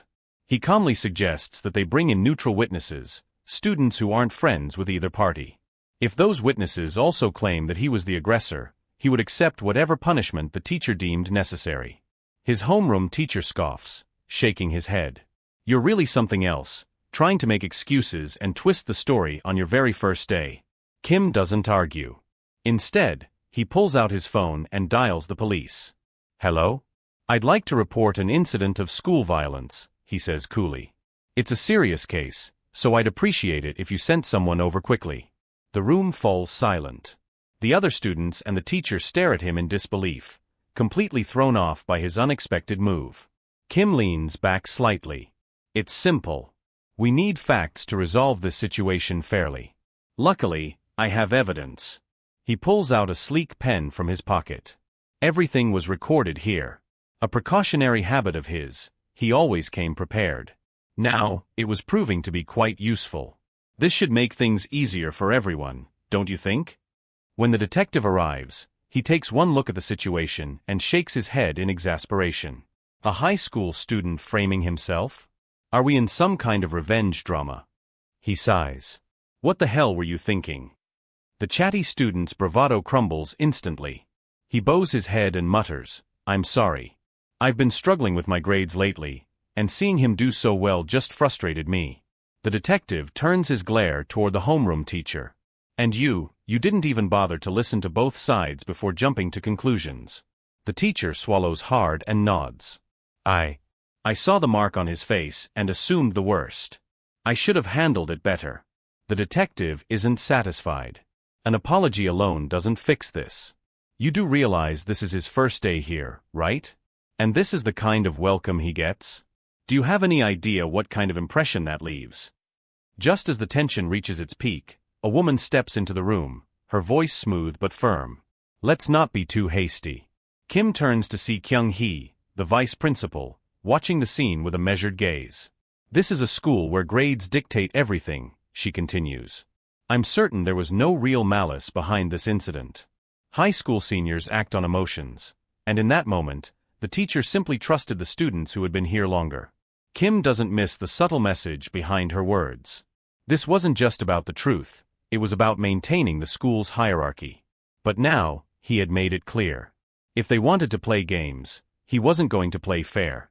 The detective, despite acknowledging that this might have been a misunderstanding, states that he still has a duty to follow through on the report. Once an official complaint has been filed, it cannot simply be brushed aside. Kyung-hee nods in understanding, though her tone remains composed. Of course, you're just doing your job. Still, you must be aware that this school has its own unique circumstances. We rarely accept transfer students, yet the principal personally pushed for this one. Given everything we already have to manage, I'd appreciate it if you could be a little more considerate in handling this matter. The detective exhales, rubbing the back of his neck. I get that the school has its priorities, but so do victims. It's only fair that the affected party gets proper consideration as well. Kyung-hee maintains her calm demeanor. Naturally. We'll ensure that disciplinary action is taken against those responsible. We wouldn't want incidents like this to happen again. The detective, satisfied that the matter is being dealt with, seems eager to wrap things up. All right, that settles it. Kid, I suggest you accept their apology and move on. No need to make things more complicated than they already are. Kim Hyunsung, however, sees right through their act. This entire exchange, Kyung-hee's calculated reasoning, the detective's attempt to mediate, it was all just another tactic to control the narrative. They weren't trying to resolve anything, They were simply making sure things went the way they wanted. Like a den of snakes, they manipulated the situation to suit their needs. A deep sinking feeling stirs inside him, one that he hasn't felt in a long time. Powerlessness. The bitter reminder of how things once were. But this time, he isn't the same as before. He already expected this. The system in Gangnam is different. The teachers, the police, everyone here moves under the influence of the Golden Circle. This is their home turf, and they make the rules. Still, something about this situation unsettles him. He never once agreed to forgive anyone, yet the detective speaks as if he has. The vice principal, too, is pushing for a compromise, her gaze practically telling him that refusing would make him the bad guy. It's a subtle but well-practiced strategy, twisting the situation so that he looks unreasonable if he doesn't comply. They try to frame this as a minor issue, an insignificant event that shouldn't be blown out of proportion. But Kim doesn't buy it. He's just a student, a minor. This should be something discussed among adults. Just as he turns toward the door, it swings open. A man in a crisp suit steps inside with an air of authority. Park Jong-soo. His lawyer. This wasn't something Kim had originally planned for, but Lee Miso had already set things in motion. At first, he didn't think much of her involvement, her main advantage being her marriage to the deputy chief prosecutor of Seoul. That alone made her a useful ally. But there's more. Someone had dug deeper, uncovering something interesting about the prosecutor himself. They called him the cattle prod. A man known for his unwavering pursuit of justice, unwilling to turn a blind eye, no matter the pressure. His reputation was flawless, and more importantly, he had never lost a case. Park Jong-soo was a force to be reckoned with in the courtroom, an untouchable demon in the legal world. His reputation for being relentless and uncompromising made him someone no one wanted to face in a legal battle. Kim Hyun-sung hadn't expected someone like him to get involved. Lee Miso, who had arranged this, was different from Jong-soo in many ways, but her influence had brought him into the picture. And while dealing with someone like Jong-soo required caution, one wrong step could turn things against him, Kim wasn't concerned. If anything, he needed someone precisely like this. A legal expert who was both highly competent and completely unshakable. That's why he had reached out to Lee Miso again, leading to Jong-soo taking the case. Now the lawyer assessed the situation with a sharp eye, his voice carrying a weight that immediately silenced the room. This incident is severe enough to warrant formal charges. From self-inflicted harm used as a threat to intentional concealment of facts, this isn't just petty school drama, it's criminal behavior. The homeroom teacher opened his mouth as if to protest, but Jong-soo cut him off before he could utter a word. "I wasn't speaking to you." His tone was cold and final, making it clear that any argument would be meaningless. He shook his head in disappointment. This could have been handled properly if the school had followed protocol. But instead, you opted to give the perpetrator a mere slap on the wrist and sweep the matter under the rug. That makes the institution itself accountable for everything that has transpired. Kyung-hee, the vice principal, tried to ease the situation, her voice measured but slightly strained. "They're just kids. Young boys make mistakes." Jong-soo didn't even blink at her words. "That's not for you to decide. The court will determine whether this was just a mistake or something far worse." The weight of his words crashed down on the chatty student, who collapsed to his knees, desperation evident in his expression. "I swear, I'll never do anything like this again. Please just let this go." Jong-soo gave him a cold, unwavering stare. "A mistake," he said slowly, "is when something happens unintentionally.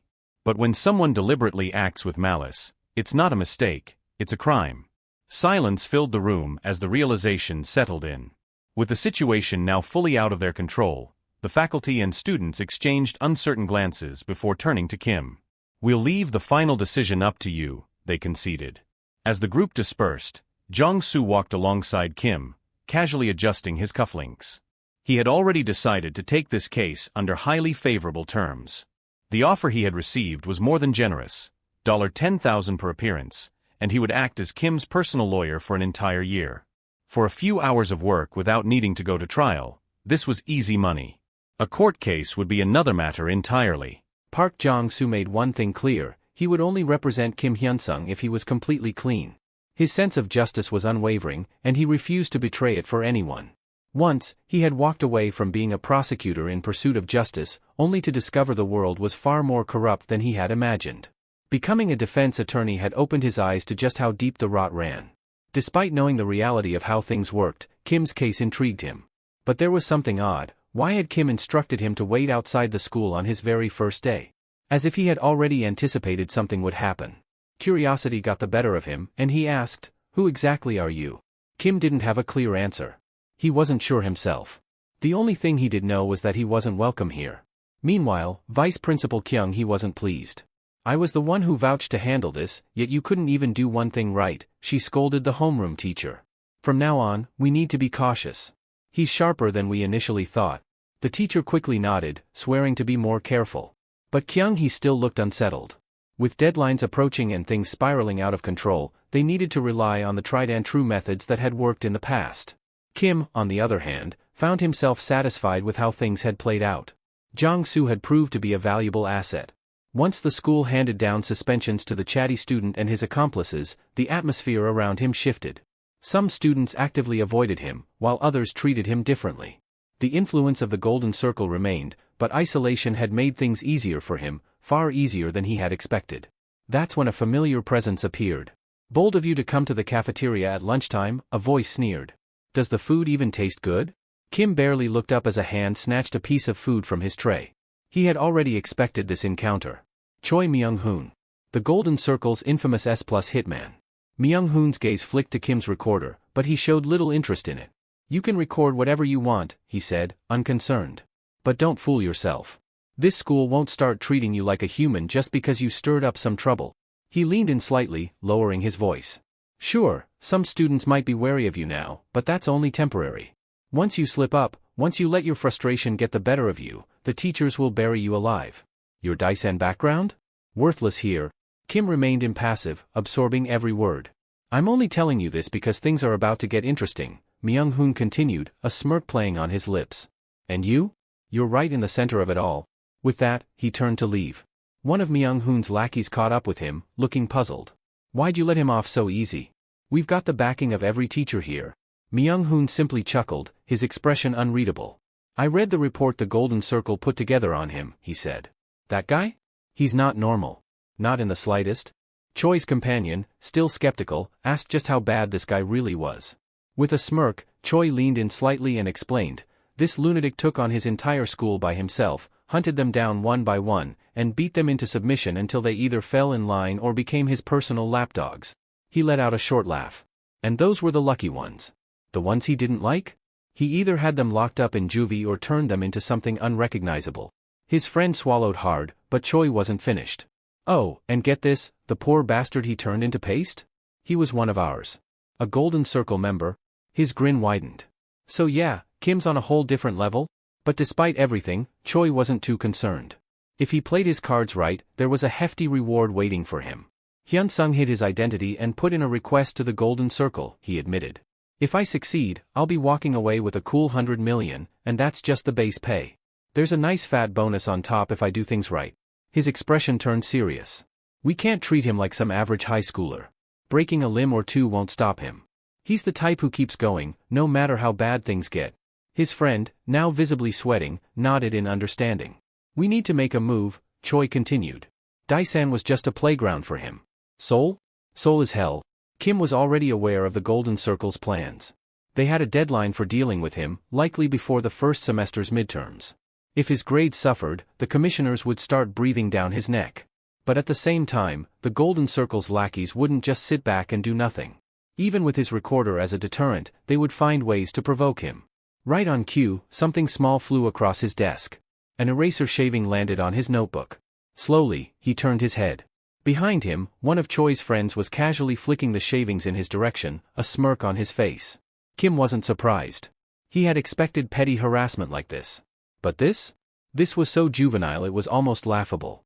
A simple test, seeing how much he could take before he snapped. The moment he reacted, they would twist the narrative and use it as an excuse to escalate things however they wanted. Did they really think he wouldn't see through this? They knew what kind of person he was. They knew what he was capable of. And yet, they were still willing to poke the beast. Kim had already resigned himself to this kind of lifestyle. Taking Choi out wouldn't change anything, someone else would just take his place. That much was inevitable. But for now, he had to make one thing clear. The school's rules meant absolutely nothing to him. Rising from his seat, he walked over to the lackey who had been tossing the shavings and stopped in front of him. "Are you having fun?" Kim asked, his tone eerily calm. The guy blinked in surprise. Kim tilted his head slightly. "I asked you a question."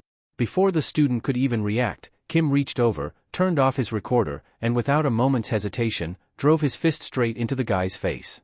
The impact sent him reeling, clutching his nose in shock. But within seconds, his expression twisted into one of indignation, and he immediately started whining. "This is school violence," he shouted. "I'm telling the principal." Kim remained unfazed. Unlike Dong-Soo's situation, this time was different. This wasn't a slip-up. He hadn't been tricked into reacting. No, this time, he had struck first. And he had done it deliberately. Kim was merely setting the stage for what needed to be done. As he stood there, he turned his gaze toward the onlookers, his voice cutting through the tense atmosphere. "Watch closely," he said. "You're all my witnesses." And with that, he delivered another sharp slap across Yonho's face. Then another. And another. A twisted grin stretched across his lips as the student flinched under the repeated blows. Kim wasn't just reacting, he was making a statement. Naturally, the commotion didn't go unnoticed. Soon enough, both of them were dragged to the faculty office. Yonho wasted no time in explaining himself. "I was frustrated about what happened to Dong-Soo because of him," he said, casting a bitter glance at Kim. "So yeah, I flicked some eraser shavings at him. It was just a joke. But then, as soon as class ended, he jumped me. Just started beating me." His voice wavered slightly as he continued, "I know I started it, and I admit I was wrong, but this was way too much." One of the teachers nodded, seemingly convinced by his account. The vice principal let out a sigh before addressing him. "The disciplinary action taken against Dong-Soo was entirely fair," she said. "But it's good that you understand your mistake." Then, her sharp gaze shifted to Kim. "But you," she continued, "why resort to violence over something so trivial? Just a joke? Your actions are no different from Dong-Soo's." She crossed her arms. "If you truly believe you're innocent, why don't you play that recording of yours?" A silence fell over the room. Then, to everyone's surprise, Kim simply shrugged. "I hit him," he admitted without hesitation. "And since this isn't something words can resolve, let's take it to the council." His expression remained unreadable. "If I must be punished, then so be it. I only hope that the decision is made fairly, based on actual justice." A teacher leaned in to whisper something to the vice principal. "Something's off," they murmured. "He's always calculating. He even prepared a recording device beforehand. Why would he willingly accept suspension?" The vice principal's lips curled into a knowing smirk. "He probably thinks he can sway the council somehow. A desperate attempt to find an opening?" She scoffed. "He's young and overconfident. This isn't Daesan. Here, the only real power belongs to the Golden Circle. No amount of background or influence will change that." She folded her hands on the desk, her voice laced with finality. "There's no master plan. He's just grasping at straws. He won't be attending this school for much longer." That evening, Lee Miso was making her way to check in on her son's studies when she received unexpected news. "I can't tutor him anymore," Kim informed her. The words barely registered before the plate she was holding slipped from her grasp, shattering against the floor. 7 days remained until the next council meeting.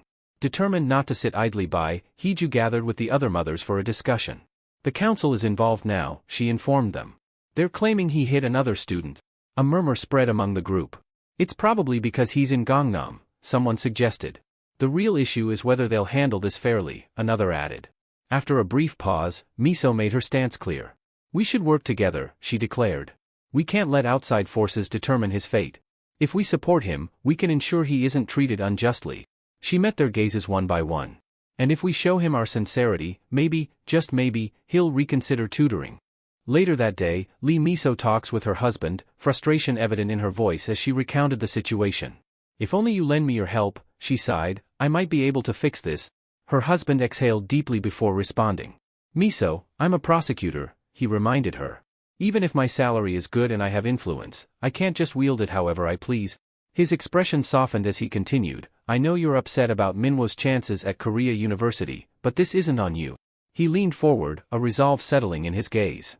"I've been distant from our family for too long," he admitted. "That ends now. If there's one thing I can do, it's be there for my son. I can't interfere as a prosecutor, but as a father? I'll make sure he's prepared." 5 days remained until the council meeting. Kim made his way to Jong-soo's office, where the lawyer was seething. "You're seriously trying to renegotiate now?" Jong-soo snapped, glaring at him. "Do you take me for an idiot?" Slamming his hand on the desk, he continued, "I can't represent you at the council meeting. This was school violence, on campus, no less. And if you think you can buy me off, forget it. I'd rather terminate our contract right now. Go find yourself some sleazy back-alley attorney instead." Kim remained silent, his expression unreadable. The lack of reaction unsettled Jong-soo, and after a long moment, he exhaled sharply, running a hand through his hair as he sank back into his chair. "If I'm being honest, I haven't been able to sleep since that night," Jong-soo muttered, his voice quieter now. "What the hell even happened? Who the hell is backing you?" His fingers drummed restlessly against the desk. "The students, the teachers, even the police, they all saw something in you that scared them."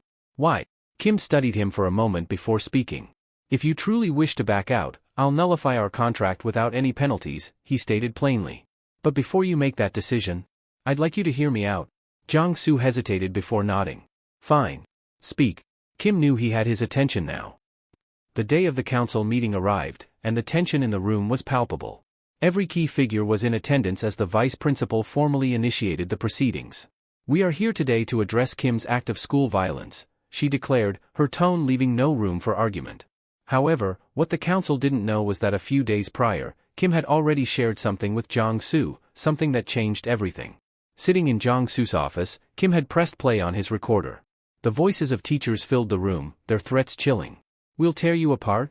Jong-soo had leaned forward, his eyes widening. "Why are they acting like this?" he murmured.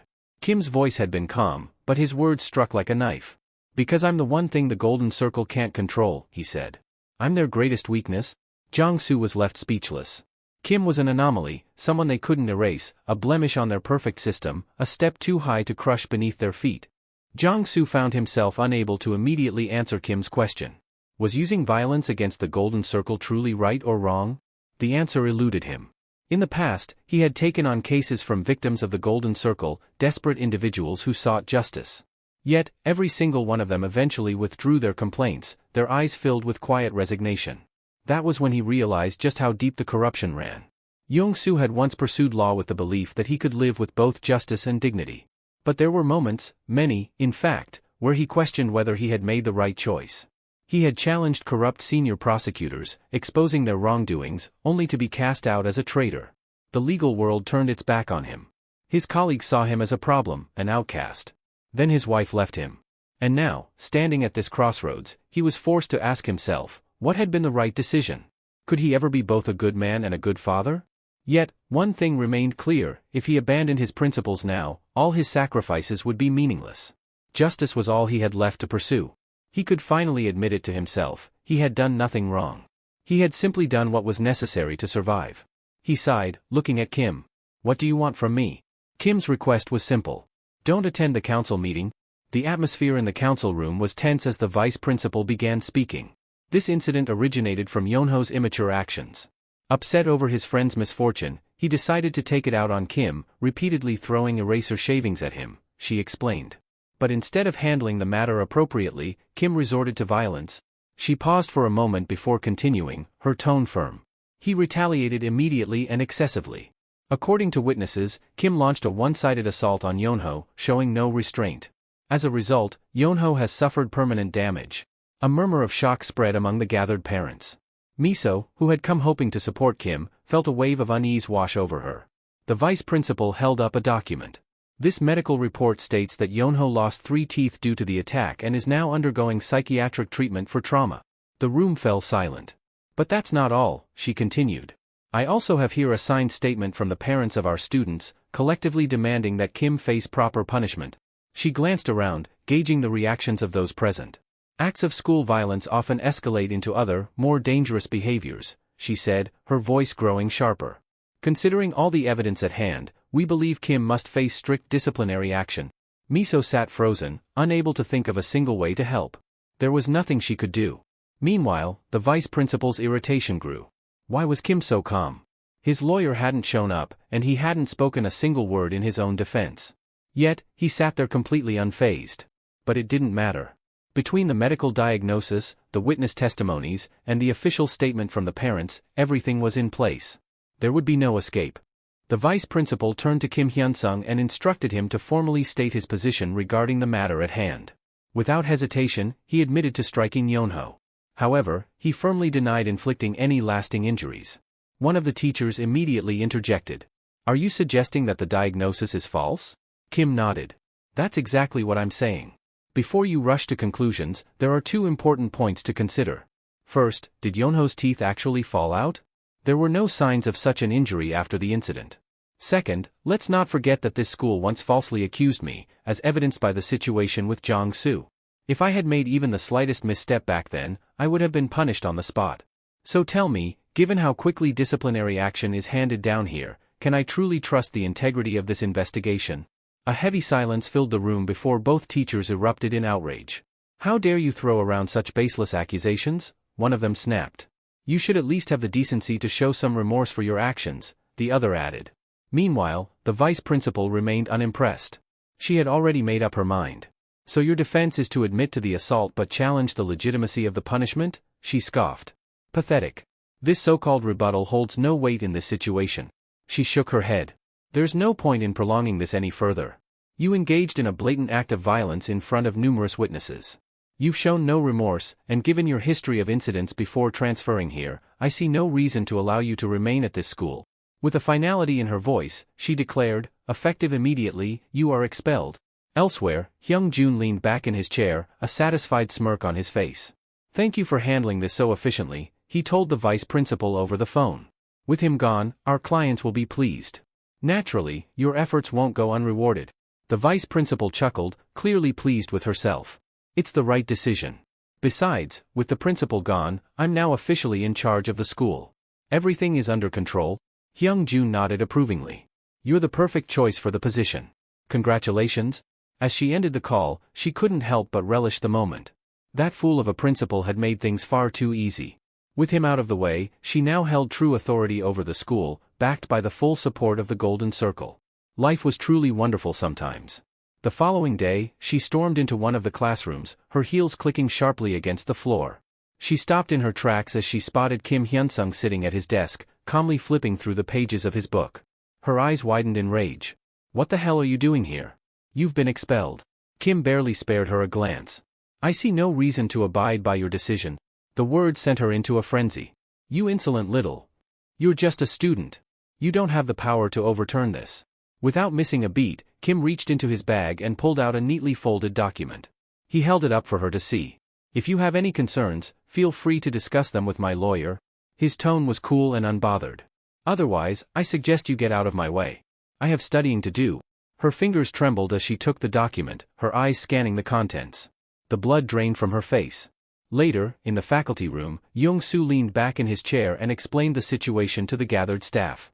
The ruling was riddled with inconsistencies. "Given the circumstances, we naturally filed for a suspension of the decision's execution," he stated matter-of-factly. The faculty members exchanged uneasy glances. The situation had just taken an unexpected turn. Jong-soo leaned back in his chair, his expression calm yet unwavering as he continued his explanation. "If the request for suspension of execution is granted, then regardless of what the school decides, my client has absolutely no obligation to comply with any of their so-called disciplinary measures," he stated firmly. "Expulsion? Detention? Any other form of punishment? None of it will matter." His tone turned sharper. "And to make sure this case drags on for as long as possible, I'll exhaust every legal loophole available. By the time we're finished, my client will have already graduated, completely unscathed." The principal's expression twisted in frustration. She clenched her fists, barely restraining the urge to lash out. "If that happens," she murmured under her breath, her mind racing. Young-soo smirked. "That's right. If he walks away clean, the people who orchestrated this entire mess, the ones who hired the Golden Circle to take him down, will inevitably face the consequences." The principal's nails dug into her palm. These lunatics. Did they really believe they could take on the Golden Circle and win? She let out a bitter laugh. "You idiots really screwed up this time?" Her voice dripped with contempt as she continued, "Instead of running your mouths at me, maybe you should have gone to a damn church and prayed that the Golden Circle wouldn't catch wind of this." She narrowed her eyes. "Do you seriously think you can slip past their influence? That you can just challenge them and get away with it?" Young-soo picked up a worn, crumpled document and tapped his fingers against it. "No amount of money thrown into a courtroom can change legal precedents," he said, his tone casual yet firm. The law isn't so easily rewritten. That's why precedent exists, to prevent rulings that contradict established legal logic. If a ruling is made without precedent to support it, then an appeal can be filed, and the entire case could take a completely different turn. He smirked slightly. And if things go that far, it could even cost the judge their position. No one in their right mind wants that kind of risk. The principal's confidence wavered slightly, but she refused to back down. Young-soo then gestured toward a thick stack of papers in front of him. "Do you know what this is?" he asked, watching her reaction carefully. She hesitated before glaring at him. "What?" "This is undeniable proof of just how often the Golden Circle has used the exact same method we're using right now." He flicked through the pages, scanning the countless names listed. "If the school wants to reject our request for suspension, then they'll have to go through the Golden Circle's past cases and explain why their method was valid before, but not now." Kim Hyun-sung sat silently, listening as Young-soo laid everything out. He already knew about this loophole. The Golden Circle had relied on it far too many times before. In his previous life, he had heard of a horrifying case where a promising student was framed for pushing a classmate to doing something horrible. The accusations against him were severe, yet thanks to a suspension request, all disciplinary action was postponed indefinitely. The student remained enrolled, his reputation tarnished but his future intact. It was a ruthless manipulation of the system, and Kim had no intention of being their next target. Now that he had reconciled with Chon-soo, he had come to understand the Golden Circle's strategies far better than before. He knew that as long as he was a student at Daesang High School, they would keep summoning him to disciplinary hearings, attempting to corner him. But this time, he wasn't going to let them. This time, he would beat them at their own game. Young-soo placed a set of documents in front of the principal. "Take a good look," he said. "These names, Min-hee, Ji-hoon, do they sound familiar?" Her eyes flicked over the list, her stomach sinking as she recognized them. They were all Golden Circle clients, he continued. Every single one of them had disciplinary action filed against them, yet they managed to graduate without a single issue. Why? Because they used this exact same method to delay and evade punishment. His voice dropped into a warning tone. "If the Golden Circle continues interfering with my client, then we will take this matter to court and use these precedents to justify his right to stay. And let me tell you, when the truth comes to light, it won't be my client who suffers the consequences." The principal gritted her teeth, her fury barely contained. Kim Hyun-sung watched in silence, satisfied. The Golden Circle had played this game for too long, believing themselves untouchable. But now, they were about to experience what it felt like to be on the losing side. The principal's expression darkened as she leaned in, her voice sharp with determination. "You think you can stop us?" she sneered. "We'll do whatever it takes to bring Kim Hyun-sung down. Sacrificing a single judge is nothing in the grand scheme of things." Young-soo smirked, completely unfazed by her threat. "Go ahead and try," he said smoothly. "It won't change a thing. No matter how far you push, you won't be able to lay a finger on my client." Then, as if suddenly remembering something, he tilted his head. "Ah, that reminds me. I was meaning to bring up an interesting topic, our client. He prefers to remain in the shadows, which is quite convenient, don't you think?" He gestured toward the window. "But if you insist on making a scene out of this, then you might want to take a look outside. We've prepared something special for you." The principal hesitated, then strode toward the window, pulling back the curtains. Her eyes widened in shock. Just beyond the school gates, a large group was gathering. Among them stood Choi Song-pil and several other members of the Anti-School Violence Committee, marching with somber expressions. Banners and signs were raised high, carrying powerful messages. "Anyone can become a victim of school violence," a voice rang out from the protest. "Even the children you cherish most?" The atmosphere was heavy. Parents and concerned citizens stood together, united by grief and determination. "Look at them closely," Choi Song-pil continued, his voice steady yet filled with sorrow. "These are the signs. The withdrawn behavior, the distant stares, the silent suffering. If we, as adults, fail to notice, if we turn a blind eye to their pain, we'll be left with nothing but regret." His voice trembled slightly as he continued. "I know this regret all too well. I lost my own child to this system. And I refuse to let anyone else suffer the same fate." The principal's fingers clenched around the fabric of her sleeve as she turned away from the window. Jong-soo with a grin told her, "Will power and money be any help to you, principal?" Hyung-jun, after listening to her hurried explanation of the situation, couldn't help but chuckle in amusement. "I have to admit, I'm impressed," he admitted. "He actually pulled it off. Now, we're backed into a corner." She frowned. "You're making it sound worse than it is. We still have leverage. Everything we've kept hidden hasn't been exposed yet." Hyung-jun's smirk faded, his tone turning cold. That doesn't matter anymore. Things have already escalated too far. We need to deal with this quickly. His eyes gleamed dangerously. Spread the word to the staff. Tomorrow, no one lifts a finger. No matter what happens in that school, no matter if students start tearing each other apart, they are to stand by and do absolutely nothing. While the principal stewed in frustration, elsewhere in the school, another unfortunate victim of the Golden Circle was facing his own nightmare. Kang Jae-wook gasped for breath, his back slammed against the cold, grimy wall of a bathroom stall. Blood trickled from his lip as he clutched his stomach in pain. Please, he muttered weakly. I'm sorry. The boy looming over him, Choi, sneered. Oh, now you're sorry? He grabbed Jae-wook by the collar, dragging him closer. You think you're smart, huh? You were ordered to drop out. Or at least transfer. And yet here you are? Jae-wook swallowed hard, his body trembling. Choi scoffed, shaking his head. I know exactly what you're thinking. You figured you'd just stick around for one more year, didn't you? Graduate quietly and walk away unscathed. He chuckled darkly. I've seen plenty like you before. But it's been a while since someone was this stupid. Jae-wook let out a strangled gasp as another punch landed against his ribs, his vision blurring from the pain.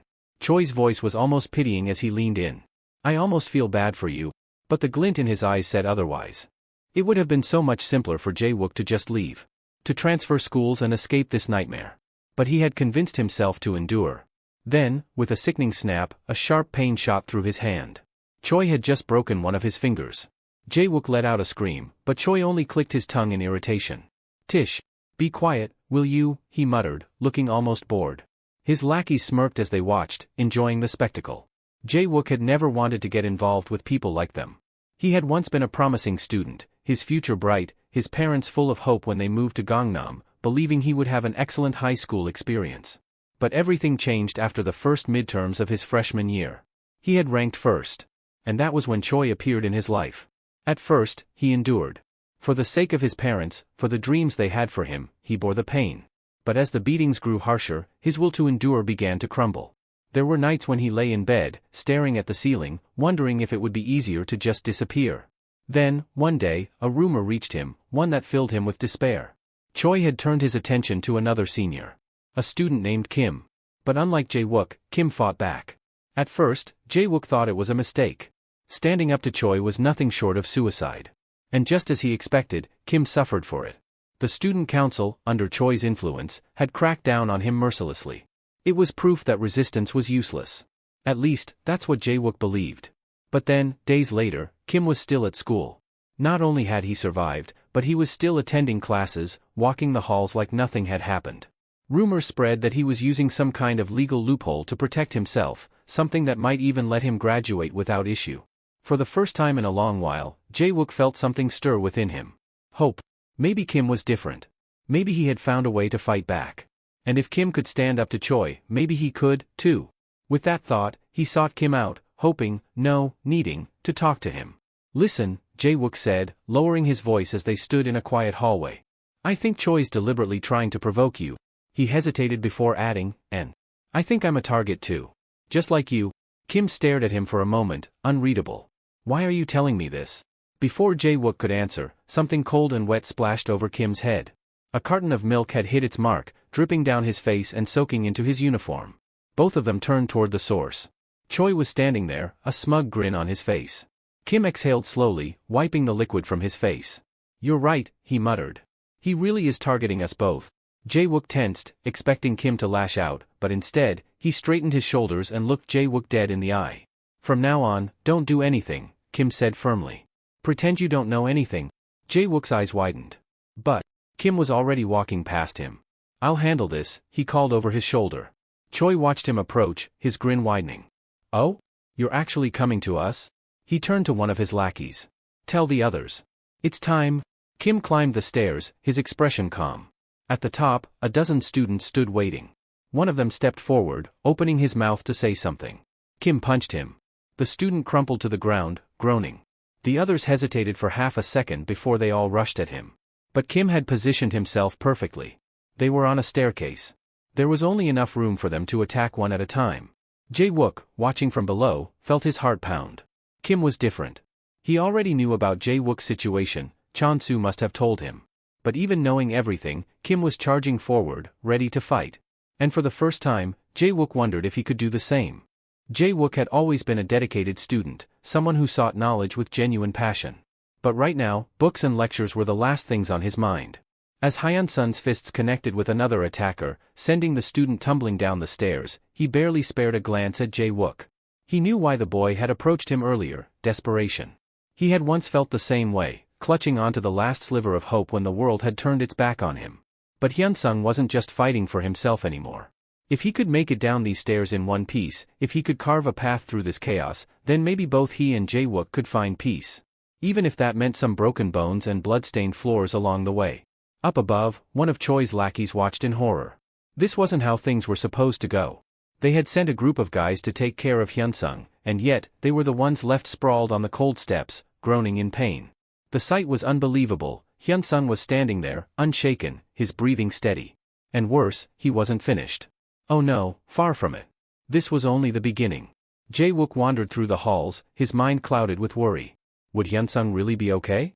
Just as the thought crossed his mind, a student rushed past him, muttering excitedly to a friend. There's a fight happening on the stairs in the next building. Jae-wook's breath hitched. Yeah, it's that senior, Kim. All the guys in school are after him. He's probably dead by now. A sickening chill spread through Jae-wook's chest. No. If Hyun-sung was gone, that meant there was no one left to stand against Choi. And if no one could stop Choi, then Jae-wook's fate was sealed. He had to act. Without hesitation, he sprinted toward the teacher's lounge. Throwing open the door, he stumbled inside, his chest heaving. There's a fight happening, right now. You have to do something. The teachers barely looked up. One of them sighed, rubbing his temples. Get out. Jae-wook's stomach twisted. You don't understand. We're having a meeting, another teacher interrupted, stepping forward. His tone was calm, firm, and utterly dismissive. Leave. Jae-wook clenched his fists. He had expected nothing from them, but actually seeing them brush this off so easily made his blood boil. Fine. If the teachers wouldn't help, then he would call the police. Pulling out his phone, he dialed emergency services and quickly explained the situation. A moment of silence followed. Then, the operator's voice came through, eerily detached. You're calling from Daesung Myri High School? Yes. Please, you have to send someone. Unfortunately, we're dealing with a 3-car collision nearby. We're unable to dispatch any officers at this time. The call disconnected. Jae-wook stared at his phone, unable to move. The teachers had ignored him. The police had brushed him aside. This wasn't a coincidence. Somewhere deep down, he had already known. The system had failed him long ago. But now, the realization hit him like a ton of bricks. The adults weren't just useless. They were letting this happen. The night before, Hyung-jun had stood before Choi, his expression filled with amusement. Tomorrow, the school will be lawless. Choi's eyes gleamed with anticipation. There will be no rules. No consequences. No interference. A wicked grin stretched across Choi's face. Hyung-jun chuckled. Do whatever you want. There won't be any witnesses left when it's over. Choi had understood the message loud and clear. Tomorrow was going to be fun. Jae-wook stood frozen in the hallway, his mind racing. He could turn around. Pretend he saw nothing. This wasn't his fight. But Hyun-sung had worried about him. Hyun-sung had been the only person to stand by his side. The only one who ever saw him as more than just another victim. His grip tightened. A broken mop handle was the only weapon he could find, but right now, it would have to be enough. Bracing himself, Jae-wook stepped forward. Jae-wook gritted his teeth, gripping the broken mop handle tightly. He had spent too long standing on the sidelines, letting fear dictate his actions. Not anymore. Determined, he made his way up the stairs, each step filled with purpose. But just as he neared the rooftop entrance, the muffled sound of a struggle reached his ears. Something was wrong. Without hesitation, he threw open the door. And his blood ran cold. Kim Hyun-sung stood in the center of the rooftop, his body rigid, his hand clutching at his stomach. A knife was buried deep in his gut. Jae-wook's breath hitched as the realization hit him like a freight train. He was too late. Flashback. Earlier that year, before he ever stepped foot in Seoul, Hyun-sung had pushed himself harder than ever. Every day, he trained at the gym, testing his limits, forcing his body past exhaustion. Sweat dripped from his brow, muscles screaming in protest, but he didn't stop. He couldn't afford to. Saiwoo had warned him more than once. You're going to kill yourself at this rate?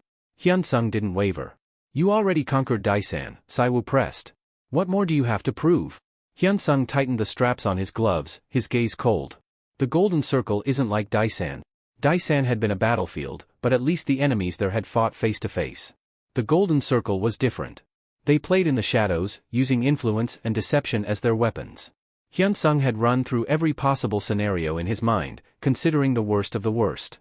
He had known things wouldn't be fair, that the rules wouldn't apply. But even he hadn't expected them to go this far. When the students attacked him earlier, their hesitation had been obvious. They weren't used to their victims fighting back. That was their mistake. Hyunsung had known about Choi's scheme. The teachers would turn a blind eye. The police wouldn't interfere. And in return, Choi had free reign. So be it. If no one would stop him, then Hyunsung would make sure they regretted ever trying. The rooftop. Hyunsung had burst through the door moments ago, stepping into the open air. Choi was already waiting for him. Leaning against the railing, he greeted Hyunsung with a slow clap. "You really are something else, huh?" he mused. "A complete lunatic?" Hyunsung said nothing, his gaze locked onto him. Choi smirked. "Well, since you love playing the crazy guy, I went ahead and set the stage for you." He gestured to the ledge. "This is how it's going to go down," Choi continued, voice laced with amusement. "You've pissed off the entire school. You picked a fight with everyone. So naturally, after causing enough chaos, you tripped?" Hyunsung's expression didn't change, but his fingers curled into fists. "The police will investigate, of course," Choi went on, shrugging. "But all the witnesses will say the same thing, that you lost control, went too far, and ended up falling." A slow grin stretched across Choi's face. "And just like that, it'll all be over." Hyunsung exhaled through his nose. A laugh. Soft, low, and utterly devoid of fear. Choi's smirk faltered slightly. "You're right," Hyunsung finally spoke. "Someone is dying tonight." Choi's eyes narrowed. And then they moved. Both of them lunged at the same time, fists flying, muscles tensed. This was it. No more tricks. No more games. Just a fight to the bitter end. Meanwhile, inside the teacher's lounge, an uneasy silence lingered. One of the faculty members shifted uncomfortably in his seat. "Are we really going to let this happen?" he asked, voice barely above a whisper. The principal exhaled deeply, folding his hands on the desk. "There is no other way." The answer was simple, emotionless. Their ties to the Golden Circle had already been established. Their fate had been sealed the moment they accepted their backing. Now, all they had to do was sit back and watch. And when the dust settled, they would clean up whatever remained. What if this doesn't go as planned? The principal, unfazed, leaned back in his chair. "It will. Choi isn't the only S-rank in the school. No matter how skilled Kim is, there's no way he walks out of this untouched." On the rooftop, Kim Hyunsung was taking a beating. Choi's fists connected over and over, his strikes relentless. Hyunsung could have dodged, but his movements had slowed. His stamina was wearing thin. But that didn't change a thing. This fight had been unfair from the start. If he didn't win, he was done for. Choi, however, wasn't just any thug. As an S-rank under the Golden Circle, he had real skill. Even so, compared to the director, he was nothing. Hyunsung grit his teeth and lunged, meeting Choi's incoming punch with a brutal headbutt. The moment Choi staggered back, Hyunsung capitalized, slamming a powerful blow into his ribs and following up with a relentless assault. Choi, quick to recover, regained his balance, evading the next few strikes before retaliating. His smirk returned. "I'll give it to you, you're tough. But even with all that strength, you're still no match for me." Hyunsung ignored him and forced himself upright. His breathing was heavy, but his eyes were sharp. "This has been rough," he admitted, rolling his shoulders. "But it's still manageable. Let's keep going, see which one of us is choking on our own blood first." "Sound good?" Choi's fingers twitched. This was wrong. He had overwhelmed this bastard with a continuous barrage of attacks. Hyunsung should have reached his breaking point by now. And yet, his strikes were still heavy. His presence was still terrifying. A flicker of doubt crept into Choi's mind. His confidence wavered. For the first time, Hyunsung didn't seem like a man on the verge of defeat, he seemed like a monster. His frustration boiled over, and he let out a furious scream. One of the students watching from the sidelines panicked. Without thinking, he lunged forward, blade in hand, and drove it straight toward Hyunsung's torso. At that exact moment, Jae-wook burst onto the scene. Choi turned to the attacker with a smirk. Good timing. He recognized this guy, an S-rank bully who had already faced juvenile charges multiple times. Brutal. Merciless. Unstable. And yet, the student's eyes widened in sheer terror. "What the hell are you doing? Help me," he shrieked. Choi blinked. That was when he saw it. Hyunsung, standing firm, gripping the blade that was meant to gut him. With his bare hands. Choi's smirk disappeared. The attacker, an S-rank himself, was frozen in disbelief. This guy was crazy. Hyunsung's voice cut through the air, low and unimpressed. So this is the guy they call an S rank? Some punk who got his rank through sheer cruelty? His grip tightened. The blade cracked. Then, with a single movement, it snapped. The attacker barely had time to react before Hyunsung drove him into the ground. A sharp breath escaped Choi. This wasn't supposed to happen. Hyunsung straightened, his gaze drifting toward the other students who had been watching in silence. The fact that all of you turned out like this, he muttered, voice laced with contempt, is the fault of the adults who let it happen. The teachers. The system. Everyone who turned a blind eye. And Hyunsung had no intention of letting any of them off the hook. When adults neglect a child's growth, they create something broken. Something dangerous. The tension in the air was suffocating as the teacher and principal finally arrived on the rooftop. The teacher's voice wavered as he demanded an explanation. Hyunsung exhaled sharply, shaking his head. You already know, don't you? After all, I was outnumbered. This guy ordered everyone to bury me. What you're seeing now, this mess, is the result of that. His gaze swept over the unconscious and groaning bodies sprawled across the rooftop. Judging by how hard I hit them, the infirmary isn't going to cut it. You should call an ambulance. And while you're at it, you should probably call the cops too. This isn't something you can just brush under the rug. The teacher hesitated. Hyunsung turned away, uninterested in whatever excuse they might come up with. Jae-wook hurried after him as he walked down the stairs. Are you okay? He asked hesitantly. Hyunsung didn't respond. Jae-wook didn't press further, simply following him in silence until they reached the classroom. That was when Hyunsung finally spoke. They sent dozens of guys after me. That wasn't enough, so they used knives. And yet, the police still haven't shown up. The teachers are pretending nothing happened. The ambulances arrived, but without sirens. They're quietly taking the injured away, completely ignoring me, the actual victim here. His fingers curled into fists. Now, why do you think that is? Jae-wook shifted uncomfortably. I don't know. Hyunsung scoffed. It's because of the golden circle. That's where the order came from. His eyes darkened. And we both know exactly who made the request. Meanwhile, up on the rooftop, the principal gathered the teachers. Her expression was severe as she addressed them. We need to frame this as nothing more than a simple fight. The use of weapons? That never happened. Understood. A male teacher hesitated. Can we even do that? The principal shot him a sharp look. Use your brain. If the full truth gets out, we're all done for. We allowed this school to become a lawless battlefield just to get rid of one student, but that guy turned it around on us. He used our own chaos to tear everything apart. She let out a slow breath, her eyes scanning the uneasy faces of the teachers. Could we try making him the villain? Sure. But there's evidence everywhere. Too many witnesses. We can't twist the narrative to our liking this time. If Kim takes this to court, if he brings in a lawyer or some private organization, we're finished. And if things spiral any further, we'll be forced to take full responsibility. Silence. Then, she narrowed her eyes. I hope you all understand what's at stake. The male teacher swallowed hard. I apologize for questioning you. The principal's gaze remained cold. I don't care about apologies. If you want to keep your job, then make sure you understand why we're doing this.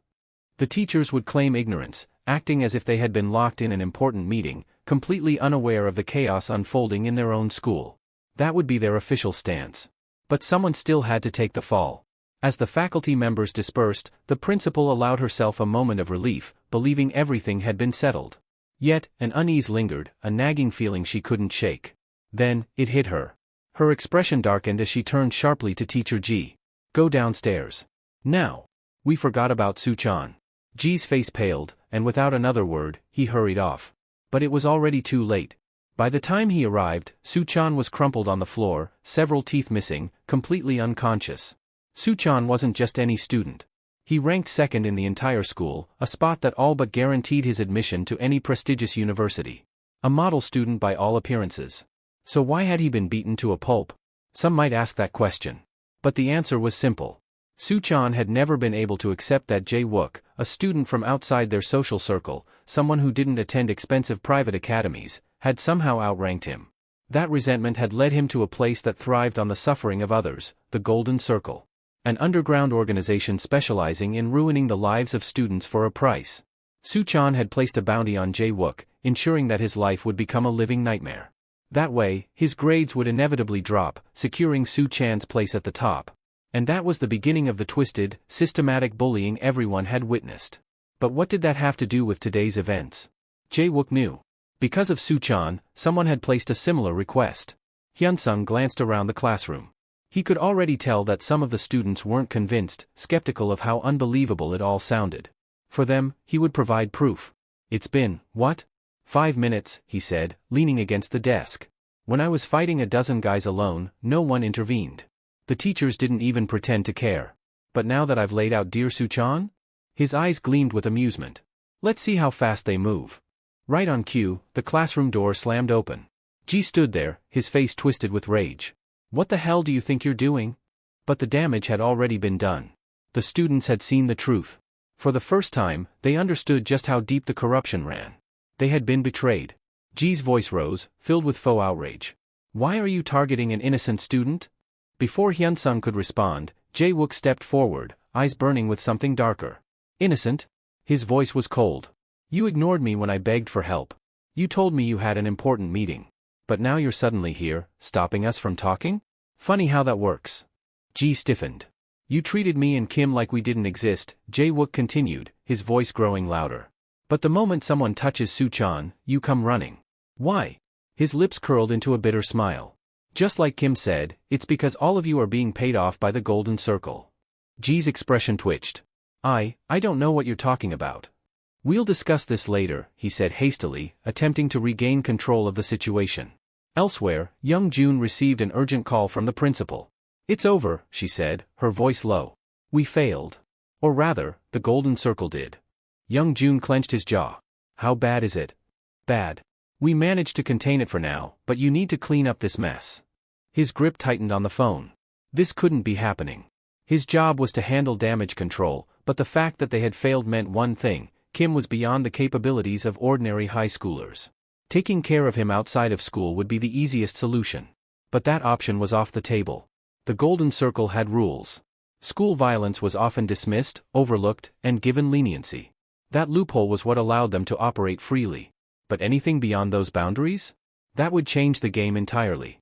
The Golden Circle had thrived for years by exploiting a system riddled with loopholes, allowing them to operate without consequence. Never once had they encountered a situation spiraling out of their control like this. Young Jun sat frozen, unable to find the right words. Then, his phone buzzed. The name flashing across the screen made his stomach sink: Myung Hyun-suk. Su-chan's father. An enraged executive from Gunman Enterprise. The moment he answered, Hyun-suk's voice thundered through the receiver. Do you understand what's going to happen to that punk Kim? He'll rot in prison like the thug he is. I'll make sure of it. His son had been beaten to a pulp, and now, Hyun-suk wanted revenge. With his influence, he had the power to bury Kim's future entirely. Kim, however, remained unfazed. If I'm punished for this, he responded coolly, I'll bring in a private organization to expose everything. The great Myung Hyun-suk, an executive of a powerful corporation, personally hired the Golden Circle to terrorize an innocent student just for the sake of his dear son. Do you think your position will survive that kind of scandal? The line fell silent. Executive roles weren't as stable as they once were. One wrong move, and Hyun-suk's career could come crashing down. Young Jun felt the weight of the situation shift. This had escalated beyond anything he had anticipated. Not only had Kim turned the tables on them, but now one of their own clients was at risk of exposure. Kim's voice cut through the tension. Did you really think no one would find out? Even if the Golden Circle enforces anonymity, nothing stays a secret forever. Hyun-suk's breathing was heavy on the other end. Damn it, those idiots. Kim pressed on. I'm not the one who should be held accountable. I simply uncovered the truth and retaliated. The real culprit here is the Golden Circle. They failed to protect their client's confidentiality. Fury boiled in Hyun-suk's chest. His reputation was on the line, and someone had to pay for this mess. Moments later, another call came through, this time from Hyun-suk himself to Young Jun. The executive didn't waste a second before launching into a tirade. You incompetent idiots. My son got the shit beaten out of him, and you've done nothing to fix it, he spat. You know what? Forget it. I don't want you handling it anymore. Young Jun barely had time to react before Hyun-suk continued, his words dripping with venom. I'm taking this straight to the Golden Line. They'll hear about how badly you screwed up, and trust me, they won't be happy. The Golden Line, an elite faction within the Golden Circle. And now, Young Jun was under their scrutiny. As expected, Hyun-suk wasted no time exposing the situation. The moment word reached the Golden Line, the pressure on Young Jun intensified. They would be monitoring his every move, watching him like a hawk. The stress was unbearable. His hands trembled as he reached for a cigarette, but he was so consumed by rage that he abandoned the idea entirely. He needed to eliminate Kim. If this continued, he would be the one thrown to the wolves as the scapegoat. Lost in his frustration, another call disrupted his thoughts. Annoyed, he nearly barked at the caller to leave him alone, until he saw the name on the screen. The blood drained from his face. It wasn't just anyone. It was someone he feared. Later that evening, Young Jun found himself at a high-end restaurant, seated across from a man who radiated authority. The proxy of the Golden Circle's boss. A figure who spoke directly on behalf of the organization's true leader. Calmly, the man poured a cup of steaming tea and slid it across the table. "You know why you're here, don't you?" he asked, his voice deceptively gentle. Young Jun swallowed hard. He didn't need to be told. He already knew. The proxy of the Golden Circle leaned back, exhaling slowly as he considered the severity of the situation. A client's identity had been exposed. Chansu, the traitor. This wasn't an isolated incident either. Across Gangnam and even in surrounding regions, he had tampered with sensitive information, recklessly jeopardizing the organization's secrecy. But this time was different. Never before had a member's name been revealed. If word spread, what would happen to their reputation? How could they continue operating if clients began to doubt their discretion? Young Jun swallowed hard, fully aware of what was at stake. If this continues, no one will trust us. The Golden Circle's influence will collapse. The proxy nodded. Precisely. The room fell into silence, the weight of their crumbling authority settling like a noose around Young Jun's neck. He couldn't let it end like this. "Give me one more chance," he pleaded, his voice laced with desperation. "I'll fix this. I'll handle everything." The proxy, unimpressed, lifted the teapot and began pouring its scalding contents over Young Jun's trembling hands. "You're asking for another chance," he murmured, watching as the younger man bit back a pained hiss. "Then prove to me that you can turn this situation into a victory. Show everyone that Kim can be crushed under the weight of our methods." The liquid burned his skin, but Young Jun refused to pull away. "If you succeed," the proxy continued, "not only will the Golden Circle restore its authority, but you'll earn something invaluable, the chance to meet the boss in person." Gritting his teeth, Young Jun reached for his teacup and drained its contents in one determined gulp. "Rest assured," he declared, his voice steady. "I'll get it done." Meanwhile, Kim knew that neither side had gained much from this ordeal. But for him, that was a victory in itself. The Golden Circle hadn't won, which meant their frustration would only grow. And frustrated enemies made mistakes. To get rid of him, they would pour in resources, deploy manpower, and exhaust their influence, all of which would inevitably expose weaknesses. And when that moment came, he would strike. The future held two major events. The first was the midterm exams. The school, eager to bury this entire scandal, would do whatever it took to eliminate him before then. The second was something beyond his control. At a high-end restaurant, Young Jun absently reached for a handful of ice from a passing server's tray, pressing the cold cubes against his burned skin. His mind was already elsewhere. He pulled out his phone and made a call. "Gather everyone," he instructed, his voice cold. "We're cleaning up Daesan, completely." Kim could only place his trust in those he had left behind. The rest was out of his hands. At that moment, a sleek black car rolled to a stop in front of Daesan Science High School. Inside, a man sat seething. Having to travel all the way to this backwater city for one insignificant person? Unbelievable. But that fool had chosen the wrong enemy. No matter what measures he took, there was no way to shield his people from what was coming. As he sat in his car, lost in thought, a light tapping on the window startled him. A police officer stood outside, peering in. "Good evening, sir." "Just a routine check," the officer said, his tone polite but firm. "You've been parked here for quite a while. May I ask the reason?" The man, maintaining a calm facade, offered a casual smile. "I was on a call. Didn't realize how much time had passed. I'll be on my way now." He reached for the window controls, but before he could roll it up, the officer placed a hand on the glass. "Before you go, I'll need to see some identification." The man's expression barely flickered, but inwardly, he felt a twinge of irritation. "And why would that be?" he asked, his voice measured. The officer remained composed. "We've received reports about someone targeting students in this area. Nasty business. Just in case, we're increasing patrols around places where kids tend to gather.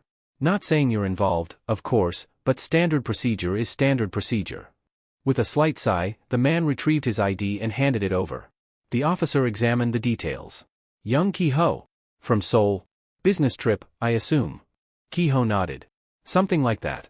Appreciate your cooperation, Mr. Young. Just a heads up, Daesun's police force is stepping up security, so try to stay out of trouble while you're here.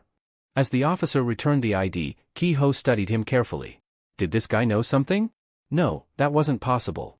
Even so, it was better to lay low for now. If the police had even a hint of suspicion, it would be unwise to continue tailing his target. Instead, he'd familiarize himself with the area first. There was a local by the name of Hyunjin, Hyunsung's little brother. Getting to know his surroundings would be a smart move before taking action. Pulling a cigarette from his pocket, Ki-ho lit it up, taking a slow drag to ease his frustration. Seriously? A voice interrupted his moment of solace. Ki-ho turned to see a young man approaching, his arms crossed in disapproval. You're smoking here? The newcomer asked, raising an eyebrow. This is a non-smoking zone. Ki-ho scoffed, blowing out a stream of smoke. And who the hell are you supposed to be? The young man remained unfazed. Saiwoo. From the neighborhood youth council. If you want to smoke, do it in the designated areas. Ki-ho's irritation flared. He had already been pushed to the edge tonight, and now some brat thought he could lecture him? With a growl, he lashed out, swinging at Saiwoo. But before his fist could connect, Saiwoo smoothly sidestepped, twisting to his left. Then came the counterattack. A powerful kick slammed into Ki-ho's side, sending him crashing to the pavement. Before he could recover, two other students appeared, stepping into position. The moment he looked up, blows rained down on him. Fists. Kicks. Merciless and relentless. The entire beating unfolded under the watchful eye of a nearby security camera. Ki-ho's dazed mind registered the blinking red light too late. By the time he managed to crawl away from the scene, bruised and humiliated, he had already made up his mind. Later, accompanied by a police officer, he returned to the very spot where his humiliation had taken place. And this time, he had one goal, finding the punks who dared lay a hand on him. Maybe smoking in an alley wasn't the best choice. But did that justify the brutal beating he had endured? Ki-ho didn't think so. He needed to see the security footage for himself, to prove exactly what had happened. They were finished. That much, he was certain of. He had the right connections, the kind that ensured they wouldn't stand a chance in court. Just as he was lost in thought, the officer beside him spoke up. Ki-ho, the cop addressed him by name, his tone unusually sharp. You've been patrolling two particular locations for quite some time now. The Science High School, where Hyunjin studies, and Sanchin Apartments, where he lives. Care to explain why? Ki-ho clenched his jaw. He had been careful, or so he thought. How had they noticed? Not that it mattered. That security camera should have caught everything, he said, masking his frustration. The officer smirked. That camera? It doesn't even work. Ki-ho's eyes narrowed. Something wasn't right. The officer continued, and according to this, he gestured toward a document. It seems the youth council didn't just stop you for smoking. There's plenty of evidence suggesting you were attempting to break into someone's home. Ki-ho scoffed. That's ridiculous. Oh? Well, with them as witnesses and this much evidence stacked against you, I'd suggest getting yourself a very good lawyer. Before he could react, two more officers appeared from behind him, their intentions clear. Ki-ho felt his blood boil. Do you people really think you can get away with falsifying evidence? One of the officers chuckled. Read the room, buddy. Then, leaning in with a smirk, he added, of course we can. Now, unless you want more charges thrown at you, I'd suggest you come along quietly. Across town, in the dimly lit office of Myung-Jin Construction, Chang answered an incoming call. The voice on the other end spoke in a hushed tone, we've taken all necessary measures. But are you sure this is okay? Chang leaned back in his chair, exhaling slowly. The higher-ups are taking the bait, right? Yes. Then it's fine. He offered a polite thanks before ending the call. Whatever trouble came next, his company would handle it. He walked over to the window, cracking it open to let in some air. This world was truly rotten. At one point, he had believed his own actions were excessive. But now? People were actually trying to target Kim's family. Unacceptable. If their enemies thought they could operate in the shadows, it was time to turn the pressure up a notch. Turning to his assistant, he issued a firm order. Tell the workers to prepare. Just in case Ki-ho manages to walk out of that police station sooner than expected. And sure enough, Ki-ho was out far quicker than he should have been. Thanks to Hyung-Jun. As soon as Ki-ho confirmed that Dae-san was fully prepared for him, Hyung-Jun's expression darkened. They're protecting Kim's family like this, he muttered, his anger barely contained. None of this made sense. Why was Kim, of all people, receiving this kind of protection? Then, it clicked. Chung. The man who had won the inheritance battle because of Kim. The two of them were sticking together now. Like two rotten apples. But Hyung-Jun saw something different. An opportunity. Those who have the most often fear losing it the most. That was precisely why Chang needed to be dealt with first. The rest could wait. Hyung-jun voiced this sentiment, but he wasn't in a hurry to strike. Chang is no fool. He's likely already made preparations for us. We should wait for the right moment. Ki-ho considered the suggestion but couldn't shake his impatience. Why not deal with both him and Hyun-jin at the same time? Hyung-jun smirked. The Golden Circle way? That was all Ki-ho needed to hear. A slow grin spread across his face. Now they've really messed up. Despite his confidence, Ki-ho had miscalculated. He had expected to easily manipulate the younger, less experienced miners into doing his dirty work. Their inexperience made them easy to sway, or so he thought. But the moment they found out who he was targeting, everything fell apart. Most of them immediately refused. Some even demanded outrageous sums, one even threw out a ridiculous price of 1 billion won. And just like that, his petty revenge scheme crumbled before it could even begin. A few days later, four matte black vans rolled up to the headquarters of Myeongjin Construction. The National Tax Office had arrived. And they weren't here for a casual visit. A notice was handed over, ordering an immediate halt to all business operations. Panic erupted inside the office as workers scrambled to gather documents, hard drives, and anything else they could salvage. Chang, watching the chaos unfold, was unfazed. He had heard stories about the tax office before, but witnessing their efficiency firsthand was something else. To shut down an entire operation within a single day, it was almost admirable. Almost.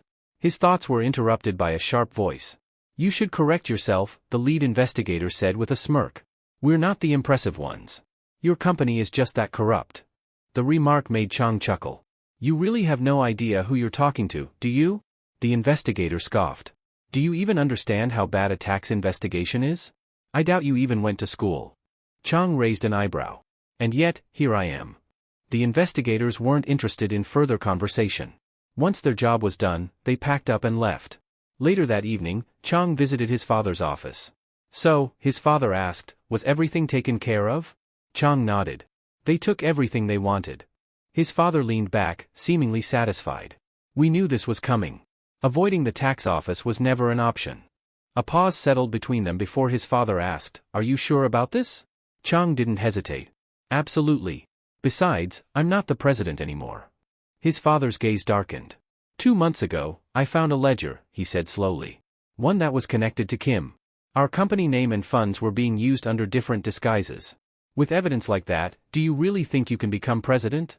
The implication was clear: if Chang wanted to lead, Kim had to be eliminated. But Chang had already made his decision. "You once told me," he began, "that people should be treated with fairness, regardless of age, gender, or status. That's why I fought my brother back then. It was because of Kim." His father remained silent. "Kim and I struck a deal," Chang continued. "He would help me become president, and in return, I would stand by him in the war he's about to start." He exhaled, his voice steady. "I know this will bring some damage to Myeongjin Construction, but I won't abandon my people. I've taken your words to heart, and I see this as a great opportunity for both of us." His father's expression remained unreadable. "I'm not the president yet," Chang admitted. "You can fire me anytime if I fail. But if my arrogance ever puts the company at risk, I'll take full responsibility and step down myself." Silence stretched between them before his father finally spoke. His father was taken aback by Chang's words. All this time, he had seen him as nothing more than an impulsive child, one who lacked the foresight to handle the weight of responsibility. But now, hearing him speak with such conviction, he realized he had misjudged him. Letting out a deep sigh, he muttered, "Perhaps I underestimated you." However, that didn't change the reality of the situation. "This isn't just about stepping down from your position," his father continued. "This is dangerous. Once you go down this path, there's no turning back. If things go wrong, you won't just lose your title, you'll lose everything." He leaned forward, his gaze sharp. "Do you understand what that means?" Chang didn't waver. "I do."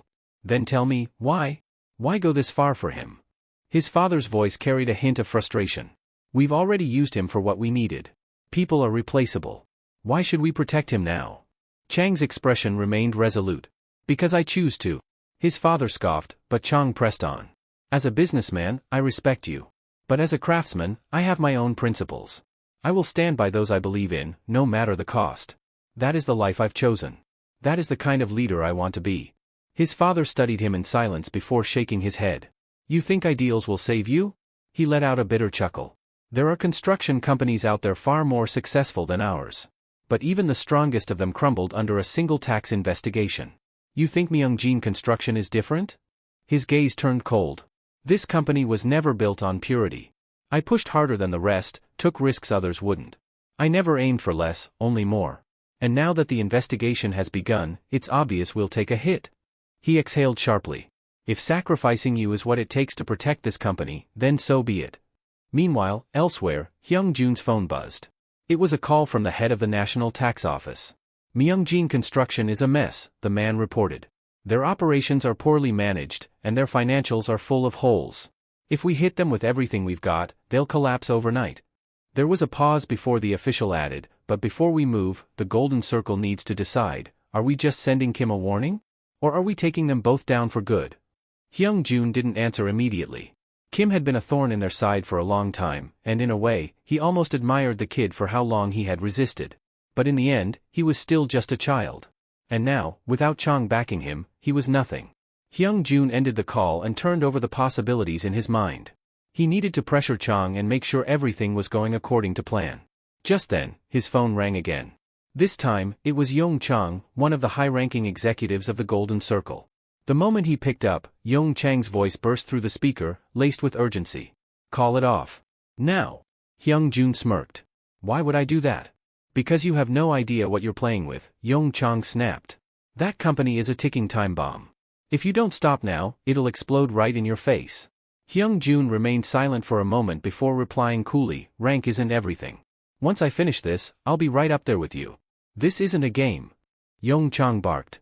This is an order from the higher-ups. If you have a problem, take it up with them. Hyung-jun's eyes darkened, but he said nothing and ended the call. Elsewhere, Kim was tending to his wounded hand. Wrapping a bandage around his palm, he sighed. He had been training too hard again. The bruises and cuts weren't anything serious, but he needed to be more careful.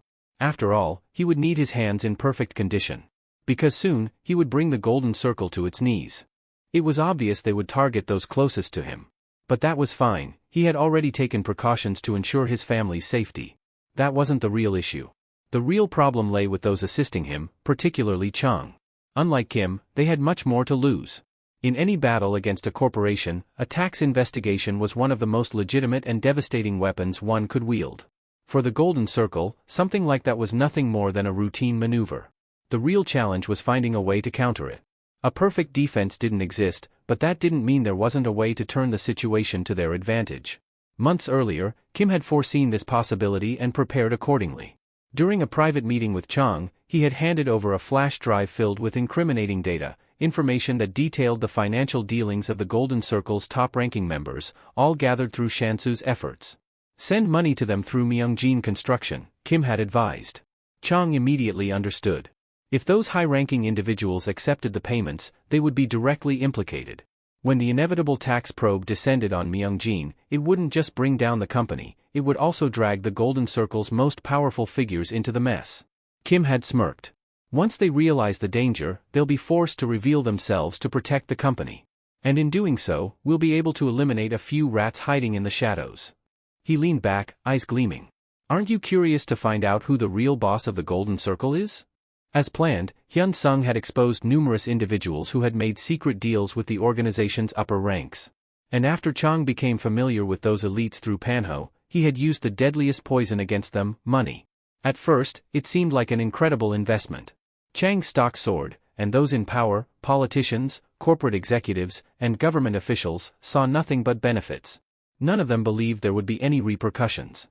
Then came the day of Myungjin's tax investigation. Suddenly, Chang's phone was bombarded with frantic calls. Executives, businessmen, and government contacts, each one of them panicking over the looming audit. The prospect of scrutiny terrified them because they knew they were entangled in financial dealings they couldn't afford to have exposed. Of course, there was no way for Chang himself to stop the investigation. But if someone higher up in the hierarchy could intervene, things might be different. Using that leverage, he pushed those he suspected held significant influence, giving them a strict deadline. Now, he had complete trust in Kim's plan. He knew it would work. But beyond that, this was an opportunity. The competition in the construction industry was growing fierce, yet if Myungjin could prove that even a tax probe wouldn't shake them, their reputation and status would rise to unprecedented heights. A few days later, Chang received a call. It was Hyung Jun. "Let's meet," the man said. Chang had been expecting this. With a calm tone, he accepted the invitation. They met at a small cafe, the atmosphere deceptively casual, though both knew the weight of the conversation that was about to take place. Hyung Jun wasn't the type to waste words, so he got straight to the point. "Walk away from Myungjin Construction. If you keep pushing, there won't be much you can do when things escalate." Chang couldn't help but smirk. This was their first time meeting, yet the man was already spewing nonsense. "This is your last-ditch effort, huh? Because you know damn well you can't do a thing about that tax investigation." He leaned back, unfazed. "By the way, do you even know the name of this cafe?" Hyung Jun didn't answer. Of course, he didn't. "The Golden Circle really is just a bunch of pathetic nobodies," Chang muttered, shaking his head. This place wasn't just some random coffee shop, it was the very spot where he had first met Kim Hyun-sung. Back then, Kim wasn't some high schooler worried about grades or girls. He was different. The kind of person who looked ready to sacrifice anything to reach his goals. Chang hadn't understood it back then, but now, sitting in the same place, it was clear. That guy had always radiated an insatiable hunger for revenge, a ruthless ambition that could devour anything in its path. Hyung Jun, however, remained firm. "If you refuse, Myungjin Construction will be wiped out." The moment those words left his mouth, Chang slammed his fist against the table. "You have some nerve," he spat. "A scumbag who makes money off kids thinks he can threaten me? Do whatever the hell you want. You'll go down with the rest of the idiots who took my money." His tone darkened. "Besides, this is Daisan. My turf." Before Hyung Jun could react, Chang's fist crashed into his face, sending him sprawling. "Figure it out yourself," Chang sneered. "Before I decide to have some real fun with you." But Chang wasn't the only one suffering consequences for siding with Kim. Young-woo, too, found himself under siege. Out of nowhere, a flood of complaints began pouring in about his legal consultations. Private client information was leaked, and fingers were pointed squarely at him. He was being made a scapegoat. The pressure mounted until he had no choice but to rip out his phone line entirely. That's when it finally clicked. This wasn't just some unlucky streak, this was orchestrated. And then he remembered what Kim had told him. "They'll come after you. They'll do everything in their power to bring you down. But if you can endure it, you'll be rewarded beyond your imagination." Young-woo leaned back, exhaling sharply. That guy really does see the future or something. But backing down wasn't an option. If he was the kind of man who folded under pressure, he wouldn't have become a prosecutor in the first place. He wasn't going anywhere. Not until this fight was over. Determined, he picked up his phone and dialed an old friend, Kang Dong-cho. They hadn't spoken in a while, but this was important. "Let's meet up. We need to talk." A short while later, they were sitting across from each other in a quiet cafe. It felt nostalgic. Back in their rookie days, they'd often grab cheap coffee like this whenever they had time. But now, Dong-cho had changed. He was colder, distant, probably because of the weight of his position as a prosecutor. Young-woo decided to lighten the mood. "You're as stiff as ever. Come on, loosen up a little." Dong-cheol wasn't in the mood for small talk. "Just get to the point. What do you need?" Without another word, Young-woo pulled out a folded piece of paper and gave it to him. Dong-cheol had certainly heard of the Golden Circle before. Though he lacked a full understanding of the extent of their influence, the number of reports against them had been rising at an alarming rate. Yet, he knew that what had surfaced so far was likely only the tip of the iceberg.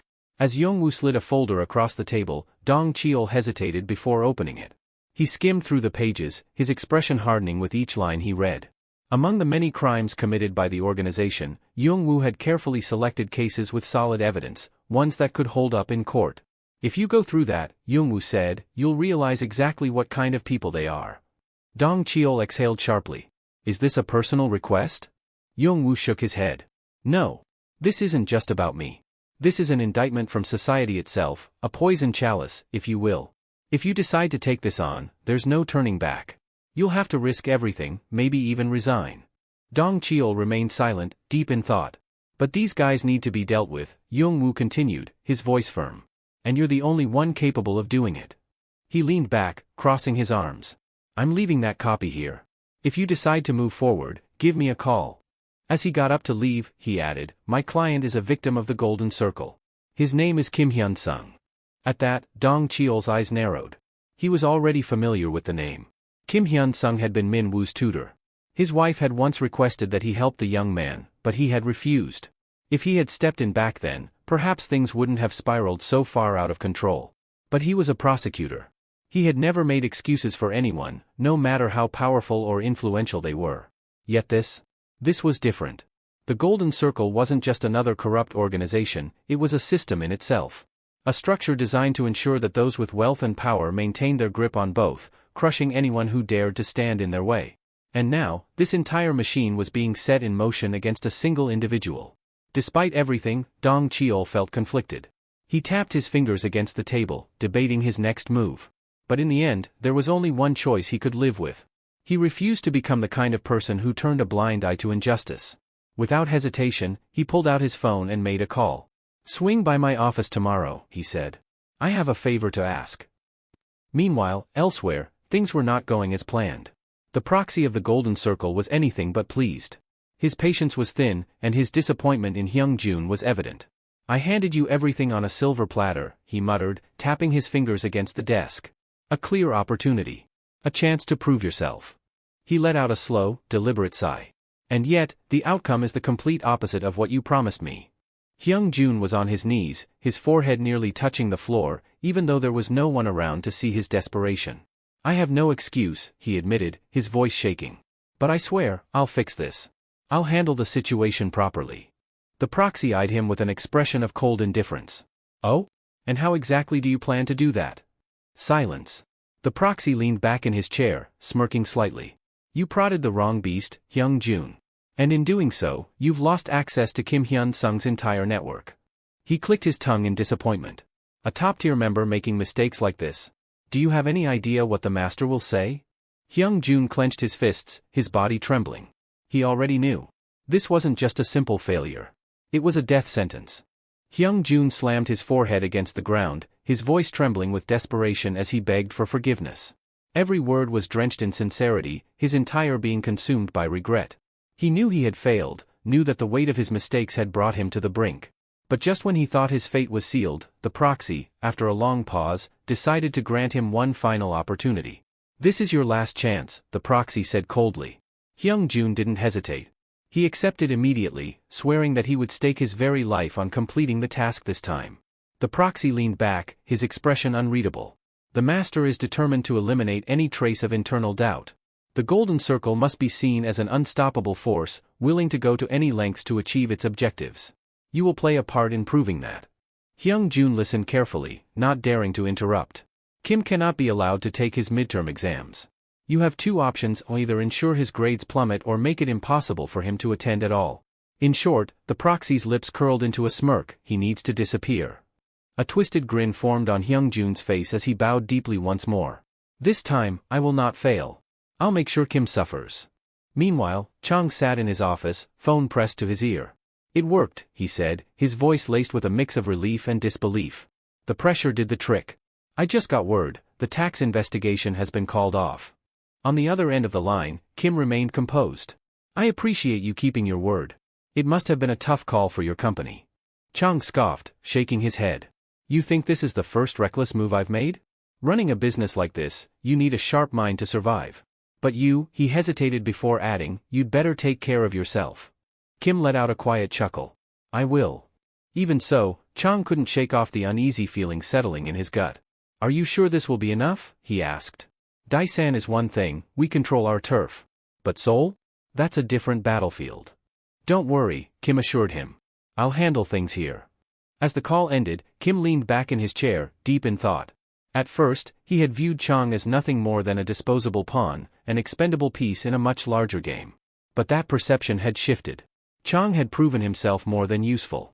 He had not only helped Kim stand against a massive organization but had also played a crucial role in creating an opportunity, an opening that could expose the top-tier members of the Golden Circle. Kim suspected that at least a few of those high-ranking individuals knew the true identity of the elusive boss. And if those in power hadn't placed their absolute trust in the Golden Circle's network, the organization wouldn't have lasted as long as it had. That was the key. All he had to do was crack it open. The tax investigation wasn't just an ordinary case, it held deeper significance, one that directly connected to Congressman Lee Kyung-hyol, a central figure in the ruling party.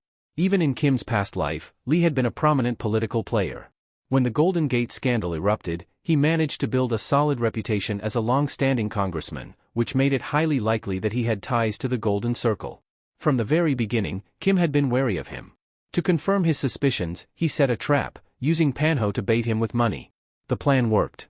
The tax investigation followed soon after, entangling Lee in a web of scrutiny and forcing the Golden Circle to act swiftly in response. But Lee wasn't the only one who reacted in a noticeable way. Others did as well. One of the most significant figures was Lim Cheol-young, the CEO of Future Investment and Securities. Through careful observation of Hyung-jun's contacts, information gathered from Chon-soo, and the movements of the enigmatic figure known as the Proxy, Kim had begun piecing together the identities of the Golden Circle's top members. The key to dismantling the organization lay in connecting these scattered dots. If he could trace the right path, it would inevitably lead him to the very core of the Golden Circle, to the elusive mastermind pulling the strings from the shadows. Only then could he set his true revenge into motion. Meanwhile, at Myri High, the atmosphere had undergone a dramatic shift following the blackout incident. Those who had been injured, including Myung-hoon, had yet to return to school. Among the student body, Kim Hyun-sung's name was now whispered with a mix of awe and fear. Rumors surrounding the Golden Circle spread like wildfire. Ever since Kim had spoken about them, speculation ran rampant. Was the organization real? Was it true that Soo-chan had actually formed that secretive commission? And if so, what did it mean for the students of Myri High? The weight of these questions loomed over them.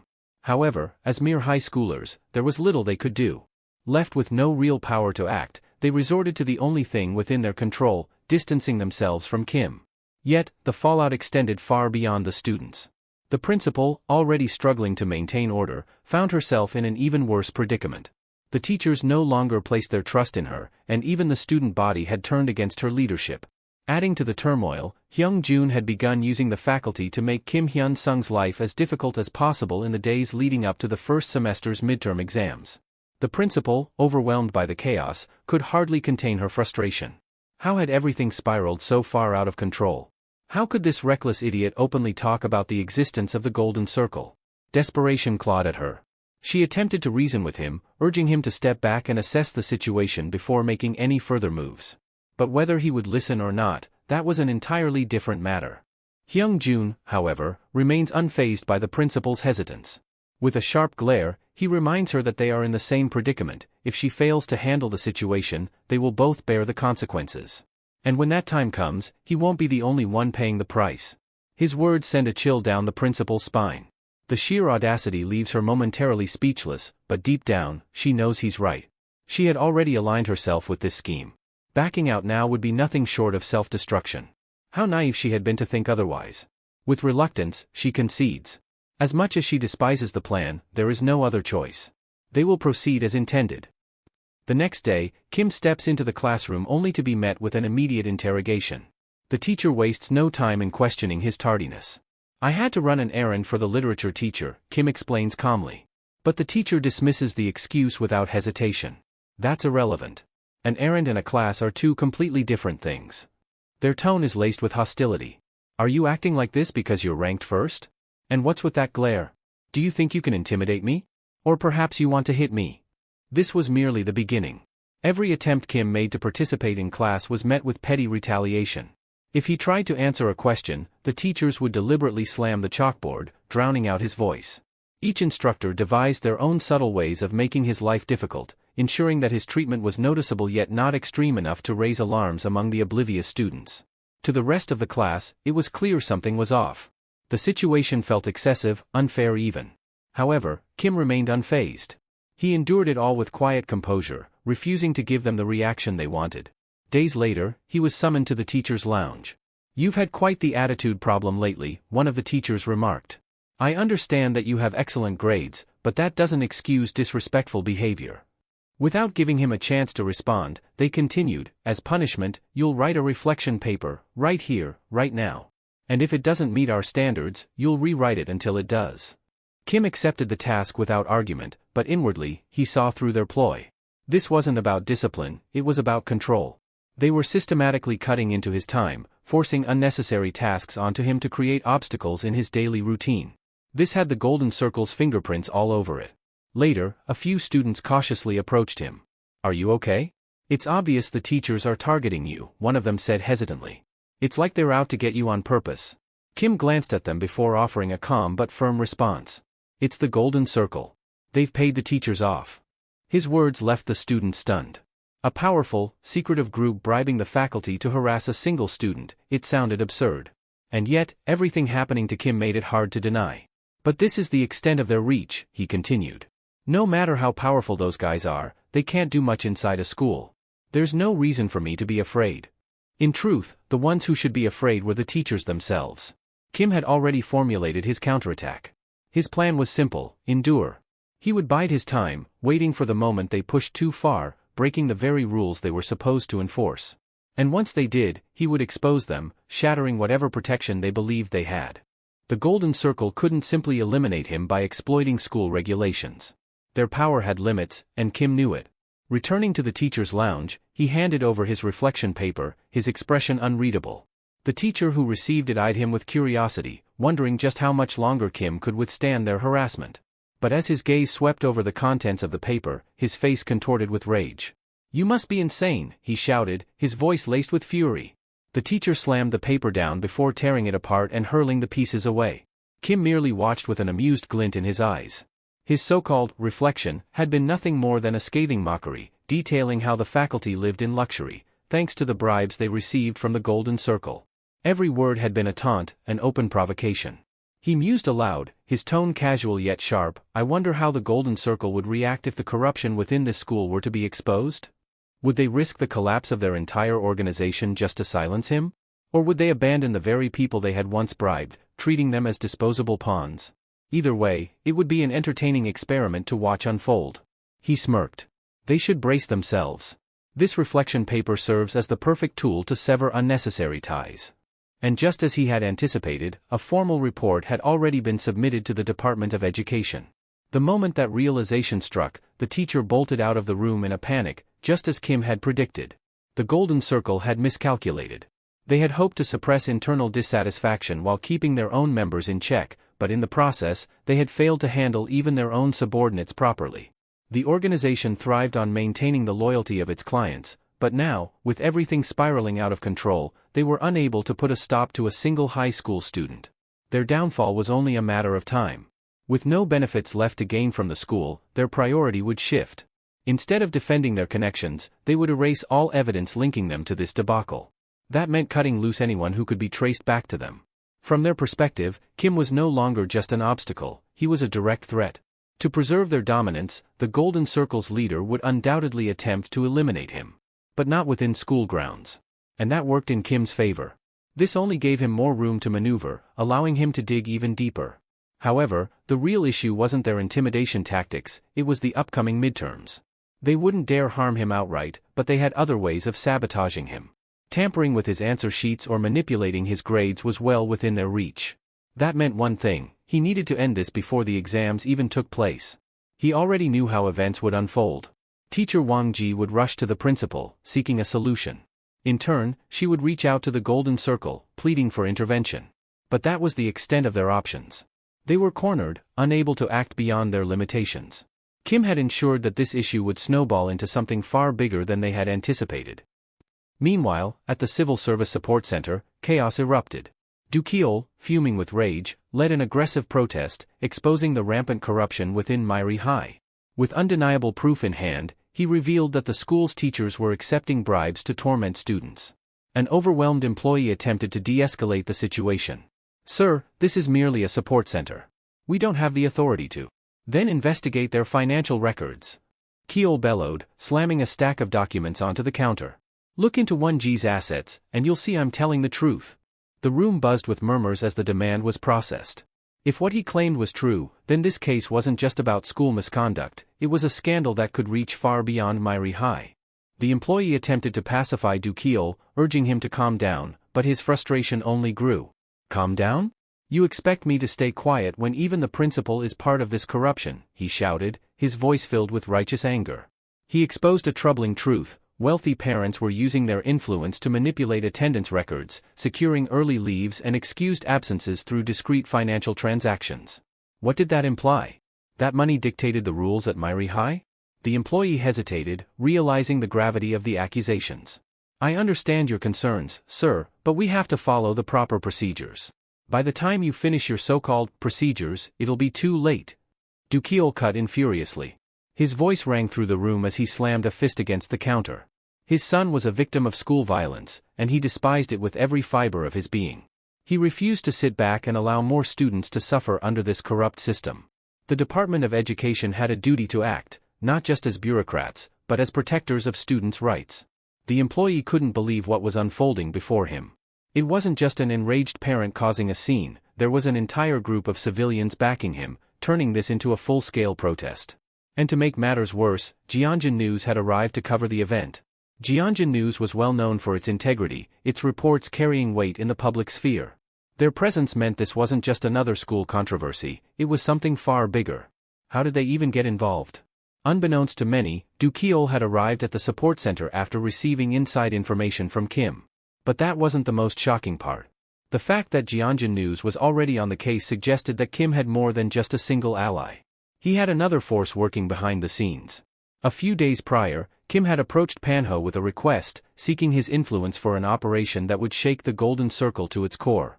He presented his findings, evidence revealing that, besides Cheol-young, several other high-ranking members of the Golden Circle were powerful figures in both politics and business. Manhwa had been stunned. He hadn't anticipated that Kim would identify the leader of the Golden Circle so swiftly. However, what intrigued him even more was the presence of Kyung Cheol, the very figure spearheading the political faction Manhwa had vowed to destroy. Seeing Manhwa's interest, Kim explained, "I've orchestrated this entire situation so that you can make your move. Once we take down Kyung Cheol, the Golden Circle, this festering societal problem that's been waiting to explode, will collapse with him. And if that happens, nothing will stand in your way when you run for president." Manhwa couldn't help but grin. He had doubted the boy's ability to deliver on his promises, but Kim had proven him wrong. The level of strategy he displayed was astonishing. "You're something else, kid," Manhwa admitted. "I like it. This is going to be fun. But tell me, what do you want in return?" Kim's request was simple yet strategic. "I want Myri High's corruption to dominate the headlines. Call in a media outlet that can exert pressure on the Golden Circle. Once they see the heat rising, they'll know someone is coming after them." Manhwa let out a hearty laugh. "That's it? Fine. I'll even let you borrow my name if it'll help." Now, in the present, the consequences of their plan had taken full effect. With irrefutable evidence in hand, the enraged civilians propelled the case into the public eye, stirring up a nationwide uproar. It didn't take long before Gyeongjin News seized the opportunity, swiftly publishing an exposé detailing the deep-rooted corruption within Myri High. The Golden Circle had thrived in the shadows for far too long. But now, with the weight of public scrutiny crashing down on them, they were running out of places to hide. Although the published article did not directly mention the Golden Circle, its exposure to the public sent shockwaves through the organization. With the unwanted attention now drawn to Myri High, the group was left with no choice but to withdraw from the school. Sensing the growing controversy, the Department of Education swiftly stepped in, urging students to come forward with any incidents of school violence or corruption they had witnessed. However, their sudden eagerness to investigate wasn't entirely noble. The department was wary of the backlash. If the students turned their reports against them, the department itself could become a target of public outrage. Among those given the opportunity to report was Jae-wook. Staring at the blank paper before him, he hesitated. What would be the point of provoking those guys? Would it even make a difference? He had long accepted that Myri High was an unfair, unjust institution, but Kim's words echoed in his mind. Living independently required courage. If someone crossed a line, there needed to be consequences. If he remained silent, nothing would ever change. A surge of determination coursed through Jae-wook. He clenched his fists. He refused to let them walk away unscathed while he stood by, doing nothing. This was his chance, an opportunity to fight back. And he intended to take it. Later that night, in the dimly lit office of the principal, Wang Ji paced anxiously before slamming a fist onto the desk. "This is a disaster," he muttered, his voice laced with frustration. "The public is involved, and now the Department of Education is conducting an investigation. If this keeps up, we're done for." His gaze hardened as he turned toward the principal. Has the Golden Circle even lifted a damn finger to fix this? Someone is going to have to take the fall. The principal remained composed, tapping the ash from her cigarette before extinguishing it in the tray. "Be patient. I've already contacted them. We'll get a response soon enough." Wang Ji scoffed. "And what if they decide to cut us loose?" His voice rose in anger. "Those people haven't been handling things properly for a while now. Just look at this mess." Despite his outburst, the principal remained unfazed. She leaned back in her chair and exhaled, her expression cool and calculating. Even if that happens, there's only so much they can do, she said firmly. You should know that by now. Before she could continue, her phone buzzed, interrupting the conversation. She checked the screen, her expression shifting slightly. A meeting had been arranged. At the meeting, Hyung-jun addressed the situation directly. The one we serve built this organization on unconventional principles, he began. Even though they're largely conservative, they've always been unyielding on one particular rule. His gaze darkened as he continued. They refuse to take action beyond the school grounds. Hyung-jun understood why the organization had always handled matters within the school. It was easy to mask their actions as mere incidents of student violence. To the outside world, everything appeared to be the result of reckless teenage mistakes, concealing the truth lurking beneath the surface. However, this time was different. The potential rewards of eliminating Kim were substantial, making it logical to consider bending their own rules. Yet, granting such an exception could also expose a weakness, a crack in the foundation of their carefully constructed operations. The principal, her expression tense, asked what their course of action should be. Hyung-jun sighed, leaning back. This situation is beyond control. It's not a simple case anymore. He glanced at the reports on his desk. Politician Manhwa set a perfect trap, and now the media has sunk its teeth in. This isn't just one journalist digging for dirt, it's a collaboration between a seasoned reporter and an ambitious politician. Manhwa is using this as a stepping stone to boost his influence. The real problem, however, was that this could not be buried. There was no way to silence the noise.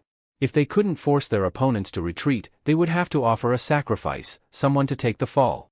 The principal's eyes widened in realization. Are you seriously suggesting that I be the scapegoat? She snapped, slamming a hand on the desk. Do you expect me to just sit back and let it happen? Hyung-jun's expression remained cold. It's in your best interest, he replied smoothly. If you cooperate, they'll reinstate you in time. But if you resist, he let the words hang in the air, his meaning clear. You'll be erased. You are nothing more than a pawn in their game. His gaze hardened. This is simply the price you pay for all the benefits you've received. Across the room, Wang Ji felt his stomach churn. It was over. The Golden Circle had promised him wealth, but now, would they still honor that promise? He had seen others discarded like trash once they were deemed no longer useful. Panic gripped him as his mind raced. He had a mortgage to pay, children in school, and a future that suddenly looked terrifyingly uncertain. Unlike the principal, he never even got to enjoy his time at the top. And it was all because of Kim. His desperation led him to make a choice. If those who followed Kim received financial backing in Daisan, perhaps there was still a way out for him. With trembling hands, he picked up his phone and arranged a meeting. When he finally stood before Kim, Wang Ji did something he never thought he would. He bowed deeply, his voice shaking. I didn't want any of this, he pleaded. I had no choice. I have debts to pay. I have children to take care of. Please, you have to understand. I know I was wrong, but I just need one chance. I'll do whatever you ask, I'll be your puppet if I have to. Kim watched him, his face unreadable. Then, he spoke. Do you remember Yang Minho? Wang Ji flinched at the name, but Kim continued, his tone cold. He graduated 5 years ago. He was bright, so much so that he could have attended Korea University. But one day, for no clear reason, he became a target. He endured the bullying and still tried to move forward. He wanted a future. He chose to enlist in the military, hoping it would help him move on. Kim's voice grew sharper. But that wasn't what he needed. The damage had already been done. With nowhere left to turn, he took his own life 3 years ago. Kim's gaze bore into him. Did you ever consider the consequences when you took money from the Golden Circle? Silence hung between them like a noose tightening around Wang Ji's throat. You're a fool, Kim continued, disgust evident in his voice. You have blood on your hands. You played a role in all of this. And whether you accept it or not, your fate is sealed. A bitter chuckle escaped him. Don't get the wrong idea, though. You're not some tragic figure who deserves pity. You're just a pig, cold and trembling in a slaughterhouse, waiting for the blade. His eyes darkened. And just like a pig, you will all be butchered. That's it for today. Thank you so much for watching. If you enjoyed the video, don't forget to hit that like button and subscribe for more. We'll see you in the next one.